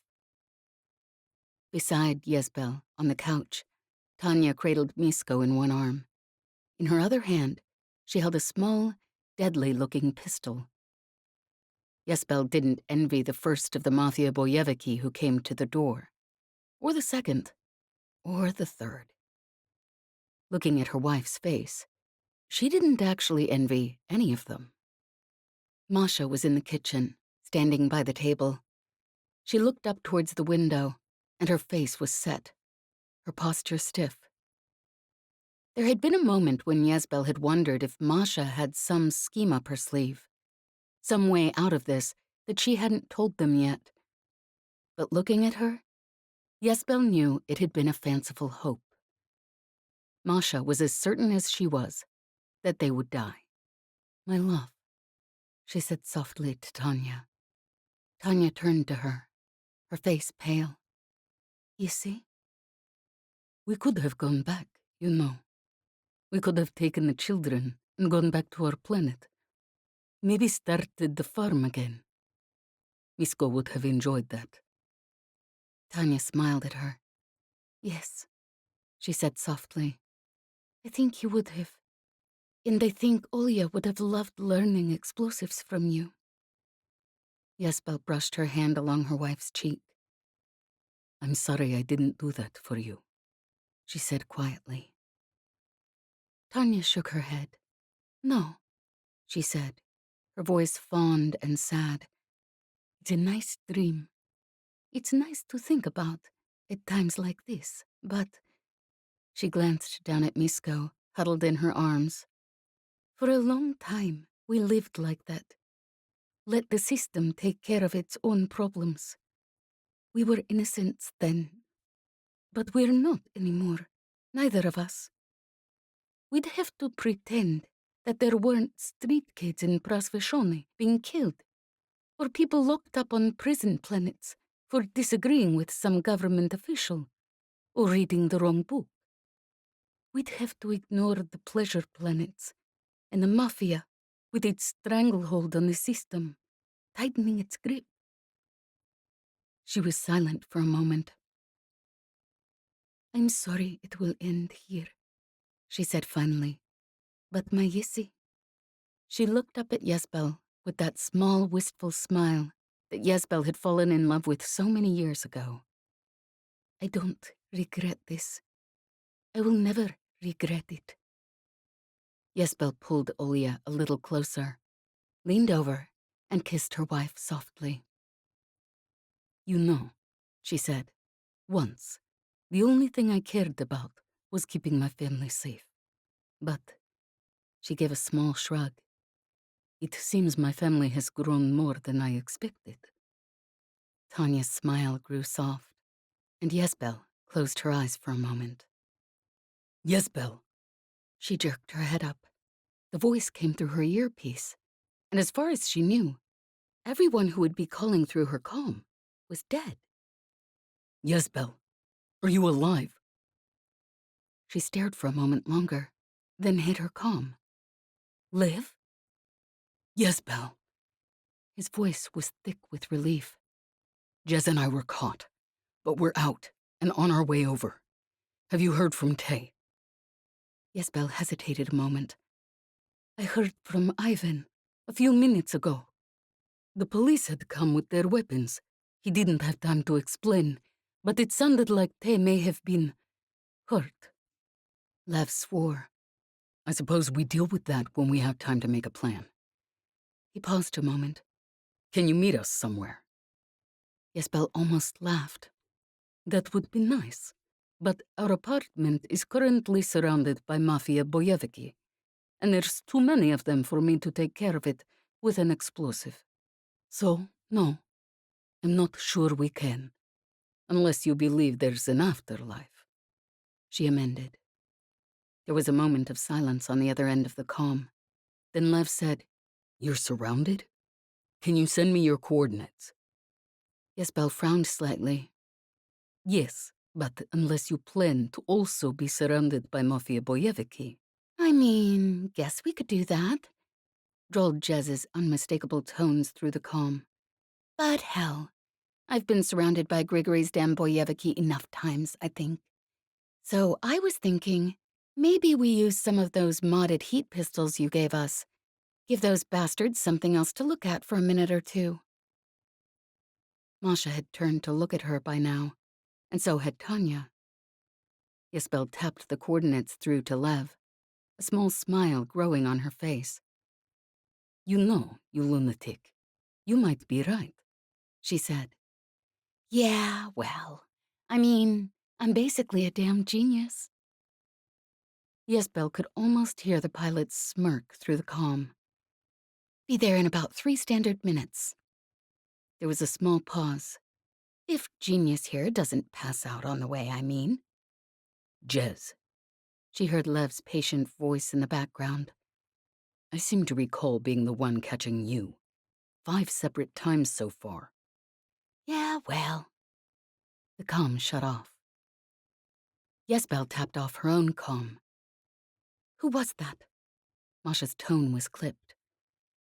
It appears the government's torturers weren't quite enough to deal with our lunatic pilot and our idiot scholar. A sudden, disbelieving hope dawned on Masha's face.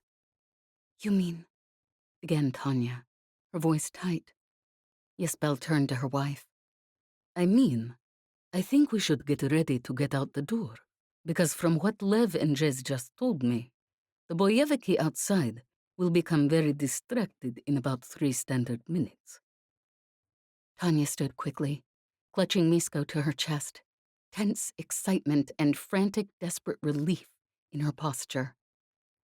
Masha stood as well, grabbing her heat pistol off the table.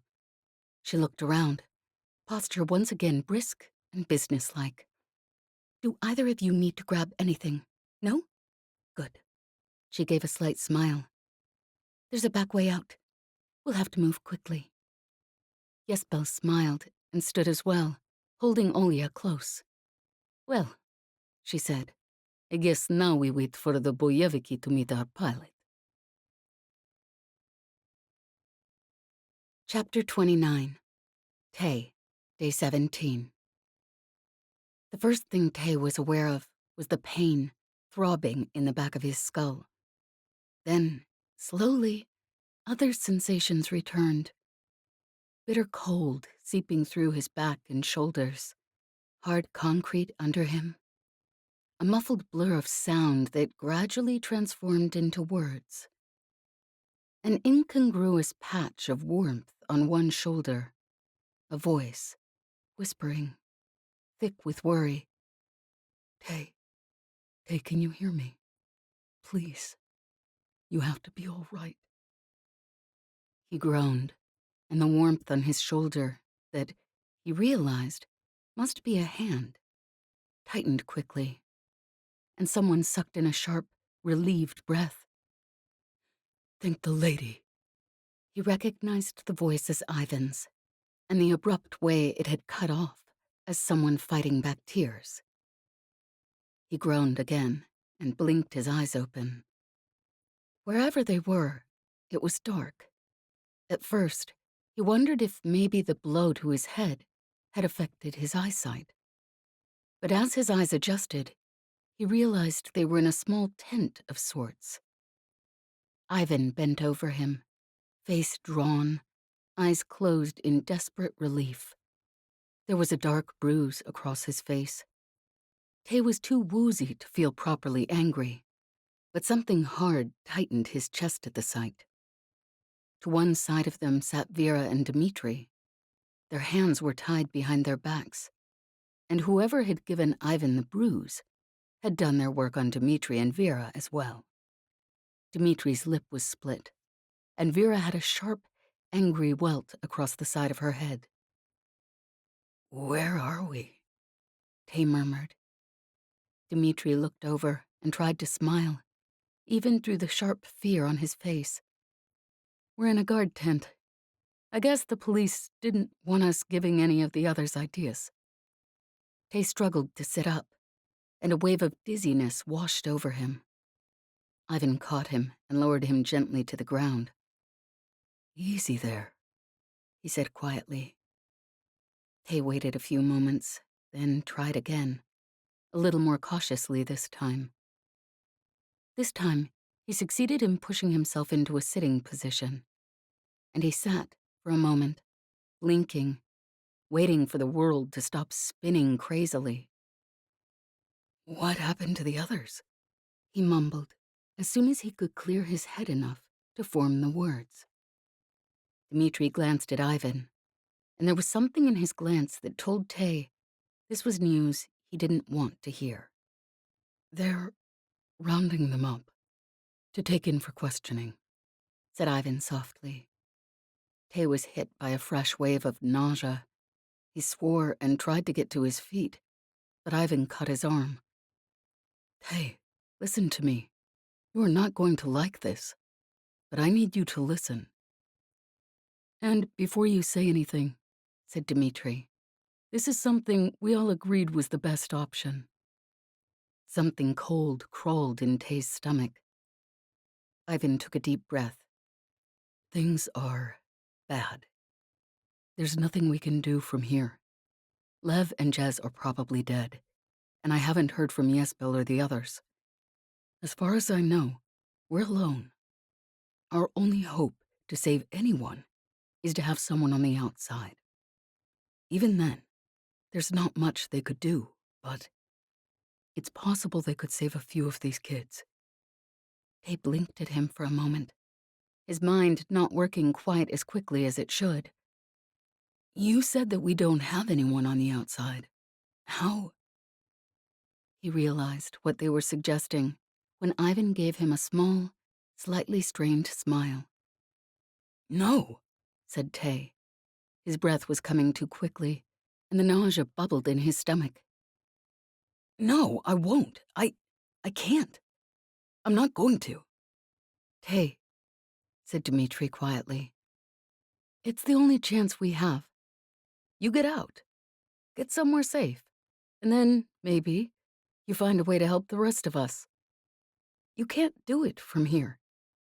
You can't do anything from in here, except die.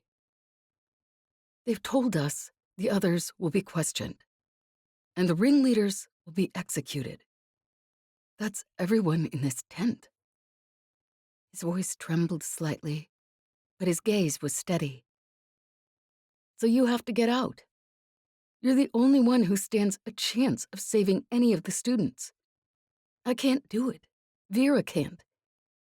It has to be you. I can't.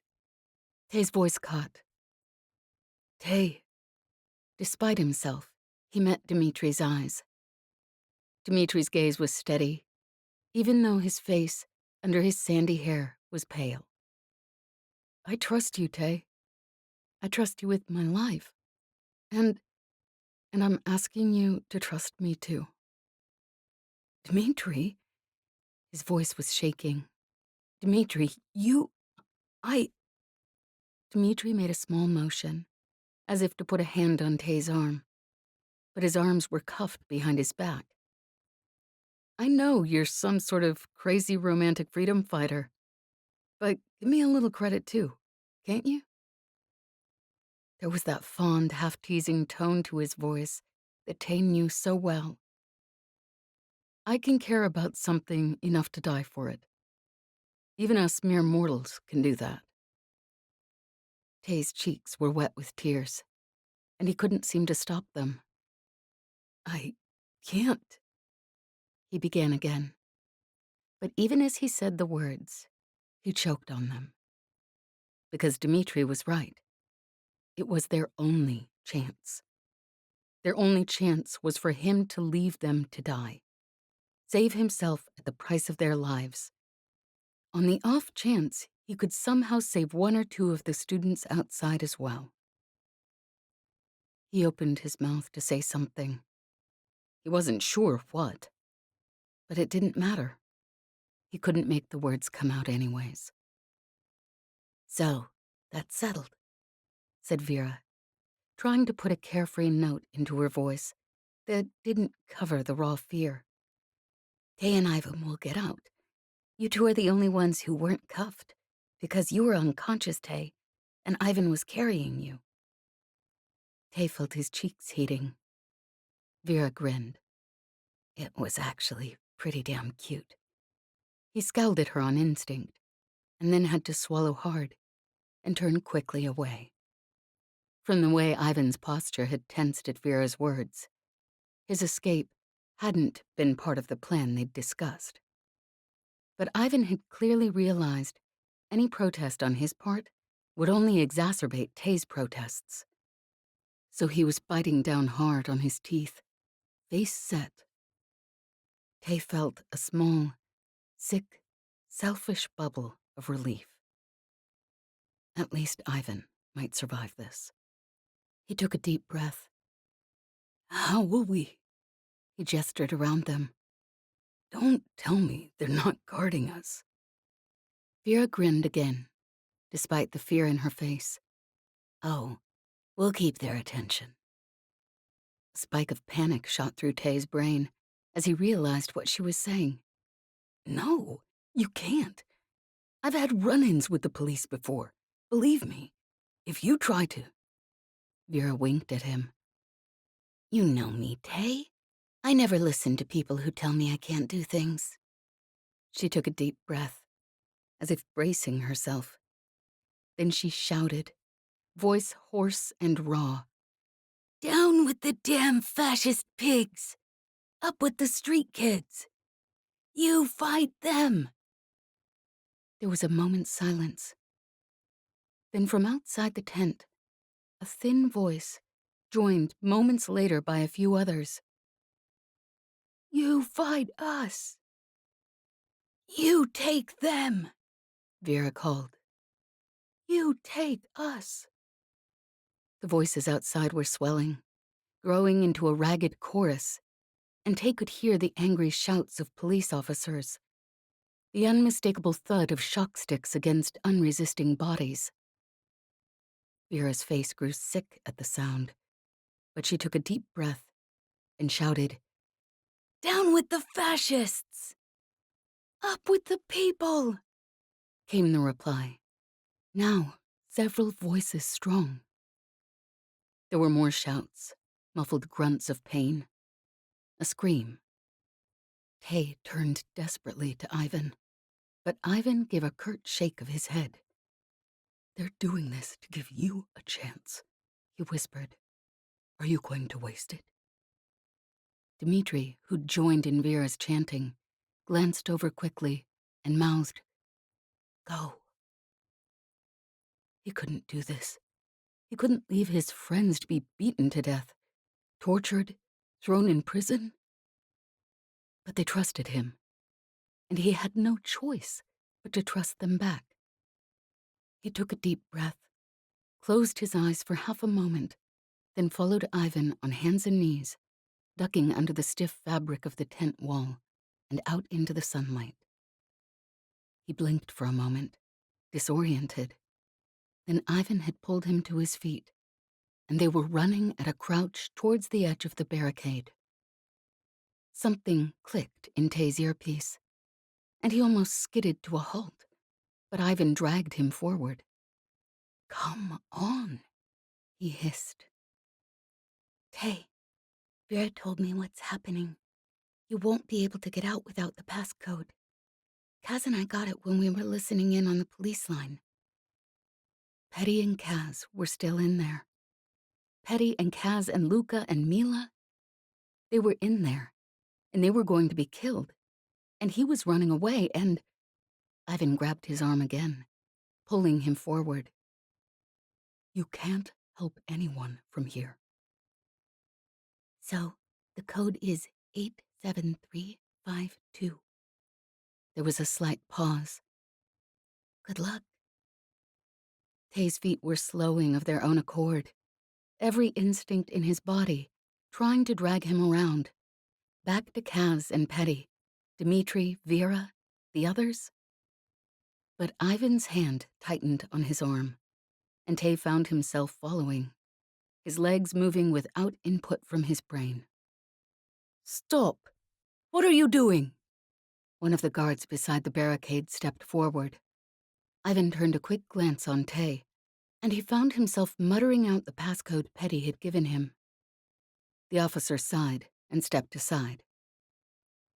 "You've got to look a little hungrier than that if you want to disguise yourself as a street kid," she muttered as they ran past. And then they were out, into the open street, running, the sharp slap of their boots on the dirty concrete echoing off the run-down buildings around them. At last, Ivan dragged them into a small alley, and they collapsed against the wall, panting. Tay's heart was pounding so quickly, he thought his chest might explode. And he wasn't sure if it was from running or from what he'd done, the people he left behind, when he'd sworn he wouldn't leave anyone behind. And then he was sobbing, thick, choking sobs, and Ivan, still breathing heavily, gathered Tay into his arms and held him for a moment. And for just a moment, Tay let himself relax against him. But there was no time for that. His friends were dying. They'd given him a chance to escape, and they'd believed maybe, just maybe, he could do something to help, to save someone at least. He took a deep, shaky breath and straightened, swallowing back the tears that still rose in his throat and threatened to choke him. Ivan watched him, concern on his face under the stark exhaustion. "Do we know if anyone from the crew is alive?" asked Tay brusquely, not letting himself think about the words he was saying. "Ysbel, Tanya, Masha, anyone?" Ivan gave a quick shake of his head. "I got a call through to Ysbel after you'd been knocked out, but it was disconnected when the police noticed what I was doing." He didn't say it, but Tay knew where the bruise on his face and the blood on his lip had come from. "Did she answer?" Ivan nodded. "Yes, but that was 15, 20 standard minutes ago. A lot could have happened in that time." Tay nodded, biting down hard on the inside of his cheek, trying to fight back the sick panic, threatening to choke off his breath and shut down his brain. "I'm going to send out an emergency signal," he said at last, "just in case any of them are still alive. I'll give them 15 minutes, and in the meantime, I'll work on something, in case they don't come." Ivan's frown deepened. "What are you?" Tay looked up at him with a quick, grim smile. "I'm going to set a tracker on my comm. I can set it to alert all the police comms on emergency to track it down. It won't keep them busy for long, but it should distract a few of them." He paused a moment, swallowing hard. "Get as many of the street kids as you can. They'll be killed first. But don't spend time looking. Take whoever you can get. Students, street kids, whatever." Ivan stared at him for a moment, and there was a look on his face that would have woken Tay to nightmares if he lived past today. "Tay," Ivan began, his voice sick. "If you do that, they'll—" Tay shook his head. "I was going to stay in there and die with the others, but you pulled me out, convinced me that maybe I could do something to help. And this is how I can. If—" He swallowed hard. "Ivan, if you love me, please. I can't save everyone, but I need to be able to save someone. My street kids, the students, I need to be able to save you. Please, just give me that." Ivan's face was a sick, ashy gray, but at last, slowly, he nodded. "All right. If they don't come in 15 minutes, I'll—" He turned away quickly, with a sort of choking sob, and dropped his forehead against the rough prefab wall of the alley. Tay looked away, swallowing hard. When he could see through the blur of tears, he tapped out a quick emergency call on his comm to the rest of the crew. "If anyone can hear me, I need you. Quickly. I have 15 minutes. He set his coordinates into the comm and sent them through. Then he waited. At last, Ivan turned slowly away from the wall. The look on his face was one that Tay didn't want to remember, but he knew it would be embedded permanently in his brain.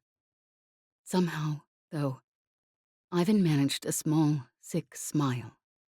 He put his arm around Tay's shoulder, and Tay leaned into him, trying not to think of anything but the warmth of him that he was probably feeling for the last time in his life. And then, through his earpiece, he heard a voice that he'd been sure he'd never hear again. "Hey, techhead, we're on our way. You and Ivan aren't making out on a couch or something, are you?" He stared at his comm in dumbfounded bewilderment, then slowly turned to stare at Ivan. A disbelieving smile was spreading across Ivan's face. He grabbed Tay and crushed him into a hug, burying his face in Tay's hair. "Tay," Ivan choked, but he couldn't seem to say anything else. But then, with something caught in his throat, Tay couldn't say anything either. Chapter 30. Tay, Day 17. It was just over 10 standard minutes, although it felt like hours, before Tay heard boots clattering on the streets and turned in time to see Jez and Lev round the corner to the alley. Jez was leaning heavily on Lev, and she looked like she'd been in a fight, but she was grinning widely. "Hey, techhead. Every time I leave you alone, I find you swooning over Ivan. You're going to have to learn to keep your mind on the job one of these days." He was too relieved even for an exasperated retort. Ysbel, Tanya, and Masha rounded the corner next. Ysbel and Tanya carried the children, bundled in coats and scarves. Masha was holding a heat pistol, and the grim look on her face told him she'd be more than happy for an excuse to use it. Tay, what's happening? Lev snapped as they came up to him. He didn't take his arm from Jez's waist, Tay noticed, and Jez didn't seem to mind. It's not good, Tay said, sobering quickly. He gave them a brief account of what had happened behind the barricades, and Lev's face grew grim as well as he listened. Ysbel said quietly, "Those are my students in there." Tay glanced over at her and was suddenly very, very glad he was not in the police's shoes. "How long ago was this?" she asked brusquely. Tay shook his head. "We got out maybe 10, 12 minutes ago." "Then they still may be alive," said Masha quietly. "It will take the police longer than that to get the paperwork done, and they won't execute anyone before they've done that. It would be as much as their position was worth." Lev was frowning at his holoscreen. He looked up at Tay. "Remind me, where were you worried the gangs would start fighting?" Tay peered at the map on the holoscreen. "Here." He gestured to the small patchwork of streets near the barricade.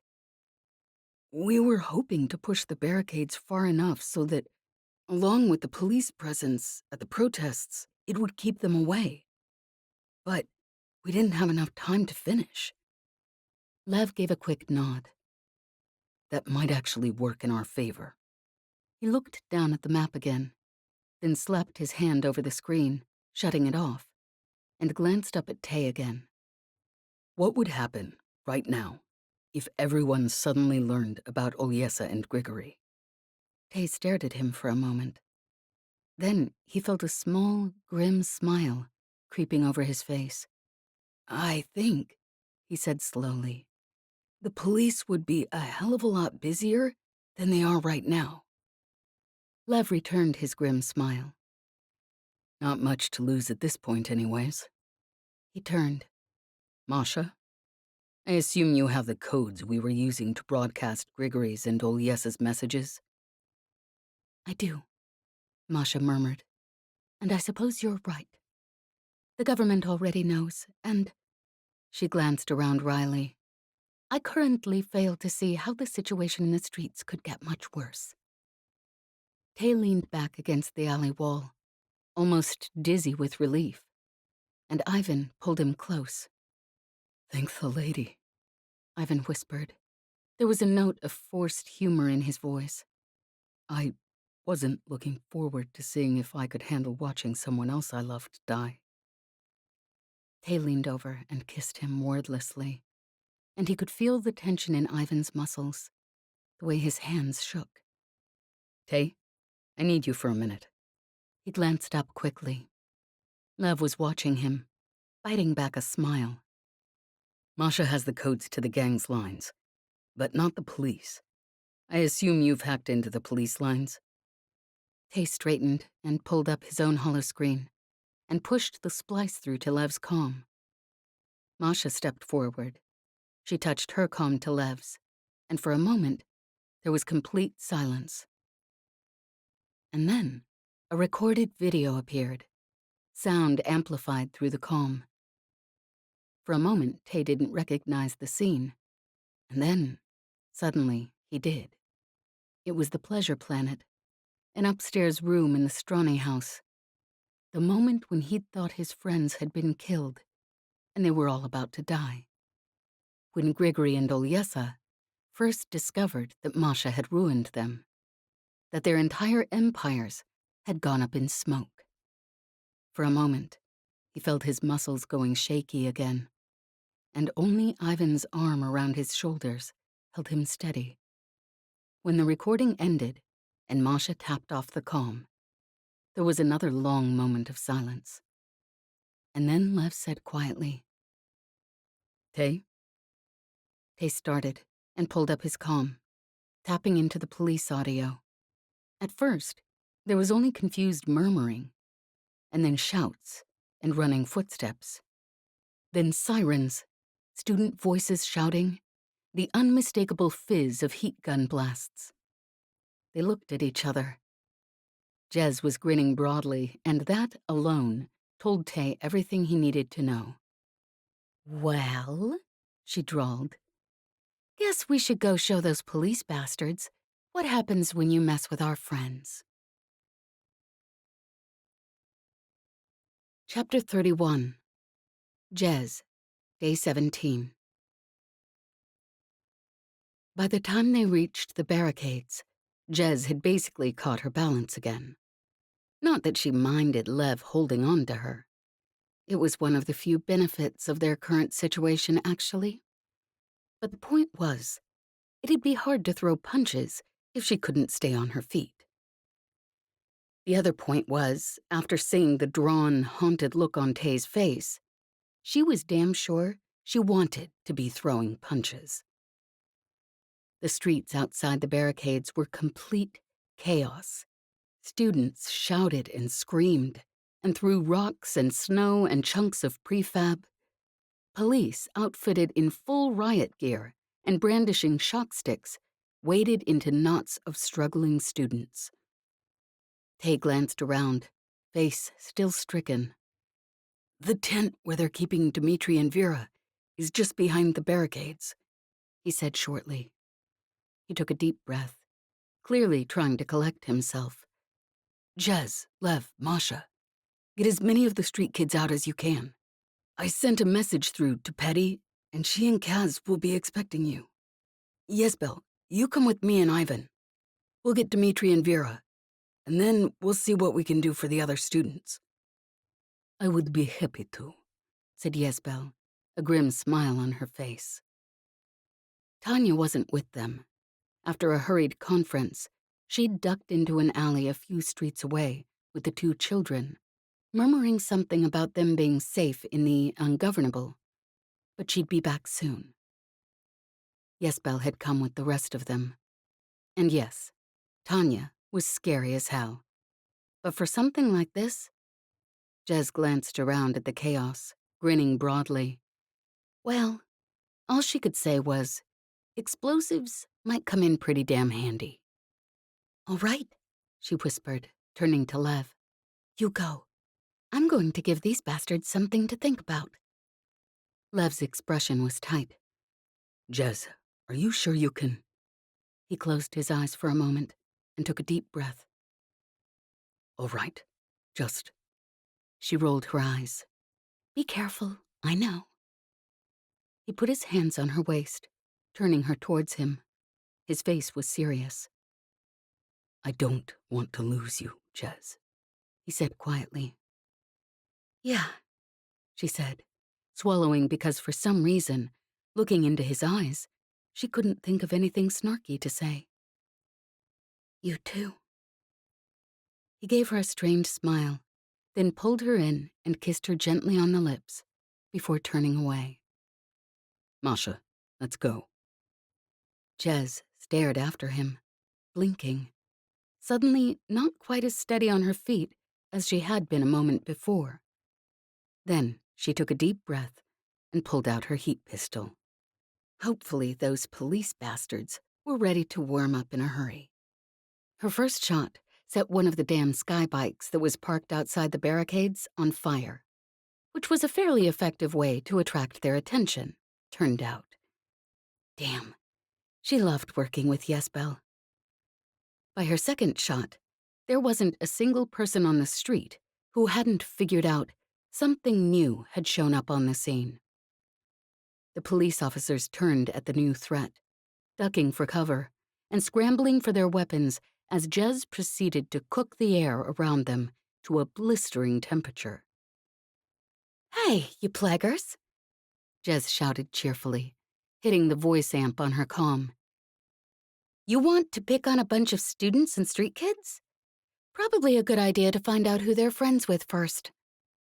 From the corner of her eye, she saw Tay and Ysbel, who'd taken advantage of the confusion to slip through a gap in the shattered barricade.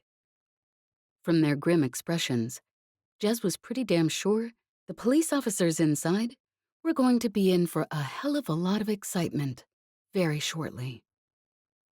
She couldn't see Masha and Lev, but that was probably a good thing, considering their plan hinged on them avoiding notice. "What the hell are you doing?" An officer shouted at Jez. "Who are you?" Jez grinned. "Heard there were a bunch of hooligans with guns attacking some kids, so figured I'd come help sort it out." "Jez, down!" Lev snapped through her comm. She dropped, and something whined over her head, the wind of it cold on her face. She glanced up in time to see the back of an officer on a skybike. She scrambled to her feet, swayed for a moment, and, as the skybike rushed at her for another pass, she stepped neatly out of the way, grabbed the bike's handles, and swung herself up behind the officer. He gave a muffled curse and managed to half-turn as the bike swerved wildly. He brought his gun around, but Jez grabbed the back of his helmet and shoved it up and forward. The front edge of it slammed into his throat as she brought the butt of her pistol down hard on the base of his skull. The officer slumped, and Jez hit the restraints, shoved him off the bike, then yanked up on the handles, skimming the narrow alley walls. She leaned forward until the speed pulled tears from her eyes, and the icy wind froze them on her cheeks. Then she flipped the bike around and pointed it straight down towards a knot of officers who'd turned back to the barricades. Her cheeks tingled from the cold, and her teeth ached where the air hit them, but she couldn't stop grinning if she tried. The officers below scattered as the skybike dived into the center of them. A few of them rolled, yanking out pistols, and the air around her glowed with heat. She pressed herself lower against the bike and shot upwards, out of range of their weapons. A handful of officers had swung onto their bikes and were coming after her, and she almost laughed. She was flying so fast now that the bike was shaking under her, on the very edge of control. The officers couldn't possibly match her speed, but were apparently trying to make up for it by the sheer amount of firepower they were throwing her direction. "Hey, you bastards," she shouted over her shoulder. "I spent the last 3 damn weeks in government meetings, and I'm just going to say, I can see what they were talking about. Wasting plaguing government resources and inefficient damn use of—" A heat blast slammed into the back of her bike, causing it to swerve crazily, and she swore, shoving the handles down so she was pointed at the street. Her pursuers peeled off in panic, and she pulled out of her dive just before she hit concrete. "Jez," came Lev's strained voice in her earpiece. "Over here." She flipped her bike around and swore loudly. Lev and Masha were outside the barricade now, pinned down in one of the narrow, winding alleyways. A small group of frightened street children huddled behind them. Jez recognized at least one of them as Tay's friend, but the police officers had them surrounded, and they were firing steadily. Lev and Masha had ducked behind the scant shelter of the alley wall, and Masha was putting up an impressive counterfire, but it wasn't going to last. Jez gave a tight grin, leaned over the handles of her bike, and shot towards them. The officers heard her the moment before she reached them, and they dived frantically out of the way. She skinned the bike over their heads, turned around, and came in for a second pass. bringing the hilt of her pistol down on the back of the neck of the officer who looked like the leader. He crumpled, and Jez slid off the bike, swayed, and grabbed for the wall. Her pistol, though, pointing at the fallen officers, didn't waver. "Tell you what, you bastards," she called. "This pistol was modded by my friend, and if I pull the trigger, there's not going to be enough of you left for the street kids to warm their hands over on a cold night. So I suggest that you drop your damn guns and get the hell out of here." There was a moment's silence. Then the remaining officers scrambled to their feet and ran for their lives. Jez turned to grin at Lev and the others. Lev paled, but before he could speak, a barrage of heat blasts sizzled around her. She yelped and dived into the alley beside Lev and Masha. "I thought you said you didn't like to get shot at," she whispered to Lev. "You picked a pretty damn bad job description." I'm aware of that, Jez, he said through gritted teeth. However, I don't know there'll be anything left of us to shoot at in about 30 standard seconds. Jez grinned at him, the adrenaline pounding through her veins. "You're right. There's always a bright side."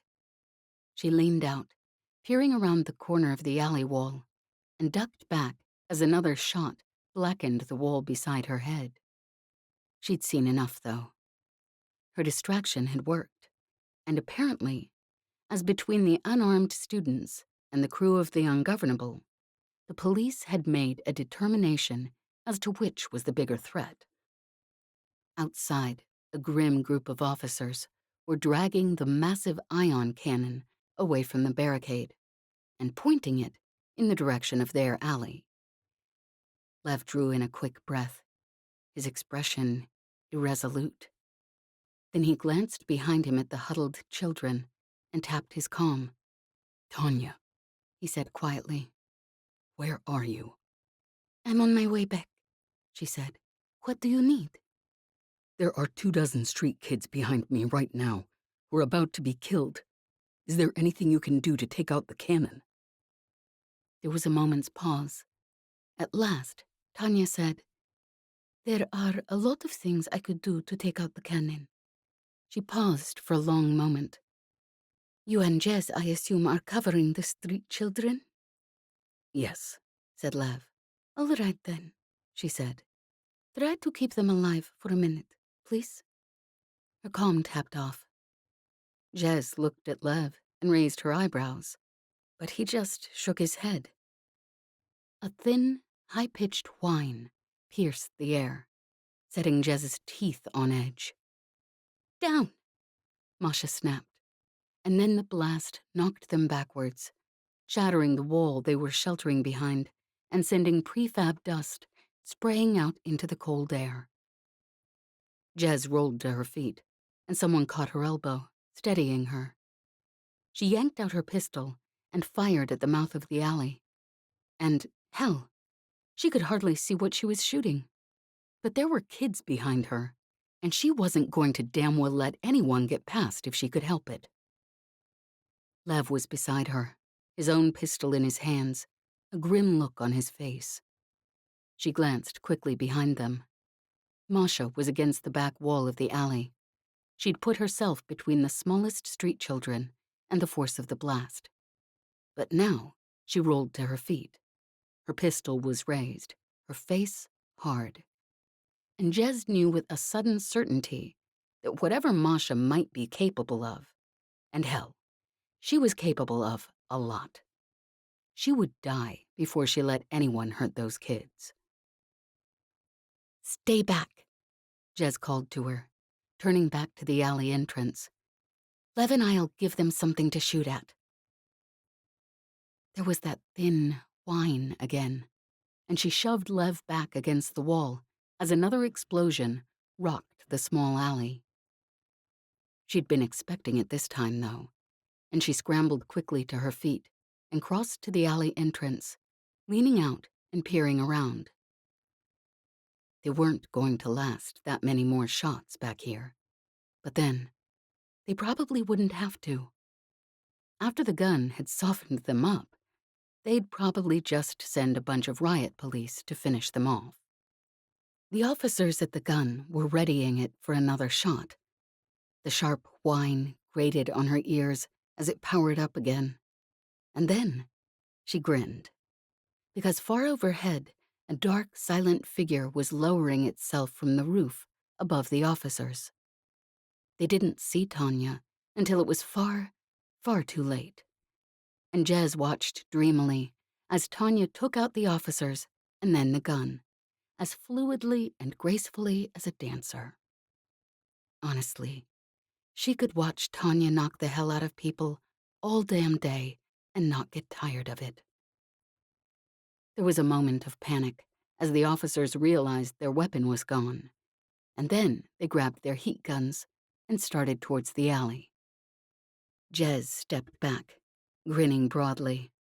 Her heart was pounding, almost like it had with the poison, but this time she was enjoying every damn second of it. "Masha, stay back with the kids," she said over her shoulder. "You too, genius. Figure I can make them think about things a little bit before they decide to come after the rest of you." Lev shook his head firmly and stepped up beside her. I may not be as good as you with a gun, but I've been around Ysbel for months now. I can shoot, you know." She turned to him and winked. "Thought you hated getting shot at." "Yes," he said dryly. but I've learned there's something I hate more, and that's watching you get shot at. She stared at him for a moment, then shrugged. "Your loss. Bet I look damn hot getting shot at." He gave a small, reluctant chuckle. There was the sound of boots outside the alley, and she tightened her grip on her pistol. Then, an explosion rocked the entire street. When Jez recovered her senses, she was sitting with her back against the alley wall, her vision a blank white. She blinked a few times, and the world started to take shape again. A few seconds after that, she realized the roar that she was hearing wasn't just in her ears, and a few seconds later, that it wasn't just noise. It was words. And then she heard what they were shouting. She turned to Lev, who'd been thrown beside her, and grinned. Outside the alley, students' voices shouted, "It's the professor! The professor came!" Slowly, Lev's face broke into a grin. A moment later, Tanya dropped down into the alley beside them. She strode quickly over to Masha and took in how Masha's body sheltered the children. She gave a small smile. "Thank you," she said. Masha gave her a small smile in return. "Well," she said, "we'd better get the rest of the children out from behind those barricades. That's what we're here for, isn't it?" Chapter 32. Ysbel, Day 17.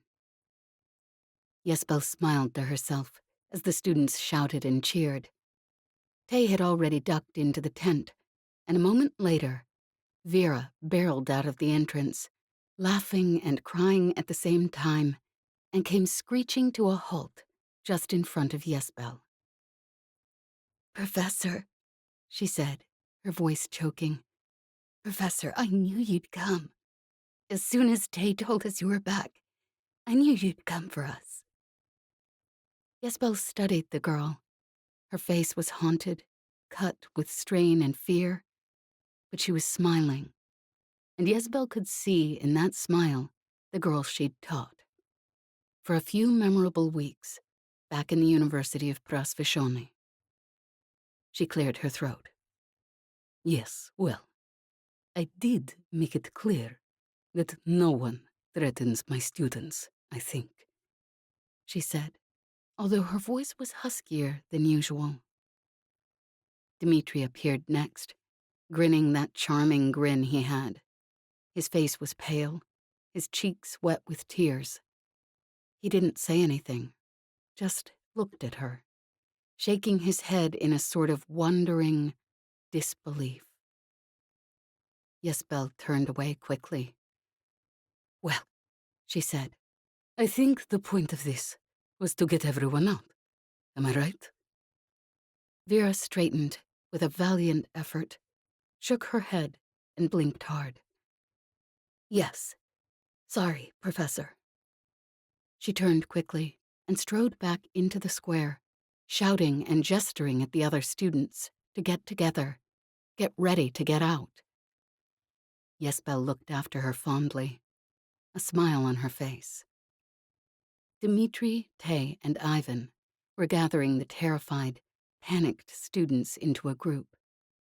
The police officers, who were left behind the barricades, were huddled together, shouting frantically into their comms, paying almost no attention to the students.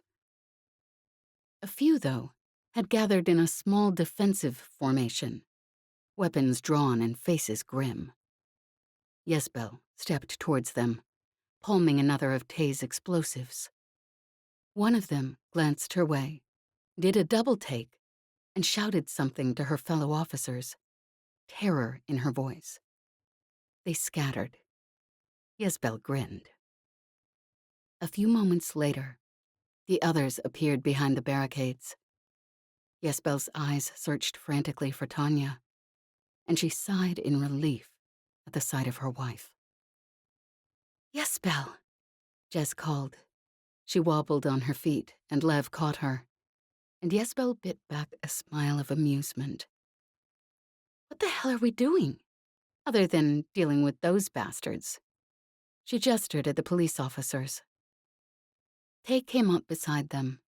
His face was soot-stained and exhausted, but his expression was lit with a disbelieving hope. Come on. We need to get everyone out. The police are distracted for now, yes, but I don't know how long it will last. If they trap us like this again. Lev and Jez exchanged glances, then followed him into the mass of students and officers. Ysbel turned quickly to Tanya. Is everything all right? Tanya gave a short nod. I took out the gun, temporarily.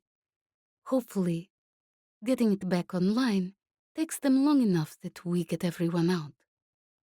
Then, Ysbel glanced up to see Jez sprinting towards them. Her face was bloodless, and her smile was the same one Ysbel had seen back on the pleasure planet, when Jez had pulled out her pistol and thrown herself into the middle of a knot of bodyguards. The smile she wore when she figured they were all about to die. Ysbel's stomach clenched. They've blockaded us off again, she panted. I don't know what they're planning, but... And then an officer's voice came over the voice amp. Stand down. We have you surrounded. Silence fell over the panicked masses of students. Across the square, Tay and Ivan looked up from their hurried conference with Vera and Dmitri.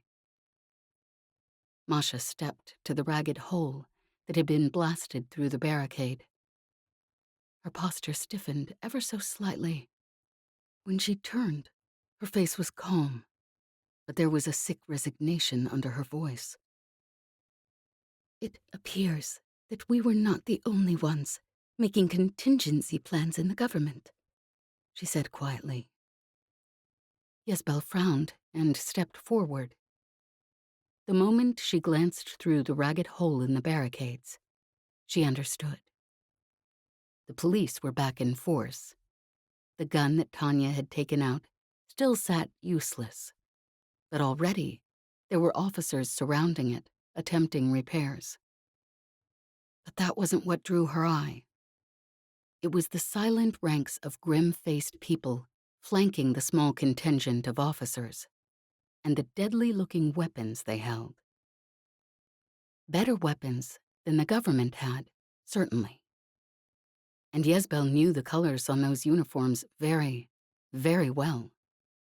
From prison, and from Grigory's ship, and the pleasure planet, and from earlier that day outside their apartment. Well, she murmured, I guess now we know what it takes to get Gregory and Olias's Boyeviki and the street gangs to work together. A common enemy, said Masha quietly. Slowly, Ysbel stepped back from the entrance. Tay, she said, turning to him. I know their blockers took down your access to the comm system after my explosion. Were you able to get it back up? Tay frowned, his face tight with worry, but he nodded. Good, she said. Then I think you should pull up your voice amp. Tell the rest of them to stand down.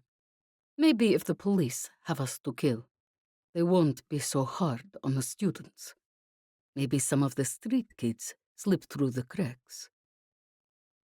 Her voice was somehow matter-of-fact, but there was a strange shakiness to her muscles. What? Ivan began, his voice tense. Masha joined them. Lev was close behind her, and his face told Ysbel he knew. The gangs and the Boyeviki have joined forces with the police, he said softly. He gave a quick wry smile. I should have anticipated this. There were enough people that opposed Jez's plans, the ones who'd been on Gregory and Oliesa's payroll. This was certainly a logical possibility, but I missed it. I'm sorry. He shook his head. Tay's posture sagged slightly, his face sick. At last, he said, Maybe we can get the kids out? Keep them occupied while we... Ysbel let out a short breath. No, she said. There's too many of them. They're too well armed. There's enough of them out there to block off every street behind this barricade and finish off every last person inside. And that's what they'll do if we don't stand down. Vera had come over to join them, and Dmitri had followed. They were listening silently, but Vera was watching Ysbel with a sort of desperate hope. Ysbel closed her eyes for a moment. Olia's face looked up at her from her memory, the last time she'd seen her. Her daughter had lost so much already. She was 8 years old, and she didn't know what it was like to have a home, or not be in danger. And now, to lose her parents as well? Someone slipped their hand into hers, and she opened her eyes. Tanya was watching her, concern in her expression. Ysbel squeezed her hand, and there was something in the familiar warmth of it that held her steady. Tanya had always been the one to hold her steady. Vera, she said quietly, turning to the girl. I have explosives, yes. I could take down every last gang member and police officer out there. But if I did that, it would kill everyone in this street. I have nothing that will keep the rest of the students alive. She tried for a small smile. But listen, you and Dmitri, go. You can blend in with the crowd. Everyone out there has a reason not to like the six of us. We should be able to convince them that we're the real ringleaders. The fear was stark on Vera's face, but she shook her head shortly. No, they know who I am, and they'll go through the students trying to find me. I'm not willing to risk that. She looked up at Ysbel, her face set, but there was something pleading in her expression. They trusted me, and I can't do that to them. Look at you, Professor. You didn't have to come here, but you did. I'm not running away, not if staying might give them a chance. Ysbel stared at her for a long time. At last, she nodded, and found she was blinking back tears. Tay had pulled up the holoscreen on his comm, his face grim and hopeless. At least we can hook into the comm lines again, he said with an attempt at a smile. Vera, do you want to send the message, or shall I? Vera gave him a weak smile in return. Let me. They're used to me yelling at them anyways. Tay typed something rapidly on his screen, then looked up. There. It should work now. Once their blockers were taken out, it was an easy fix. He gave a wry smile. Too bad we didn't think about setting up a huge explosion in the middle of the square earlier. I patched through to the outside lines as well. So if you wanted to talk to your parents... Never know, said Vera, with an obvious attempt at humor. Maybe I'll get to say goodbye before the police shoot me after all. She tapped her comm to what must have been a line Tay had set for the protesters. It's me, Vera. Listen, we're trapped, and we're not going to win this. I'm sorry. She paused. Get out if you can. Don't try to be heroes, just get out. We're turning ourselves in, so don't bother trying to help us, just go. She tapped her comm off and took a deep breath. Finally, she looked up. I guess we'd better get it over with. Ysbel gave Tanya's hand another squeeze, sickness knotting in her stomach. She made to step forward, but Tay put a hand on her arm. I'll go, he said quietly. They'll recognize me. Ivan slipped an arm around Tay's waist, and Tay leaned into him for just a moment, eyes closed, face strained.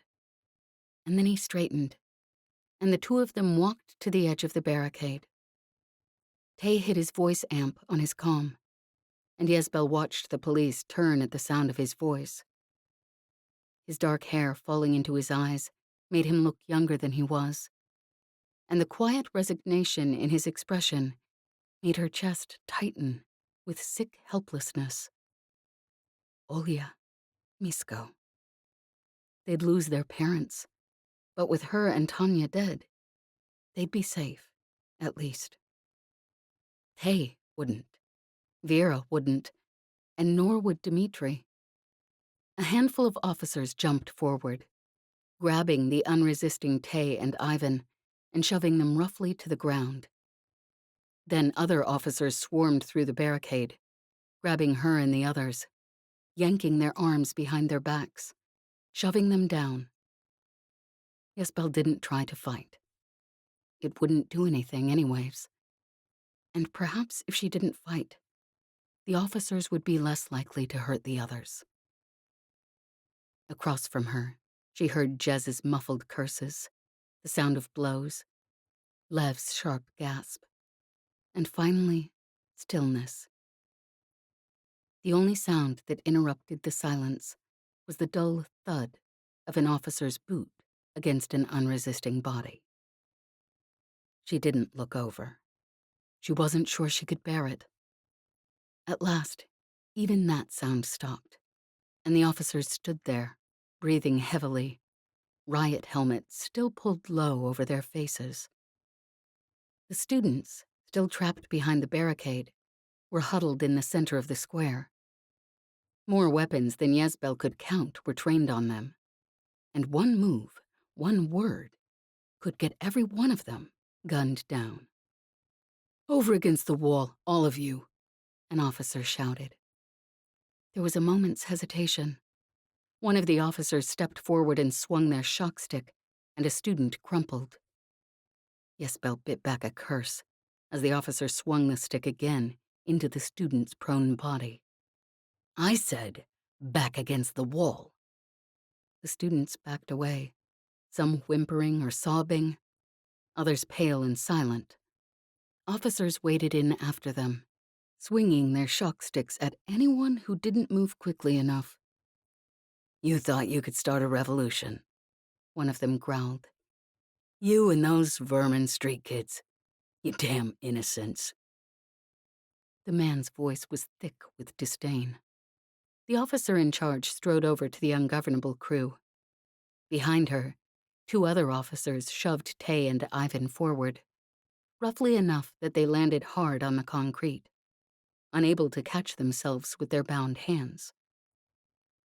Ysbel sucked in a quick breath. They were both alive, at least, and both still conscious. But Tay's face was sick with pain, and he looked like he might vomit. And then, 4 blood riots came forward, dragging something behind them. They deposited their burdens unceremoniously on the concrete and stepped back. Tay sucked in a short, sharp gasp, and Ysbel closed her eyes for a moment, in horror. Kaz and Petty, both bound, lay still on the concrete. For a moment, she thought. But then Kaz stirred, and Petty blinked her eyes open, and Ysbel let out a quick breath of relief. They didn't look good. Kaz had a black eye, and Petty was bleeding from the nose, an angry welt rising across the side of her face. "These 2 were stirring up the street kids," said one of the blood riots. "Them and those 2 over there," she added, gesturing with her chin to Tay and Ivan. Ysbel hadn't thought she could be more horrified. But when one of the officers kicked Kaz hard in the stomach and he doubled over, choking for air, then did the same to Petty when she rolled over to help her brother, she had to turn away, swallowing through the tightness in her throat. They were babies, practically, for all they'd had to grow up too quickly on the streets. Olya and Misko, Kaz and Petty, Vera and Tay and Dmitri, the students huddled against the filthy alley wall. It had been so much simpler when the people she'd died to protect had numbered 3, instead of more than she could count. Must be tough, protecting the damn Svodrani System government when you're scared of a damn 16-year-old kid. Jez drawled, but Ysbel heard the sharp, hopeless anger in her voice. Guess you don't. There was the unmistakable sound of a shock stick hitting flesh. Jez's words cut off in a grunt of pain, and Lev choked out a curse. Jez drew in a quick breath, as if she was about to speak again, and then the shock stick slammed down again, and she swore instead, her voice strained. The officer in charge watched passively. At last, when Jez's profanity had faded to gasps, the officer said, "Up against the wall. Go on." "What will happen to the others?" Tay said, voice tight. "We were the ringleaders." The officer shrugged. "They'll be questioned, arrested, some of them. Some of them will execute." Tay closed his eyes for a moment, face ashy. "And when did the police department start working with the gangs?" asked Lev in a level voice. One of their guards shoved a shock stick into his stomach, and he dropped to the ground, body stiffening at the jolt of electricity. At last they stepped back, and Lev collapsed, shaking. Jez tried to roll to her feet, but another of their guards kicked her viciously, and she doubled over, gasping for air. "We take orders from the people authorized to give them," said the captain coldly. "That's all we need to know." She turned. "Get them against the wall." Tanya caught her eye again, as they were shoved back against the alley wall. Her face was pale, her expression sick. She was thinking about their 2 children, frightened and alone, in the small room in the Ungovernable. Even after 5 years apart, Ysbel could read her wife's expressions like they were hers. She touched Tanya's arm briefly, and Tanya gave her a weak smile. Ysbel couldn't manage a smile back. When the police stepped back, she glanced quickly around at the others. Tay looked straight ahead, the grim hopelessness in his expression almost frightening. Ivan stood next to him, that muscle in the corner of his jaw working slightly. Kaz and Petty were on their feet again, somehow, their postures stiff with pain. Even Vera and Dmitri seemed, at last, resigned to their fate. If she'd had her damn electrical pulse weapon, Maybe she could have done something with the guards at this close range, but she'd left it in the Ungovernable when they'd fled the hangar bay, along with her other prototypes. She sighed and leaned over to Vera. "You know," she said quietly, "I don't particularly want to die, but if I'm going to," she gave a small shrug, "I couldn't pick better company. Not that it means anything now." Vera turned to her, eyes bright with unshed tears. "Coming from you, Professor, that actually means a lot." Ysbel smiled slightly. "You know," she said, "when I was young, my parents took me away from Prasvishoni to be safe, to a small planet on the outer rim. That's where I grew up. That's where my children were born." She paused. "Perhaps I should have done the same thing, thought only about keeping my family safe. But there are children here on the streets, and children on the pleasure planet, and in the end, I couldn't." Vera was watching her silently. "You couldn't either," Ysbel finished. "That's why I don't regret it, because of people like you." A tear trickled down Vera's face, and she turned away quickly. The captain was directing 4 or 5 police officers into a row, handing them the wide-bore long-range weapons that would take out a crowd of people in one shot. Give enough of the officers that kind of weaponry, and even the ones who didn't want to shoot children like Kaz and Petty would shoot, because they'd know the children would die anyways. "I love you, Yissi," Tanya whispered. "Maybe we didn't win, but we tried." "Yes," said Ysbel quietly. "We did try." Tanya gave her a small smile, and Ysbel swallowed back tears. There was a shout from outside the barricade. Ysbel looked up quickly. Another shout, a confusion of noise. Ysbel frowned and half turned, but the soldier holding her slammed his shock stick into her back. She winced, fighting back a curse, and stopped trying to move. The commotion was growing. More voices rising now. The officers stared at each other, confused. "Down with the fascist police!" someone shouted from the cluster of students. Then the students surged forward, and the officers cursed and went for their weapons, and Ysbel jerked free of the guard's grip, throwing herself between Vera and Dmitri and the street kids, her family, and the impending bloodbath. Chapter 33. Lev, Day 17. Lev grunted as a shock stick hit him in the stomach. He landed on his knees, gasping, and when he looked up, it was into the muzzle of a heat gun. He closed his eyes. Even after everything that had happened, he couldn't bear to see the shot that would kill him. And then the officer grunted and stumbled forward, and the shot went wild, and Lev looked up to see Jez, a dangerous grin on her face, and a large lump of prefab in her hand. An officer grabbed her from behind, shoving her hard.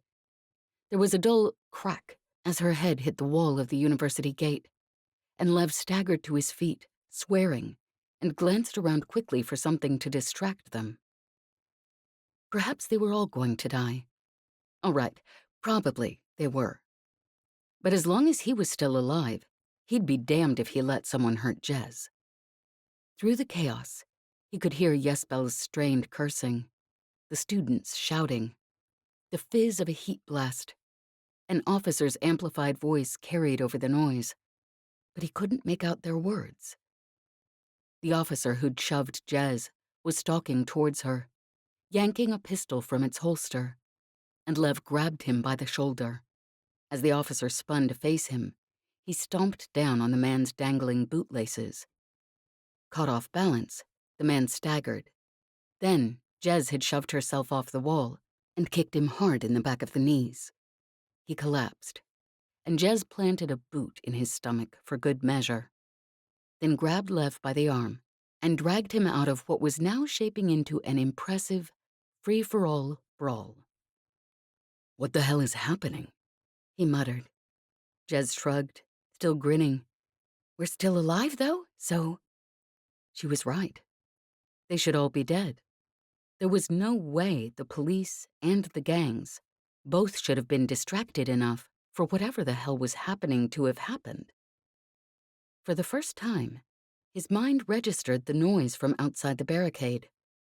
Voices shouting. Police sirens. They were close enough that he could make out the words in the shouting.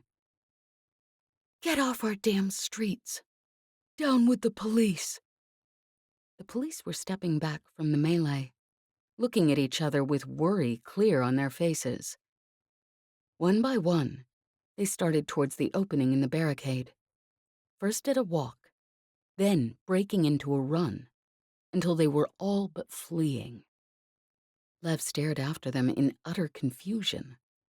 Around him, dazed students were doing the same.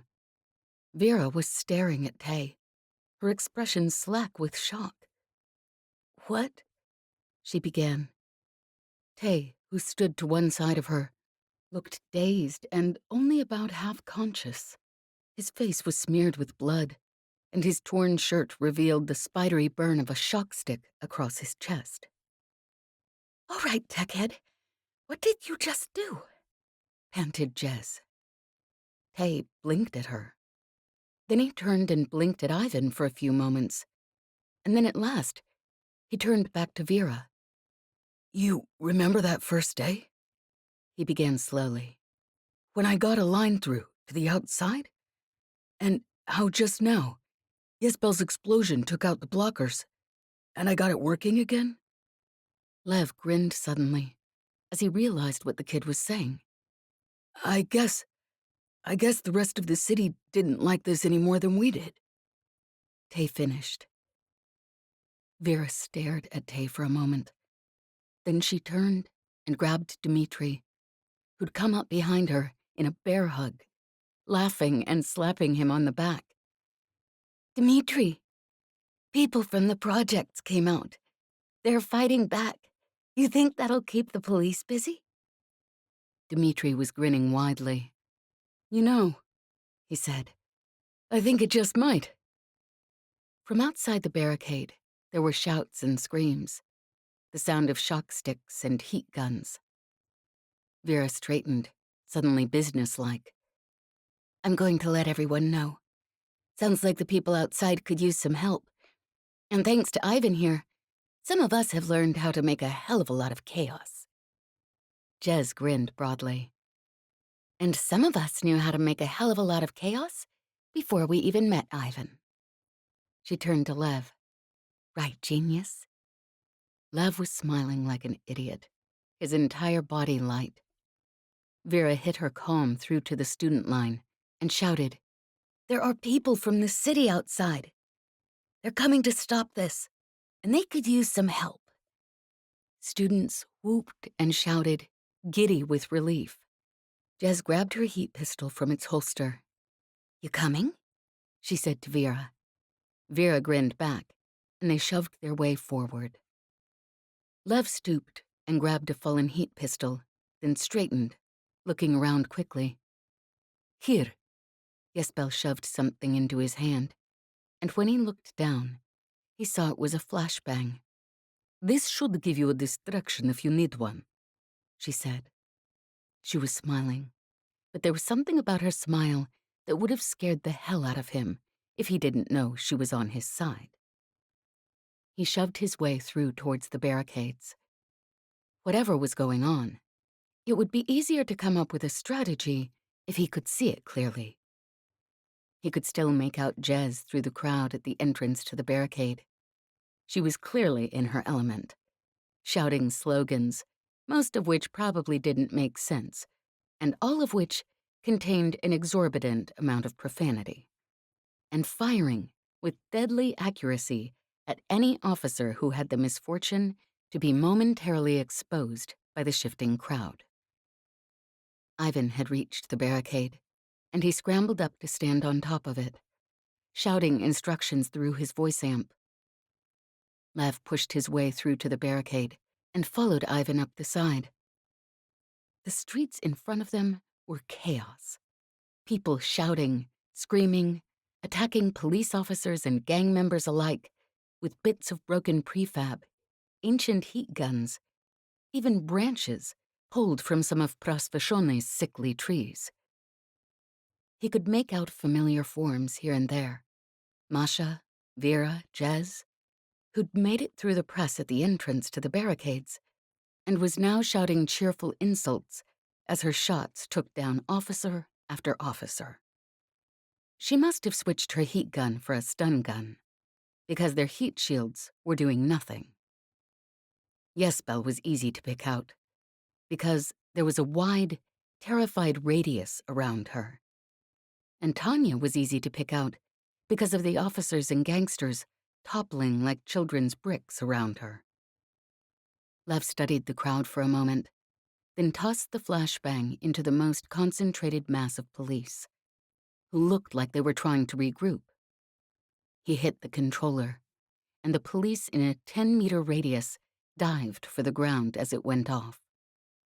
Ivan glanced over at him and grinned. Lev smiled back, then glanced out at the crowd again, searching for another target. His eye caught on a woman at the front of the crowd, dressed in civilian clothes, eyes fixed on Ivan. He swore and dived for Ivan, knocking him to the ground as a laser shot lit the air above them. Ivan flattened against the barricade, and Lev joined him. What? Ivan began. Stay down, said Lev tersely. He squinted, searching the crowd. That woman there, and those 3 men? And over there, those 5. They're not civilians. They're government, and they're the ones giving the orders. Watch out for them. He pulled out his pistol and fired off a shot, and the woman ducked back into the crowd. Noted, said Ivan, voice still slightly shaky. He got to his feet and held out his hand, pulling Lev up as well. Tay clambered up beside them, breathing heavily. What's happening? He snapped. Lev gestured out over the chaos in the streets. It's promising at the moment. There's too many civilians for the police to keep order, and the gangs are being split up. It will take them hours, days maybe, to get this under control. Tay gave a short nod. Good. Some of the police behind the barricades regrouped. They're holding a group of students. I'm going to get them out. I'm coming, said Ivan. You'll need backup.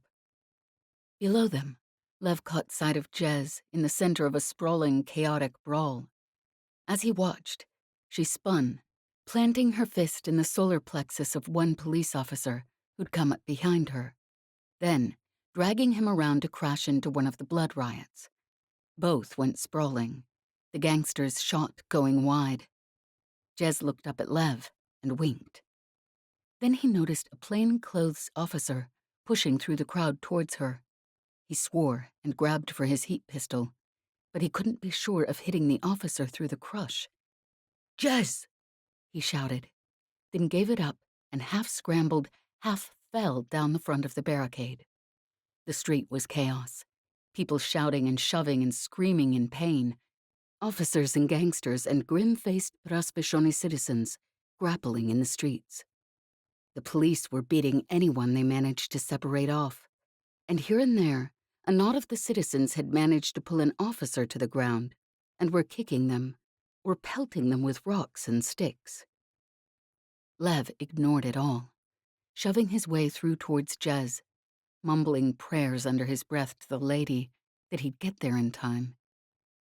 She knew how to fight, yes, but she might not recognize the plainclothes officer as a threat. And he knew damn well that the police were shooting to kill. Then he pushed past 2 brawling figures, and Jez was in front of him. She swung around, saw him, and swore, jerking her pistol up and sending the blast that would have knocked him flat harmlessly into the air. Genius! What the hell? He grabbed her elbow and yanked her down, as the plainclothes officer behind her grabbed for the back of her jacket, the officer's other hand bringing up a deadly-looking pistol. He and Jez crashed ungracefully to the cement. Jez, who, whatever else she might be, wasn't slow on the uptake, grabbed the plainclothes officer by the ankle and yanked her down after them. The woman hit the ground hard. Jez grabbed her by the collar, slamming her head into the concrete. The woman grunted, losing her grip on her pistol, and grabbed for Jez's wrist with one hand. Her other hand came up, a second tiny pistol appearing there as if from thin air. Lev swore and shoved his hand into the outside pocket of her jacket. His fumbling fingers closed around a small, cylindrical object, and he yanked it out and jabbed it hard into the side of her neck. The woman went limp. Jez turned to Lev, eyebrows raised. Not bad, genius, she shouted over the noise. She dead? Lev shook his head, breathing heavily. I don't know. They have serum that kills you, and serum that just knocks you out. Whichever she decided to carry, she deserves it. Jez gave him a quick grin. Thanks. She rolled painfully to her feet, and Lev scrambled up beside her. Tay and Ivan are trying to get some trapped students out, he shouted in her ear. Well, what are we waiting for? She shouted back. They pushed back towards the barricades, through the clamoring, fighting mass of people. When they finally broke through, Lev glanced quickly around. He saw the students at once. They were in one of the side alleys, pushed up against the university wall. Tay and Ivan crouched behind the shelter of a jumble of furniture and debris that had been knocked from the barricade, a few meters away. The police were staring out at the square, their attention distracted. Lev jerked his head towards Tay and Ivan. Jez nodded, and they made their way quickly across the square towards them. What's happening? Lev asked quickly, as he and Jez ducked down beside them. The police are scared. They'll kill the students the moment they feel threatened, said Ivan, face grim. Okay, so what do you want to do? Said Jez, because I damn well feel like threatening them right now. By the look on Tay's face, he wouldn't have minded the same thing.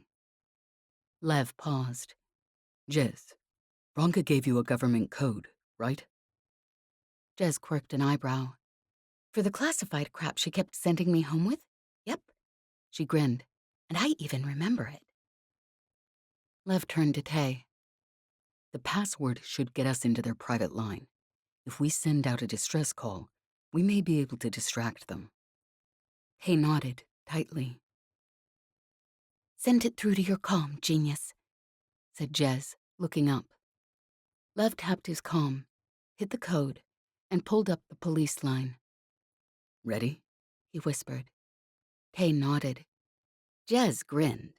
But then, Jez always grinned when there was a chance she'd be punching someone in the near future. He took a deep breath, then pitched his voice to an appropriately arrogant tone. What the hell are you lazy idiots doing, guarding a bunch of students? He snapped into his comm. We've got an emergency over here. Sector 27, get here immediately. Around the corner, he could see the officers looking at their comms in confusion, and then at each other. He hadn't identified himself, which was unavoidable, since he had no idea which commander these particular officers answered to, and no idea of the ID code, even if he had known. Now! Lev barked, making his voice even more arrogant. One or two of the officers began to move, the others still frowning down at their comms. By the time they looked up, Jez was standing in front of them, stun gun loose in her hands. You plaggers don't follow orders very well, do you? She drawled. Within a few moments, the officers were incapacitated. Tay and Ivan got the terrified students moving towards the relative safety of the university, and Jez turned to grin at Lev. He put an arm around her waist, pulling her close for just a moment before they turned to go after Tay. Then the noise from outside the barricades dimmed abruptly, and Jez turned to him, body tense. He yanked up his holoscreen, flipping to the hacked government lines. He stared at the screen for a moment, waiting for the words he was reading to make sense. But no, he wasn't imagining it. He looked up at Jez with a disbelieving smile. "What?" she asked. He pulled the screen around, and she frowned down at it. Then a slow grin spread across her face as well. "Whole damn city's rising up, is it?" she said at last. "Not just the projects anymore." "So it would appear," said Lev. They looked at each other for a moment. Then Jez began to chuckle. Her chuckle grew into a laugh, and he joined her. And soon they were leaning on each other, wiping their eyes, and he wasn't even sure what they were laughing at. Outside, the sirens' whines were growing fainter in the distance. "I think," said Lev, when they'd recovered themselves, "the police have realized they are currently outmatched." "Yeah?" said Jez. "About time they figured it out." Lev turned to her, a fond smile on his face, and that was the only reason that he caught, from the corner of his eye, a flicker of movement from behind one of the walls of the alley. There was a split second where his mind took in the scene.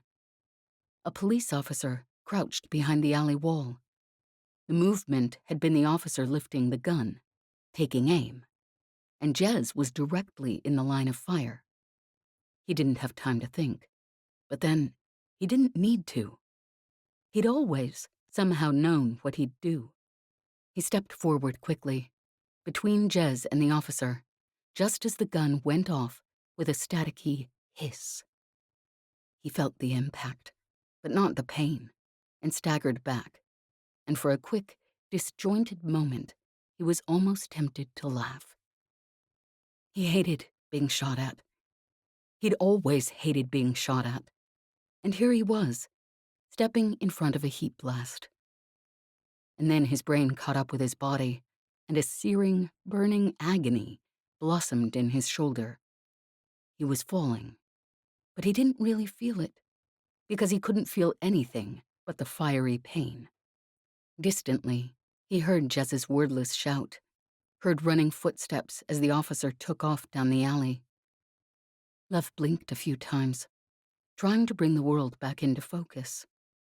Jez's frantic face swam in front of his vision, hazy and blurred. "Lev, can you hear me? Lev!" Her voice was desperate, and he wanted to say something, but he couldn't seem to form the words. She stood, and he felt himself being half lifted, half dragged, and bit back a scream at the movement. And then he was being propped up on something soft. And once he'd caught his breath, he blinked open his eyes again. Jez, crouched in front of him, face set and bloodless, digging through a first aid kit. "Lev, you damn plugger. If you even think about bloody dying on me," she choked. She yanked out a blast kit and ripped it open with her teeth, then pulled a gutting knife from her belt and slit his jacket neatly around the wound. She gritted her teeth, gently peeling back the burned fabric, and for a moment, he thought he might pass out. "Easy there," she muttered through her teeth. "It'll feel better in a minute, I promise." She finished with the cloth, pulled back the wrappings on the heat kit, and sealed it gently over the wound. He dropped his head back as the soothing cool of it cut through the burning agony. Gentle hands leaned him back against a wall, settling him into a more comfortable position. But the breathless relief of the cool against the searing pain in his shoulder was making him almost lightheaded. At last, he opened his eyes. He was in a small shelter, something the students must have set up when they were behind the barricades. Jez stood by the door, peering out, heat gun in her hand, expression grim. She turned at his movement and crossed over to him quickly, dropping down in front of him. "Lev, are you all right? Are you..." Her voice choked slightly. Lev. This time, by sheer force of will, he made his muscles move, and he managed to put a hand on her arm. Jez, I'm fine. I'm all right. She studied him for a moment, her face haunted, as if trying to decide whether he was actually still alive, or if he was trying to lie to her from beyond the grave. At last, her shoulders slumped in relief. He smiled, despite the throbbing pain. I'm still alive. I promise. You can feel my pulse if you want. She gave a shaky, reluctant smile. Yeah? Well, don't ever damn well scare me like that again, okay? He made a wry grimace. Believe me, Jez, I have no intention of doing so. She snickered slightly, and then her laugh turned into a sort of gulping sob, and she turned away quickly, wiping her eyes. He put his hand on her arm again, even though the movement made the room sway slightly. Jez, it's all right. At last, she turned back to him and took a few deep breaths. She closed her eyes. Then, when she'd regained her composure, she studied him for a long, long moment. Do you promise you're all right? She asked at last. You're not about to die or anything? He nodded. She knelt, so her head was level with his. Without taking her eyes off him, she reached out and brushed a hand across his cheek. Somehow, despite the throbbing pain, a shiver ran through him at her touch. She ran her thumb along the line of his cheekbone, her hand cool against his face. For some reason that had nothing to do with the heat gun blasts, he was finding it much more difficult to breathe than it should have been. Gently, she slid her hand around behind his head, up into his hair, and still, without taking her eyes from his, she leaned in and touched her lips to his forehead. Another shiver ran through his body, and the pain from the heat blast wound seemed somehow much less important than it had been a few seconds ago. She leaned in again, her lips brushing up his cheekbone. His breath was coming quickly, his heart pounding. She kissed the corner of his jaw, her touch impossibly soft. The ache from the heat gun was still there, but it was, at this point, completely overshadowed by the sensation of Jez's lips on his skin. She kissed the very corner of his mouth. He could hardly breathe. And then, very, very gently, she touched her lips to his. It was the merest touch, so delicate it could hardly be called a kiss, but it seemed to shoot a jolt of electricity through every part of his brain and body. She drew back, and there was something in her eyes that was part relief and part concern and part desire, and so completely Jez that it almost stopped his breath. You sure you're all right, genius? She whispered. He didn't answer, just leaned forward, and she leaned in to meet him. This time, the kiss was much less gentle, which was completely fine by him. He slipped his good arm around her waist and pulled her closer, and she slid her hands down the sides of his face, down his neck and his shoulders, trailed her fingers down his back. He groaned, and he could feel her smiling wickedly against his lips. Her hand slid around his waist, under his shirt, and he groaned again, feeling suddenly lightheaded. She pulled back slightly, and something about the raw desire in her eyes sent a rush of warmth through him and a burning ache in the pit of his stomach. He grabbed her, and she let him pull her forward, so she was straddling his lap. He settled her hips hard against his, and leaned them both backward against the walls of the makeshift shelter. She moaned, and he could feel the racing of her heart, the way her entire body responded to his kiss, his touch. He kissed her harder, peeling off her jacket with his free hand and running his hand from the nape of her neck all the way down her back, and she gave little, breathless gasps, her fingers tightening reflexively into his hair. And then the wall of the shelter they were leaned against shifted slightly, tilting backwards, and the movement jostled his injured shoulder. For a moment, everything went hazy. When he opened his eyes again, Jez was leaning over him, face bloodless and worried. Her lips, though, were still swollen, and there were traces of passion in her eyes, and her jacket was halfway off, her shirt underneath untucked, her hair disheveled, her face flushed.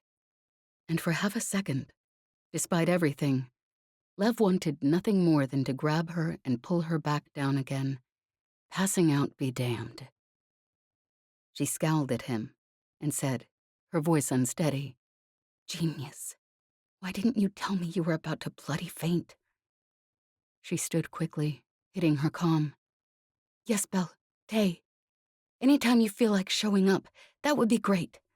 Lev's bloody shot, and we need to get him taken care of." She crouched beside him again, her face tight with concern. "I spent however many damn months wanting to get inside your pants so bad, I could hardly bloody stand it. And then we finally get crap figured out. And if you damn well die on me now..." He stared at her. "You..." he began stupidly. She glared at him. "What the hell do you think? Look, it's like I said back there in the government building. If..." Her voice faltered a little, and she looked down. "If you want to. I mean, if you don't..." He put a hand on her arm to stop her, and finally she looked up and met his eyes. "Jez," he said quietly. She just looked at him. Despite his throbbing shoulder, despite the fact that he'd very nearly passed out only a few moments before, and wasn't sure how long this bout of consciousness would last, despite everything, he found he was smiling. "Jez," he said again, "what the actual hell do you think that just was?" She was still looking at him skeptically. He blew out a shaky breath. "Jez, I want you so damn badly that even though I'm currently on the verge of passing out, the only thing I can think about is whether I can somehow manage another kiss before it happens." She was still staring at him. He shook his head. Yes, I want you. I wanted you almost since the moment I damn well met you.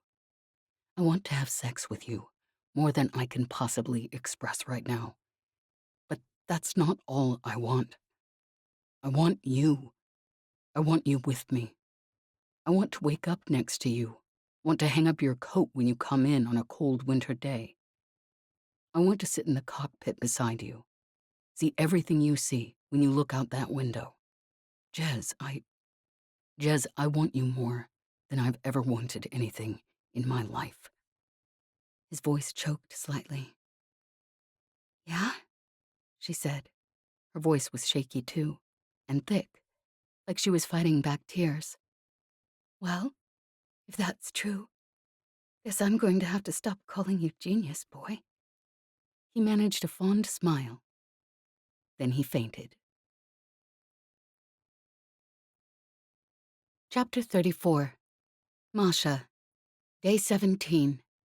Late. Masha glanced around the small hangar bay. The whole crew was there. Tanya had slipped away to retrieve the children, but she was back now, and Olya and Misko were clinging to her and Ysbel like they'd never let go. Ivan was there too, of course. Looking at him, his arm protectively around Tay, Masha was fairly certain he wouldn't be letting Tay out of his sight anytime soon. Somehow, despite everything that had happened, The thought made her smile. Kaz and Petty and the rest of Tay's street kids had stayed back by the barricades with the university students to regroup, form plans for tomorrow. But her crew had come back here, to the hangar bay they'd used in their first job, when they weren't yet crew and were hardly more than strangers, to work on their own strategy. "Well," said Masha at last, "against all odds, we survived." Lev, who was sitting leaned against one wall, his face tight with pain, looked up at her quickly. Yes, He said in a measured voice. but it wasn't exactly what you had planned, was it, Masha? She watched him, not letting her expression change. The truth was, of course, that he was right. How had she somehow underestimated her own crew? Or maybe she'd just overestimated her own ability to control them. What was happening now in the streets, at the barricades? That wasn't supposed to have happened. Unrest, yes.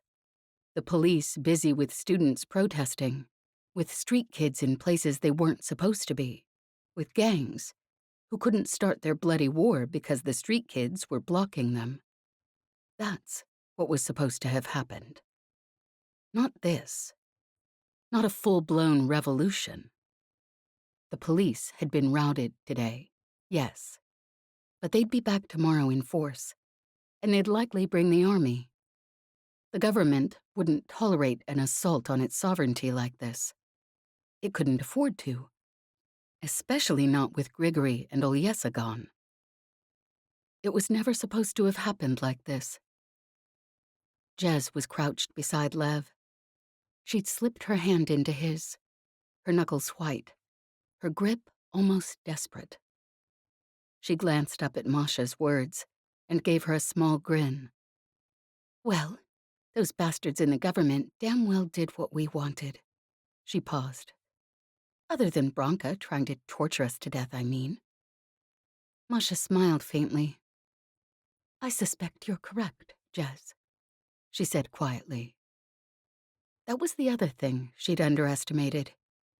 She'd wanted the government officials to take Jez seriously, but only enough to keep the government from imploding when word of Grigory and Olyesa came out.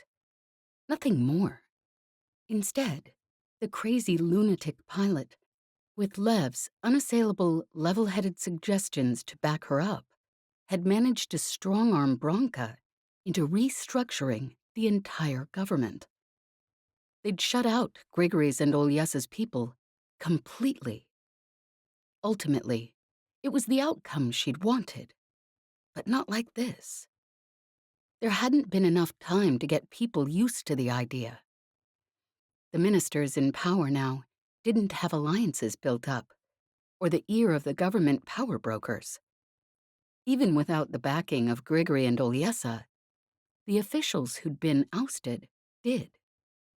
Masha had been trying to prevent a governmental internecine war, but she'd underestimated Jez's power of, well, perhaps persuasion wasn't the correct word. Her ability to coerce, harass, exasperate, and threaten people until they damn well did what she wanted them to, and Lev's ability to come up with logical, foolproof plans that were almost impossible to argue against.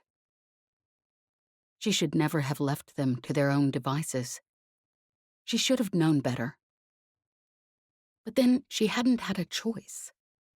This plan had always depended on her being able to control them, and she'd managed to underestimate them. There was something cold in her chest. This was moving far, far too quickly, completely out of her control. "At least we accomplished the bare minimum that we set out to do," she said at last. "News of Grigory and Olyesa's death didn't cause a complete bloodbath." She glanced wryly at Tay. "Of course, the system is now on the verge of implosion despite that. But we managed to defang that particular sand snake, I think." I suppose we did. Lev murmured. He looked around the room, and she noticed he avoided her eyes. And now we'll need to discuss our next steps. They'd all turned to look at her. She managed to smile, despite the sickness turning in her stomach. Considering the inroads Lev and Jez have made in the government, it seems a waste of an opportunity not to take advantage of it. I have connections there, and I can get us inside as lower-level officials. We may have to come up with an alternate plan for Jez and Lev, as they will be recognized. But the rest of you— And the people in the streets? asked Ysbel softly. The street kids. My students? Masha drew in a long breath. I'm sorry, Ysbel, she said quietly. There's nothing we can do for them. They're going to die. They can't win against the government. She shook her head. But we can at least make sure they don't die in vain. It's possible we can use our knowledge of what's happening behind the barricades to buy favors from the government, get ourselves into the necessary positions. If we're going to keep the system from a civil war, we have to shut down the factions that are trying to form an alliance between the Boyeviki, the gangs, and the government itself, before they can undo everything that we did by taking down Grigory. Everyone behind the barricades will be slaughtered regardless, but at least their deaths can serve a greater cause. There was a long moment of silence from the crew. And when you say, use our knowledge of what's happening behind the barricades, you intend for us to sell them out, said Lev, his voice very quiet. As I said, whatever we do, they'll be killed. At least we can use that to— No, said Tay. His voice was also quiet, but hard as steel. I won't sell out people who trusted me. I won't betray my friends. I'm not like you, Masha. And nor will the rest of us. My students believe I'll help them. I won't betray that. Ysbel's tone was flat and uncompromising. Masha blew out a quick, frustrated breath. I understand your position, Tay. But there's more at stake here than the lives of a few street kids and college students. She closed her eyes a moment, trying to force a calm she didn't feel into her voice. They're important to you. I understand that. But are they more important than the lives of every person in the system? What we've done, what we're on the verge of doing, is more important than you know. And if you throw that away for a few lives of a few young idealists— Tay's voice was still soft. I won't sell them out. If you thought I'd even consider it, you never knew me at all. I promised to help them. That's the only reason they did what they did.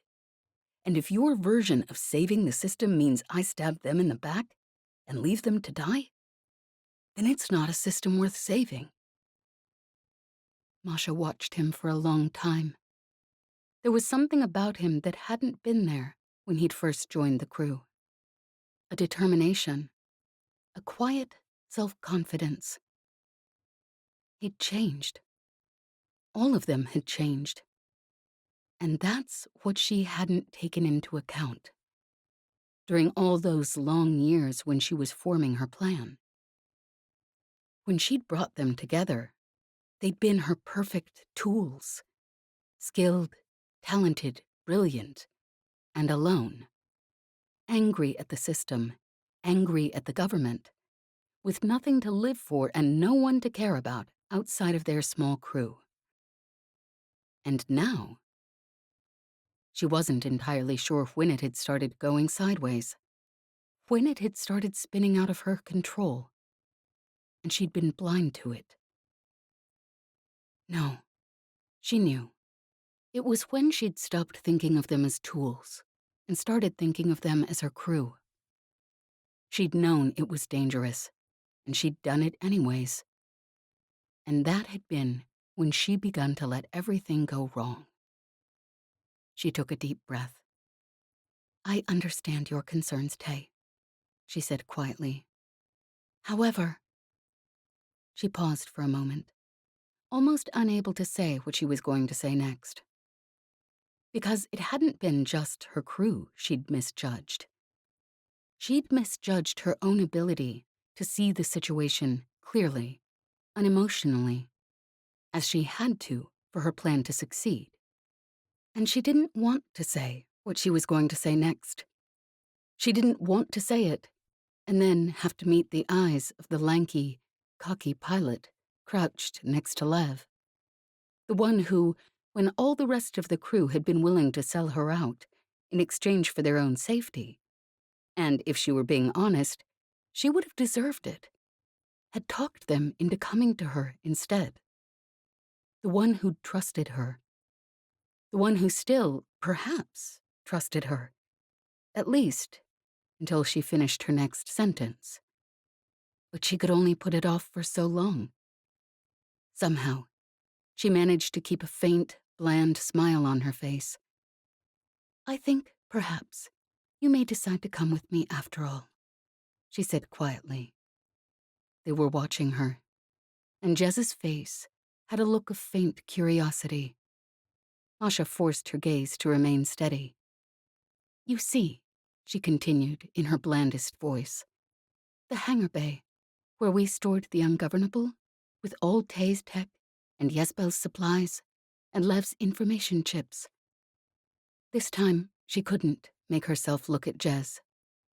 "I understand it's surrounded by government agents.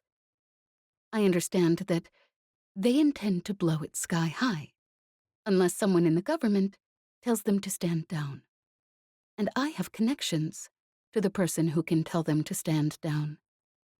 There was a long, long moment of silence. Still, Masha couldn't bring herself to look at Jez.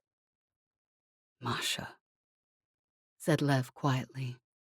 Something in his tone made her turn towards him, despite herself.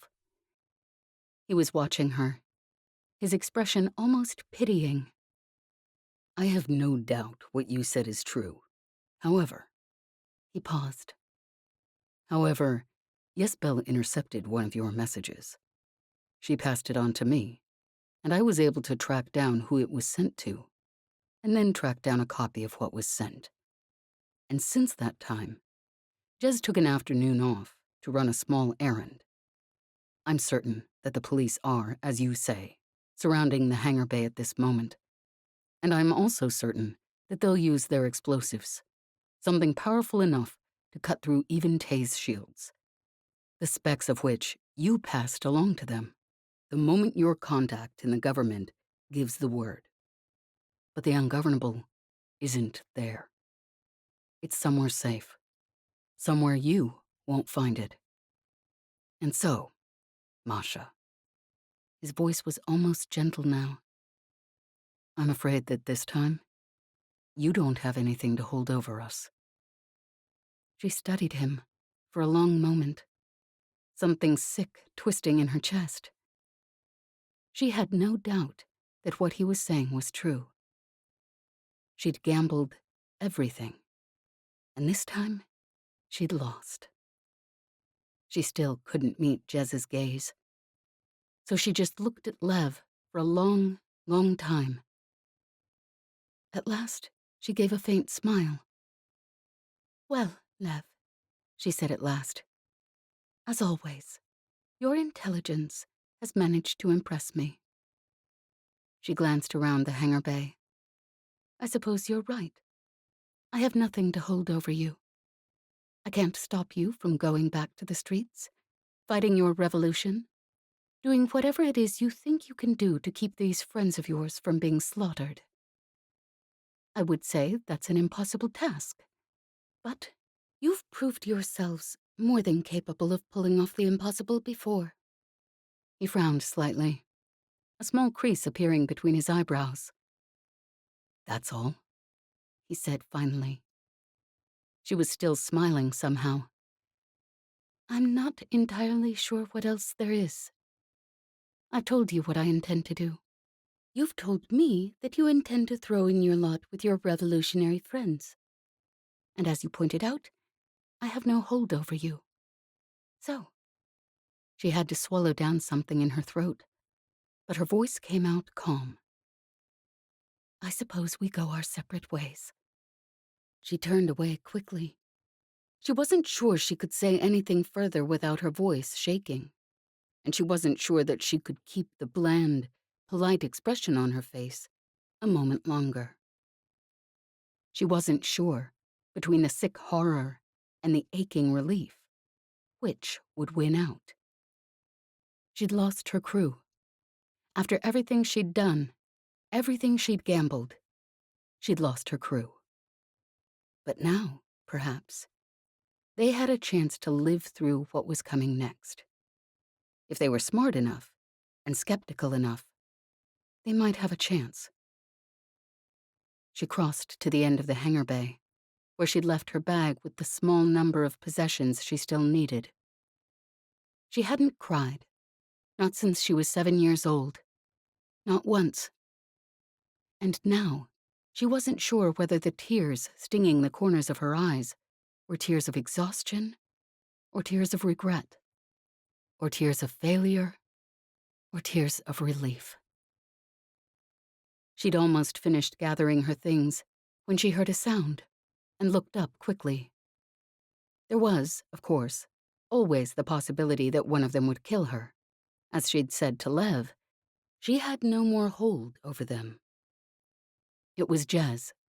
The pilot had come over, and now she crouched down beside her, her eyes on Masha's face. And this time, Masha couldn't avoid her gaze. She braced herself for the look of hurt, of betrayal, of hatred. And she'd deserve it. She'd known that when she'd made her choices. But that didn't make it easier. Jez studied her, not dropping her eyes. But the look in them wasn't what Masha had expected. She couldn't read the pilot's expression. But there was something in it of curiosity, and something of concern, and something that could almost have been sympathy. Yes, Jez, said Masha when Jez didn't speak. You could come with us, said Jez at last, her voice quiet. You don't have to do this. Something tightened in Masha's throat, and for a moment, she couldn't breathe. Jez's gaze didn't falter, and she watched Masha steadily. I told you once that I trusted you, she said finally. Don't know why, because hell, Masha, you can be a damn bastard when you want to be. But I did. I still do. Even after everything, I still do. She paused a moment. It's not too late. Masha closed her eyes. Whatever was swirling inside her was sick and uncomfortable, a shaky, hopeless weakness that she hadn't felt in decades, that she couldn't remember feeling since the weeks after her parents were killed. But she'd given up everything for this. She'd spent her whole life preparing for it, and she couldn't let anyone, not even the snarky, ridiculous pilot who had somehow become one of the most important people in the system to her, get in the way. In the end, what she'd told Tay was true. She could choose to save her friends, or she could choose to save the system. Tay had made that choice one way, and she couldn't fault him for it. But nor could she make the same choice. At last, she opened her eyes and managed a small smile. Jez, she said, trying to keep her voice from shaking, I appreciate your offer more than I can say, but I'm afraid I have work to do. She rose quickly, before she could find some excuse for second thoughts, and pulled her coat tightly around her, tucking her scarf close around her head and face. She stepped to the door and put a hand on the handle. Auntie Masha? came Misko's small voice. "Where's Auntie Masha going?" I'm sorry, Misko, she heard Ysbel murmur. Auntie Masha's very busy. She allowed herself one final glance behind her. Jez was still crouched where she'd left her, looking after her steadily.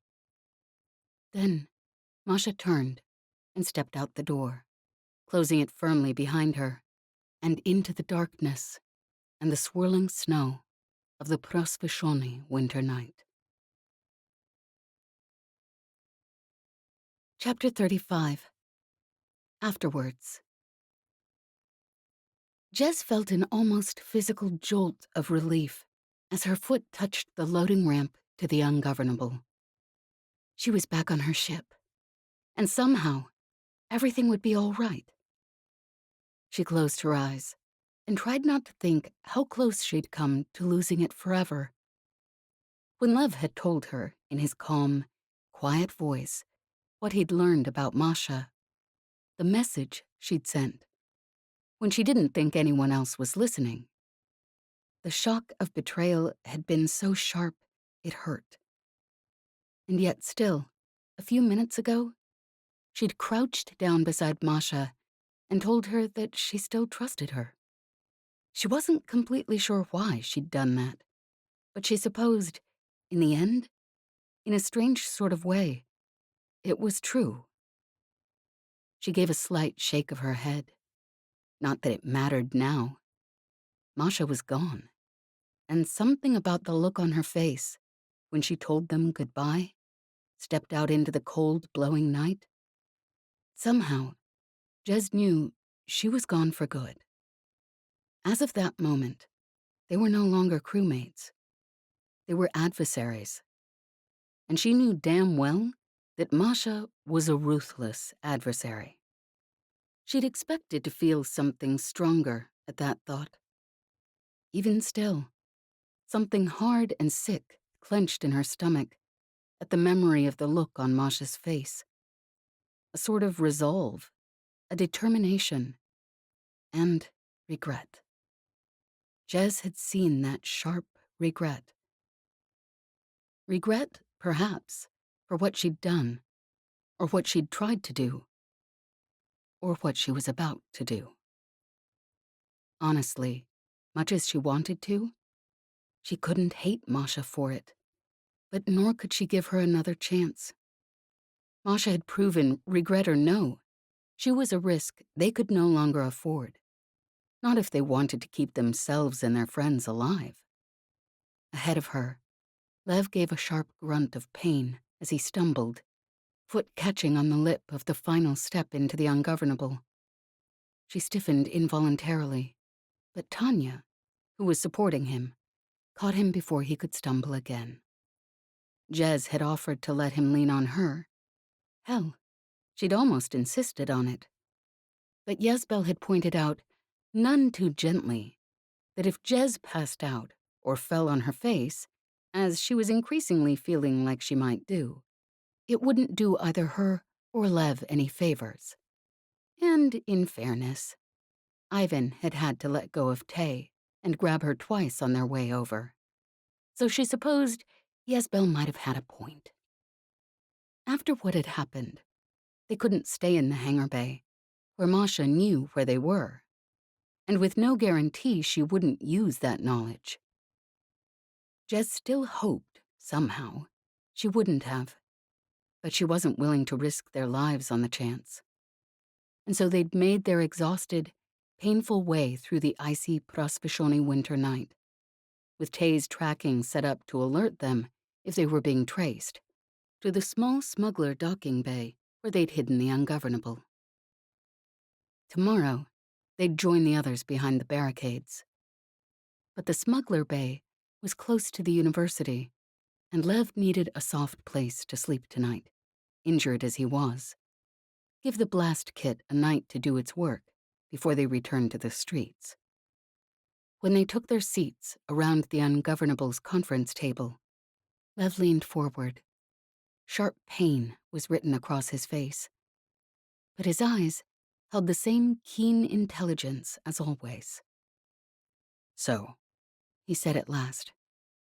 I suppose we plan our next steps. You heard Masha, grunted Ysbel. She's going to try to sell us out. She gave a quick, wry shake of her head. I don't even know why. I still don't know what she's after, but she won't be an easy one to go up against. Jez tried to ignore the way her stomach tightened at Ysbel's words. Lev nodded. So we'll have to factor Masha in, as well as the police. He turned. Tay, Ivan, you spent the most time at the barricades. What are the chances that we can put them back up? Tay gave a short shake of his head. I don't know, he said tersely. Everyone behind the barricades will keep fighting. They don't have a choice. But I don't know how long we'll survive, hemmed in like that. And if they bring in the military, the barricades won't provide much protection. If that bastard police commissioner had listened to me instead of Branka, Jez muttered. Tay turned to stare at her. You? They discovered you were an ex-convict smuggler pilot, and were going to torture you for information. She rolled her eyes. Yeah? Well, the bastard could have still done what he promised. Lev shot her an amused glance. Be that as it may, perhaps we can at least take advantage of the current disruption to find a more defensible location. He turned to Ivan. You've done this before. What do we need to take into account? Ivan gave a rueful shake of his head. I've run protests before, yes. This is my first revolution. But I suppose the principles would be similar. He chewed on his lip. We'll need somewhere we're protected from the heavy weaponry. That's our biggest priority.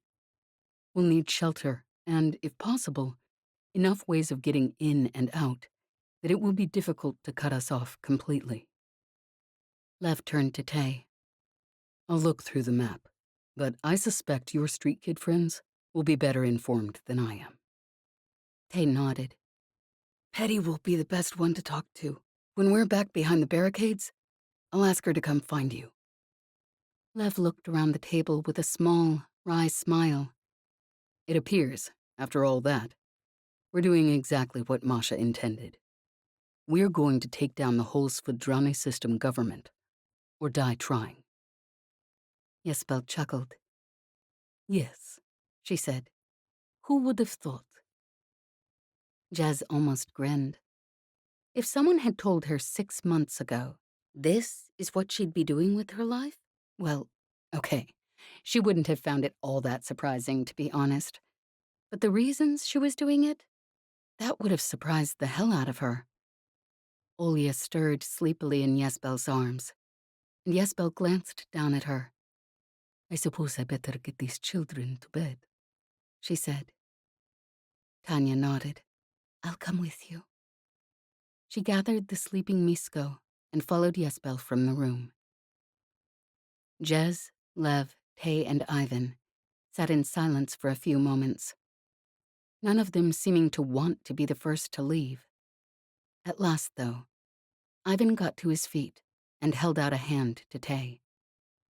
Come on, he said quietly. Bed. It's been a long day, and this may be the last time we have a warm place to sleep for a while. We may as well take advantage of it. Tay gave him a small smile and took the proffered hand, pulling himself to his feet. He stumbled from the room, half supported by Ivan, and Jez watched them go, grinning. You think they'll end up in the same cabin? She asked, once they were gone. Lev chuckled softly. This is Tay we're talking about. She grinned. You're right. If they did end up in the same cabin, Tay would probably just offer Ivan his bed and sleep on the floor. She paused a moment. It's a damn good thing Ivan's the patient type. Lev nodded, still smiling faintly, but she saw his quick, involuntary wince as he leaned back. She scowled. Speaking of getting to bed, think it's about damn time that you lie down. He looked for a moment as if he was going to protest, but instead, he just gave a weary nod. Ysbel appeared in the doorway a few moments later. I'm here to make sure Lev gets to sleep, she said dryly, because he just got shot. And I don't think we'll be able to outsmart our friend Masha without his assistance. She paused and glared suspiciously at Jez. And also, because I don't trust the two of you, considering how much fun you had playing lovers. Lev sighed, pushed himself to his feet, and bit back a gasp. Jez and Ysbel both grabbed for him, but Ysbel, who was significantly steadier on her feet, reached him first, catching him as he grabbed the table for support. You see, she grumbled, this is exactly what I mean. Come on. Lev let himself be led away, reluctance clear on his face. To be perfectly honest, Jez was feeling a little reluctant about it as well. But, well, considering he'd actually passed out the last time they kissed, maybe Ysbel was right. When everyone had gone, Jez glanced around, letting the quiet peace of being here on her ship wash through her like warm water. At last, she wandered down to the hallway that led to the cockpit. She stepped through the familiar door, pulling it closed behind her, and for a moment, something caught in her chest. Everything in her damn life seemed to begin and end here, in this cockpit. This was her home. This was the one place in the world that she never had to wonder whether or not she belonged. But tomorrow morning, when she left it, headed back out behind the barricades with those ridiculous university students to continue their frankly impossible fight against the entire damn system government, well, she'd be doing it because she wanted to. Not because anyone had tricked her, or coerced her, or guilted her. Because as surely as she'd found a home here in this cockpit, she'd found something else, too. This damn ridiculous cause, with all these damn ridiculous people. It wasn't something she was just going along with anymore. Somehow, she wasn't sure exactly how or when, these ridiculous students, their ridiculous idealism, the street kids being hunted down by police officers on orders of some government official that she probably, honestly, knew by name at this point. Fixing this, for them, had become her cause too. Something she cared about. Maybe enough to die for. Enough to leave her ship for, anyways. Which honestly, was a hell of a lot bigger of a sacrifice. She ran her fingers idly across the Ungovernable's smooth controls, staring out the cockpit window into the black of the smuggler bay. Her ship would be safe here, which was the important thing. And hopefully, she'd survive this, make it back. Hopefully, she'd survive Masha and the police and everything else, and come back to her beautiful ship. Maybe even sometime soon. She gave a small smile. It had been a hell of a last few weeks, and a hell of a lot had happened.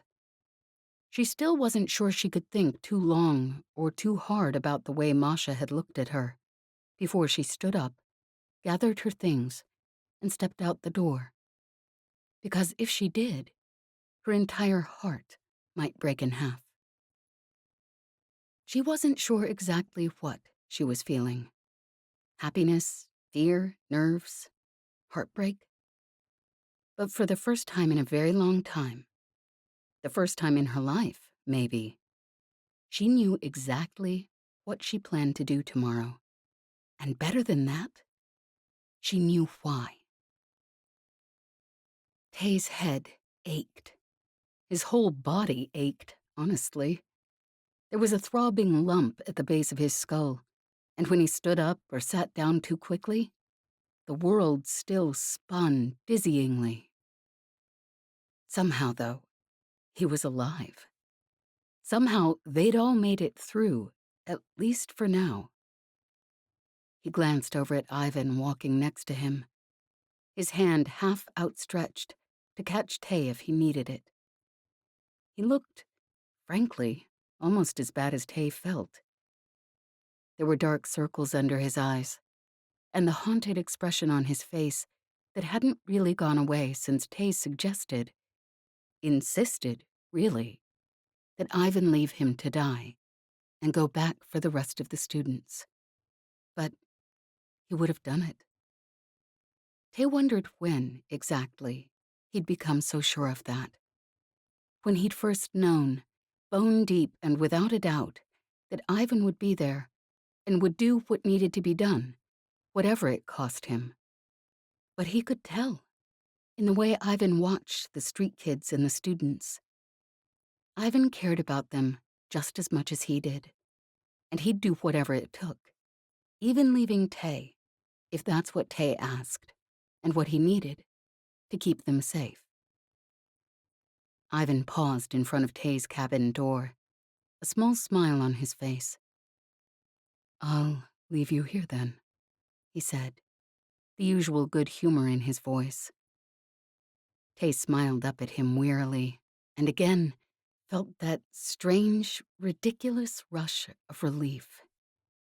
"Thanks," he said quietly, although thanks wasn't nearly enough to say what he meant. "I love you" wasn't either, but he said it anyways. Ivan turned Tay gently to face him. "Tay, it's going to be all right. We're going to fix this, because there are people out there who care just as much as you do, just as much as I do. And we won't let your street kid friends die. And we won't let the government kill the students. And we won't let them take back the city for the gangs.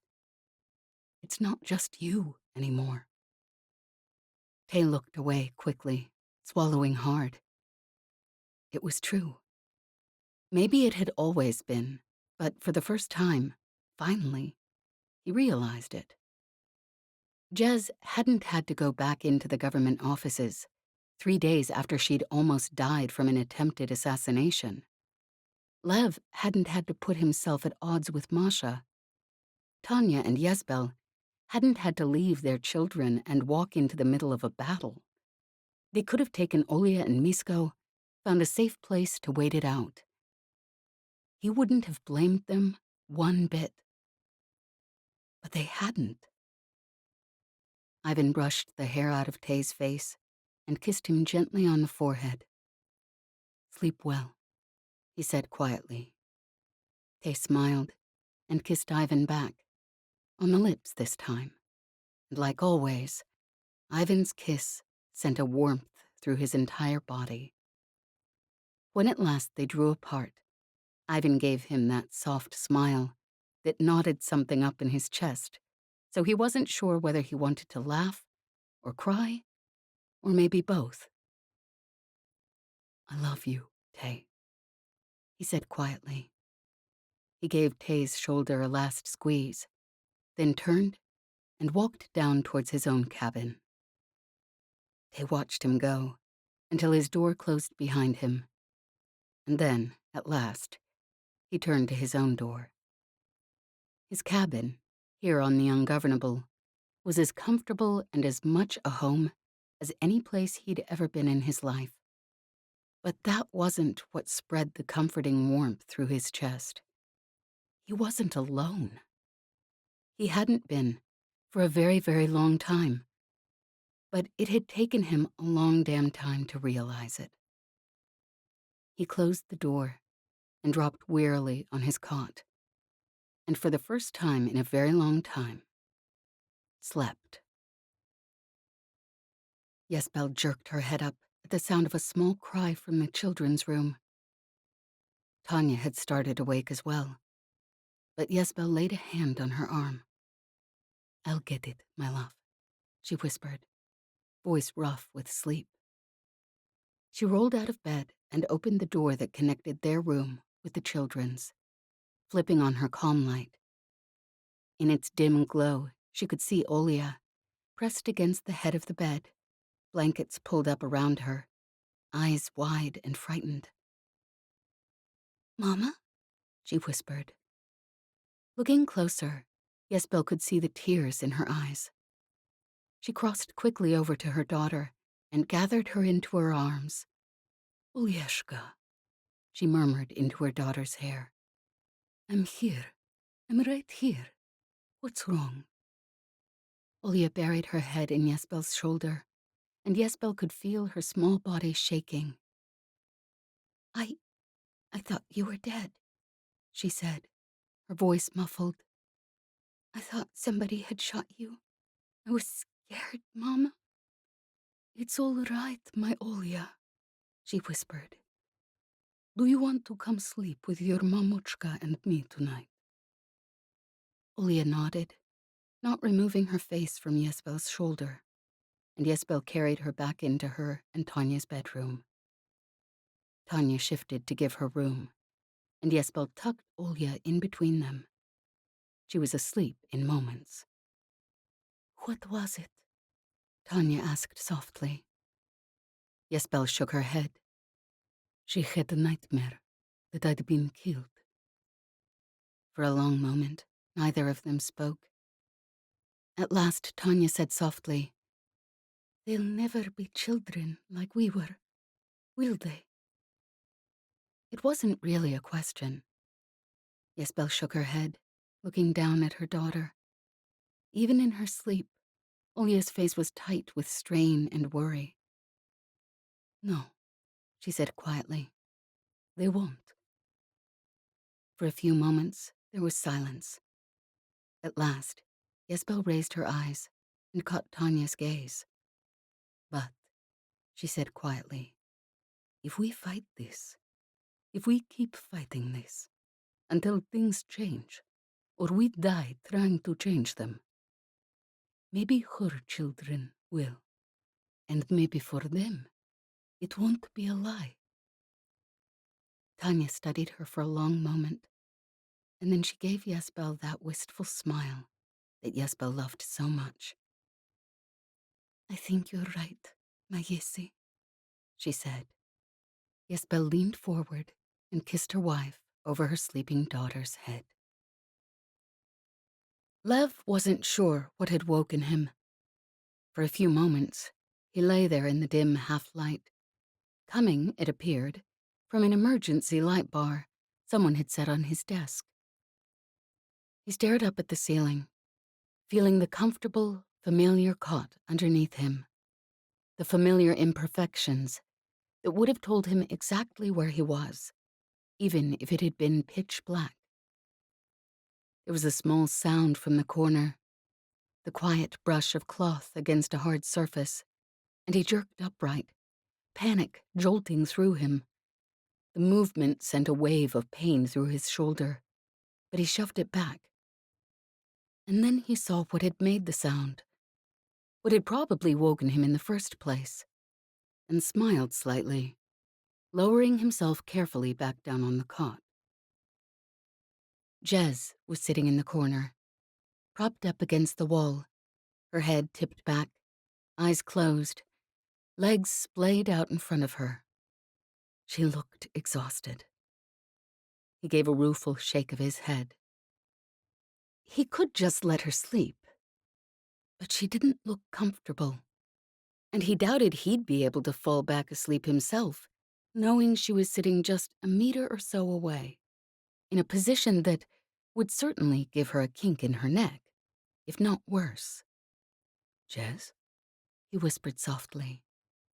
She started, sitting up with a jerk, and glanced around her in panic.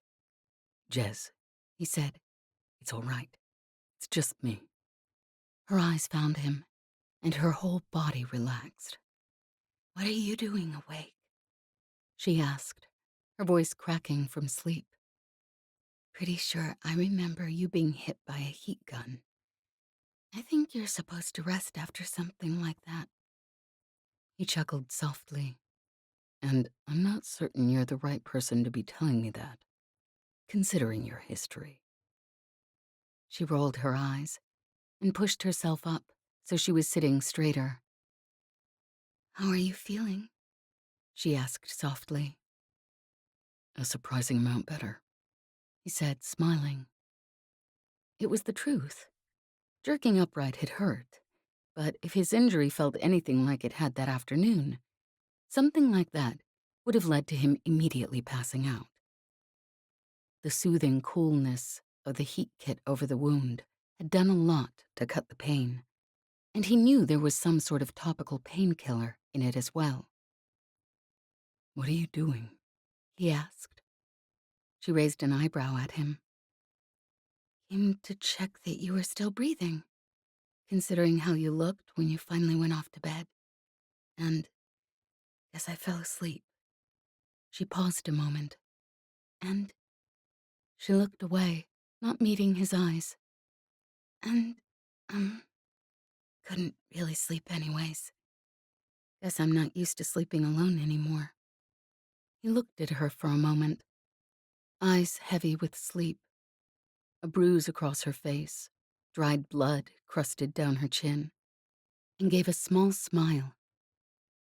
"I know my cot isn't anything special, but it's certainly better than the floor." She quirked an eyebrow at him. "There's room?" "I can scoot over." She hesitated a moment. "I thought you were maybe about to die or something." "I'm fairly certain that someone jostling the bed as they get in isn't going to send me over the edge." At last, still watching him warily, as if worried that he might either keel over or pass out, she stood and crossed over to the bed.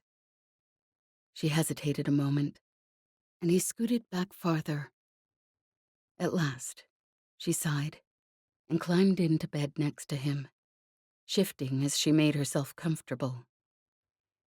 The familiar warmth of her body next to his loosened something in his chest that he hadn't realized was tight. "Jez?" He whispered after a moment. "Hmm?" She lifted her head. "Jez, what you said back there in the government offices, I know there was a lot going on, and, well, neither of us thought we were going to walk out of that, so He paused a moment. so if you had second thoughts or changed your mind or something, considering it looks like we're going to survive at least one more day, I won't hold it against you." She raised herself up on one elbow and looked at him over her shoulder. "Look, genius," she said finally. "Just because I say something when I think I'm about to be tortured to death doesn't mean I don't mean it." She paused a moment. "Unless—" There was a sudden uncertainty in her tone.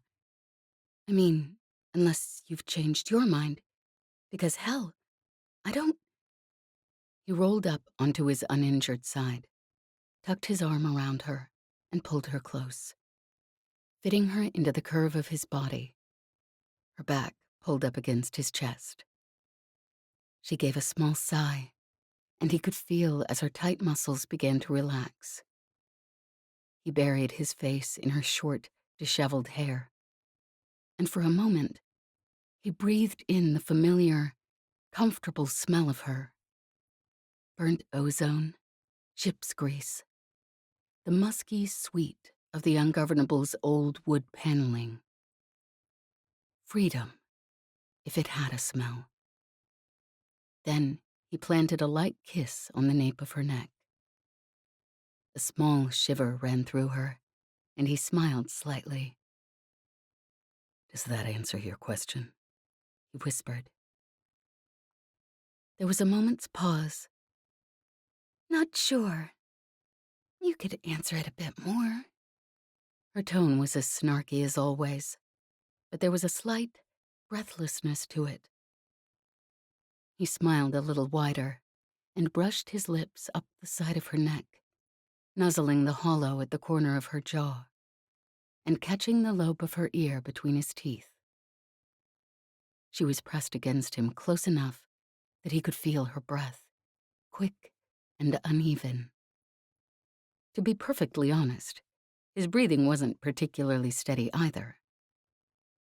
She was lying very, very still.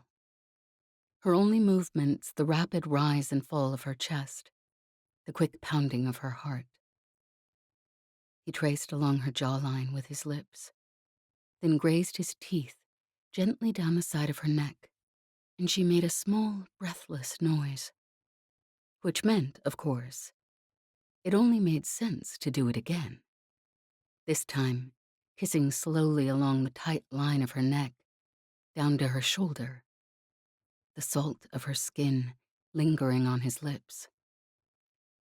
She was leaned into him now, head tilted back against his shoulder. And something about the pressure of her body on his, the way she shifted slightly against him, was sending a pleasant haziness through his brain. He reached up, fingers fumbling at the laces of her tunic, and she made another small sound as he kissed his leisurely way up the line of her shoulder, nudging her tunic aside. Honestly, he wasn't certain he was thinking very clearly anymore about anything, but the benefit was he didn't really need to.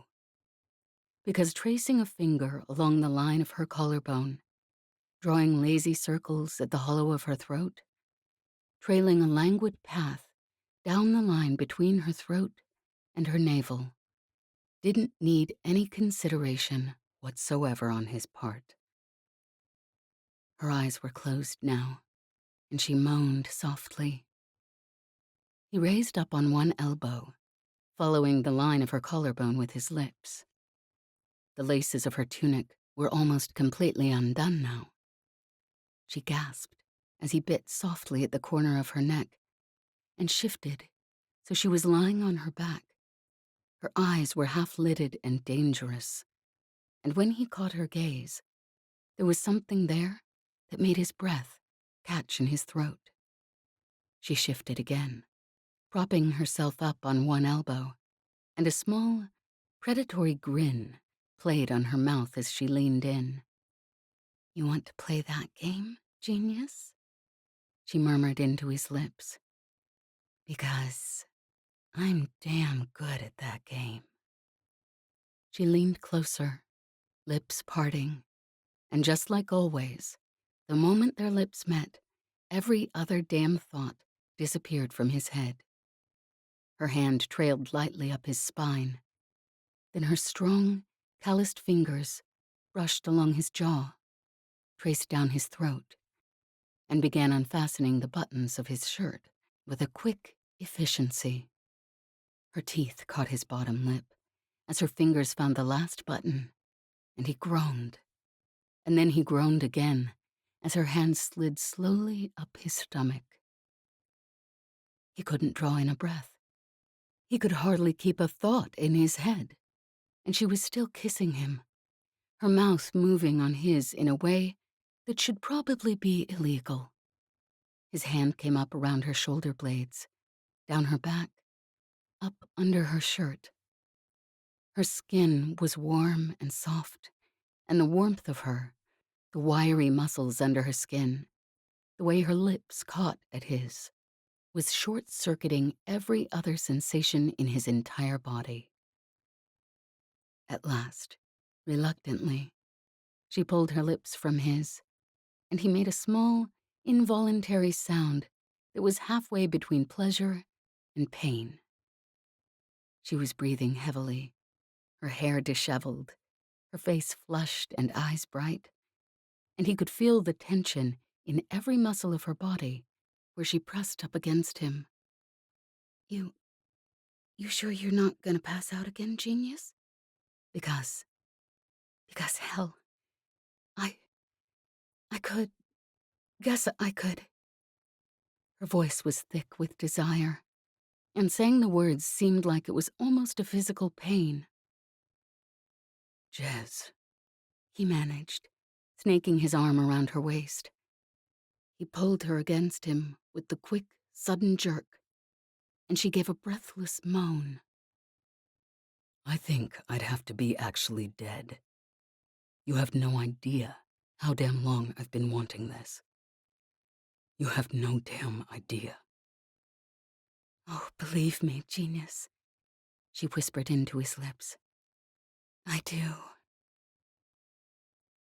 It was much, much later, and they lay in a pleasant, exhausted tangle of arms and legs. Jez's head resting against his chest, his hand rubbing soft circles on the warm skin of her back. She nuzzled her head deeper into his chest with a long sigh of contentment. Genius, she murmured sleepily. He half opened his eyes and glanced down at her. The dark tangle of her hair spread across his chest, the curl of her body against him. Yes, Jez. He asked softly. She sighed again, wrapping her arms a little more tightly around his waist. That was damn good. Damn near as good as flying, honestly. He chuckled, shaking his head. I love you, Jez. He whispered. The words choked a little in his throat, and he had to blink back a sudden sting of tears, because the deep, thick, overwhelming happiness that glowed in his chest was almost too much to bear. Guess I love you too, she murmured, eyes drifting closed. He leaned over and pulled the blankets over them, and Jez gave a final, contented sigh, her body relaxing against him. And he watched her for a long, long time, a soft smile on his face, and a happiness that was so sharp and so deep, it was almost pain burning inside him. Masha shivered slightly, pulling her coat closer around her. In the background, the run-down apartment's tiny heat sink shuddered and coughed in its pitiful attempt to cut the bitter chill. The air in the apartment would warm, eventually. It had been a long time since anyone had stayed here. To tell the truth, she'd been mildly surprised the heat sink had started at all. She'd pulled up 2 holoscreens and was analyzing the information on one with a small frown of concentration. The other, she glanced over at it. The other contained nothing but 4 photos. They were obviously mugshots, the faces scowling at her from the screen. Tay, Ysbel, Lev, Jez. The way she'd first seen them, before she'd presented them to the government committee along with a suggestion. These 4, she was quite certain, she could convince to come with her to steal vital tech from Vitaly Dobrev, before he realized what he had. A high token in the government's hand, certainly, and it would give them an edge over Grigory. And after all, hadn't they wanted an edge over Grigory? She gave a small, nostalgic smile. There was no reason, really, for her to have the pictures up, but she'd pulled up the screen on impulse as she sat down on the couch. There was a soft tap on the door. She stood quickly, hitting the key on her comm to release the lock. A slender figure stood in the doorway, wrapped in a bulky overcoat, scarf pulled low over their eyes. "Come in," said Masha, her voice pleasant and bland. The figure brushed snow from their jacket and pulled the scarf away from their face. "Hello, Masha," said Zhenya softly. "Zhenya, you got the coordinates I sent then." Her voice, she hoped, betrayed nothing other than a friendly disinterest. Zhenya stepped inside. They didn't take their jacket off, and she didn't blame them. It was hardly warmer in here than it had been outside, although without the stinging bite of the wind. Their eyes traveled around the small, dilapidated apartment, coming to rest at last on the holoscreen she'd pulled up. The faces of the 4 people who, although she hadn't known it at the time, would become something more than just her tools. Her crew. Zhenya gave a small smile that was almost, but not quite, gentle. So, they said, taking a seat on the couch. Masha. Masha Volkova. I'd almost begun to think you were omnipotent. But you finally met your match. They turned back to the 4 mugshots, studying them dispassionately. I don't blame you, certainly. This crew of yours, they're quite extraordinary. I must compliment you on that, at least. I assume you've come for the documents, said Masha, keeping her voice carefully neutral. Zhenya nodded, still studying the mugshots.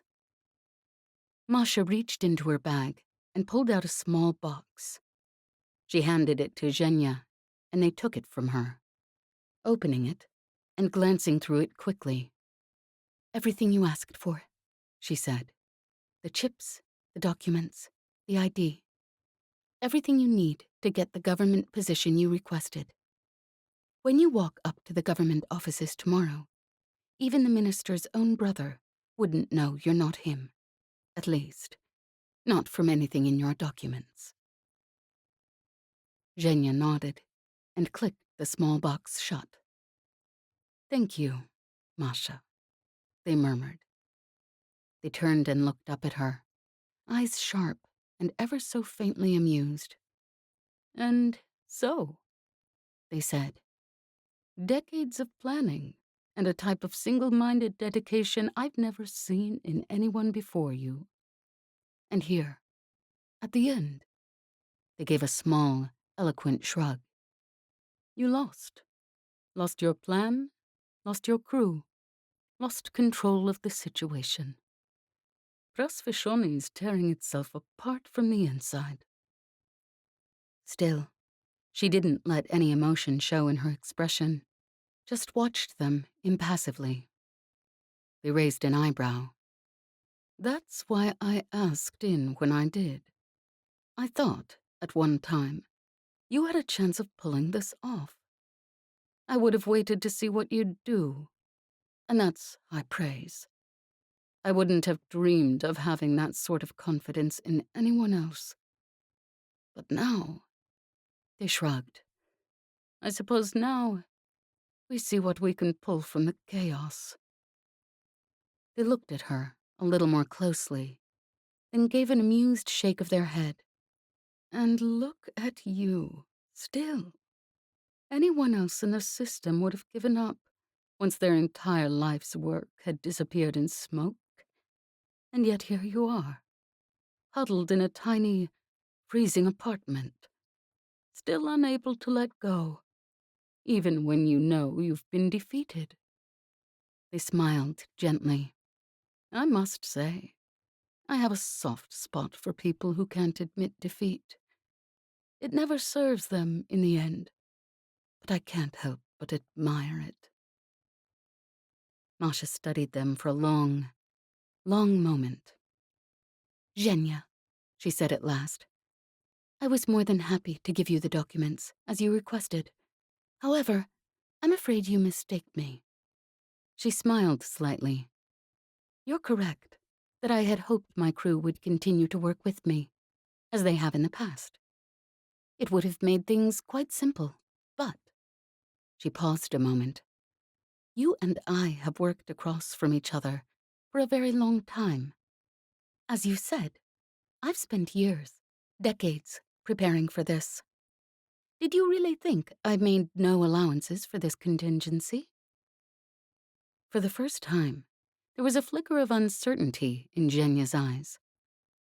I could have used them, certainly, if they'd agreed to work with me.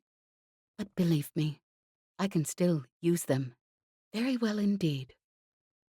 She let her smile widen, just a little. And now that I no longer have my hands tied, worrying about keeping their trust, I'm free to play them as I see fit. She raised an eyebrow. The tokens are dealt. And with what's in that box, I've dealt you into the game. But I hope, for your sake, that you know what you're playing. Because the stakes are higher than you can possibly imagine. And I have no intention of losing. Genya watched her for a long moment. Their face, that stony expressionlessness, that she knew meant they were recalculating a previously formed opinion. At last, they stood, pocketing the box, and pulled their scarf back over their face. As you say, Masha, you've dealt me into the game, they said. I have a feeling that this will be a very interesting round indeed. Perhaps you're right, and I acted precipitously, but I can't bring myself to regret it. I believe watching this. They gestured a small motion that took in Masha and the room and the holoscreen with the mugshots prominently displayed. This is entertainment that will be well worth the price of admission, however the tokens land. They stepped out the door, closing it firmly behind them. Slowly, Masha made her way back to the couch. The air was moderately warmer, but hardly enough to notice. She'd likely have to sleep in her jacket tonight. She frowned at the holoscreen open in front of her. She hadn't been lying. The stakes were unimaginably high. No more and no less than the system and every person living inside it. This game was one that she would not lose. For those stakes, for that prize, for that impossible cost should she fail, she would do whatever it took. She glanced once more at the mugshots hovering in the holoscreen in front of her. Tay, Ysbel, Lev, Jez. Jez, who even now, even after everything, had asked her to come with them, had wanted to give her another chance. She took a deep breath, a fond, wry smile flickering over her lips. And then, with a quick, businesslike gesture, she shut the screen down.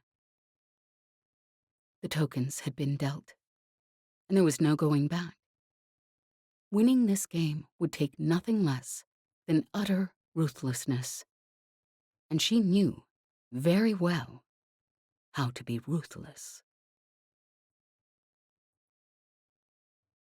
This has been Security Incident, the Ungovernable Series, Book 7, written by R.M. Olson, narrated by Zura Johnson. Thank you for listening. You can find the rest of the Ungovernable series available on Amazon and coming soon to audio. To help share the story and show your support, please leave a review. Copyright 2021 by R.M. Olson. Production copyright by R.M. Olson.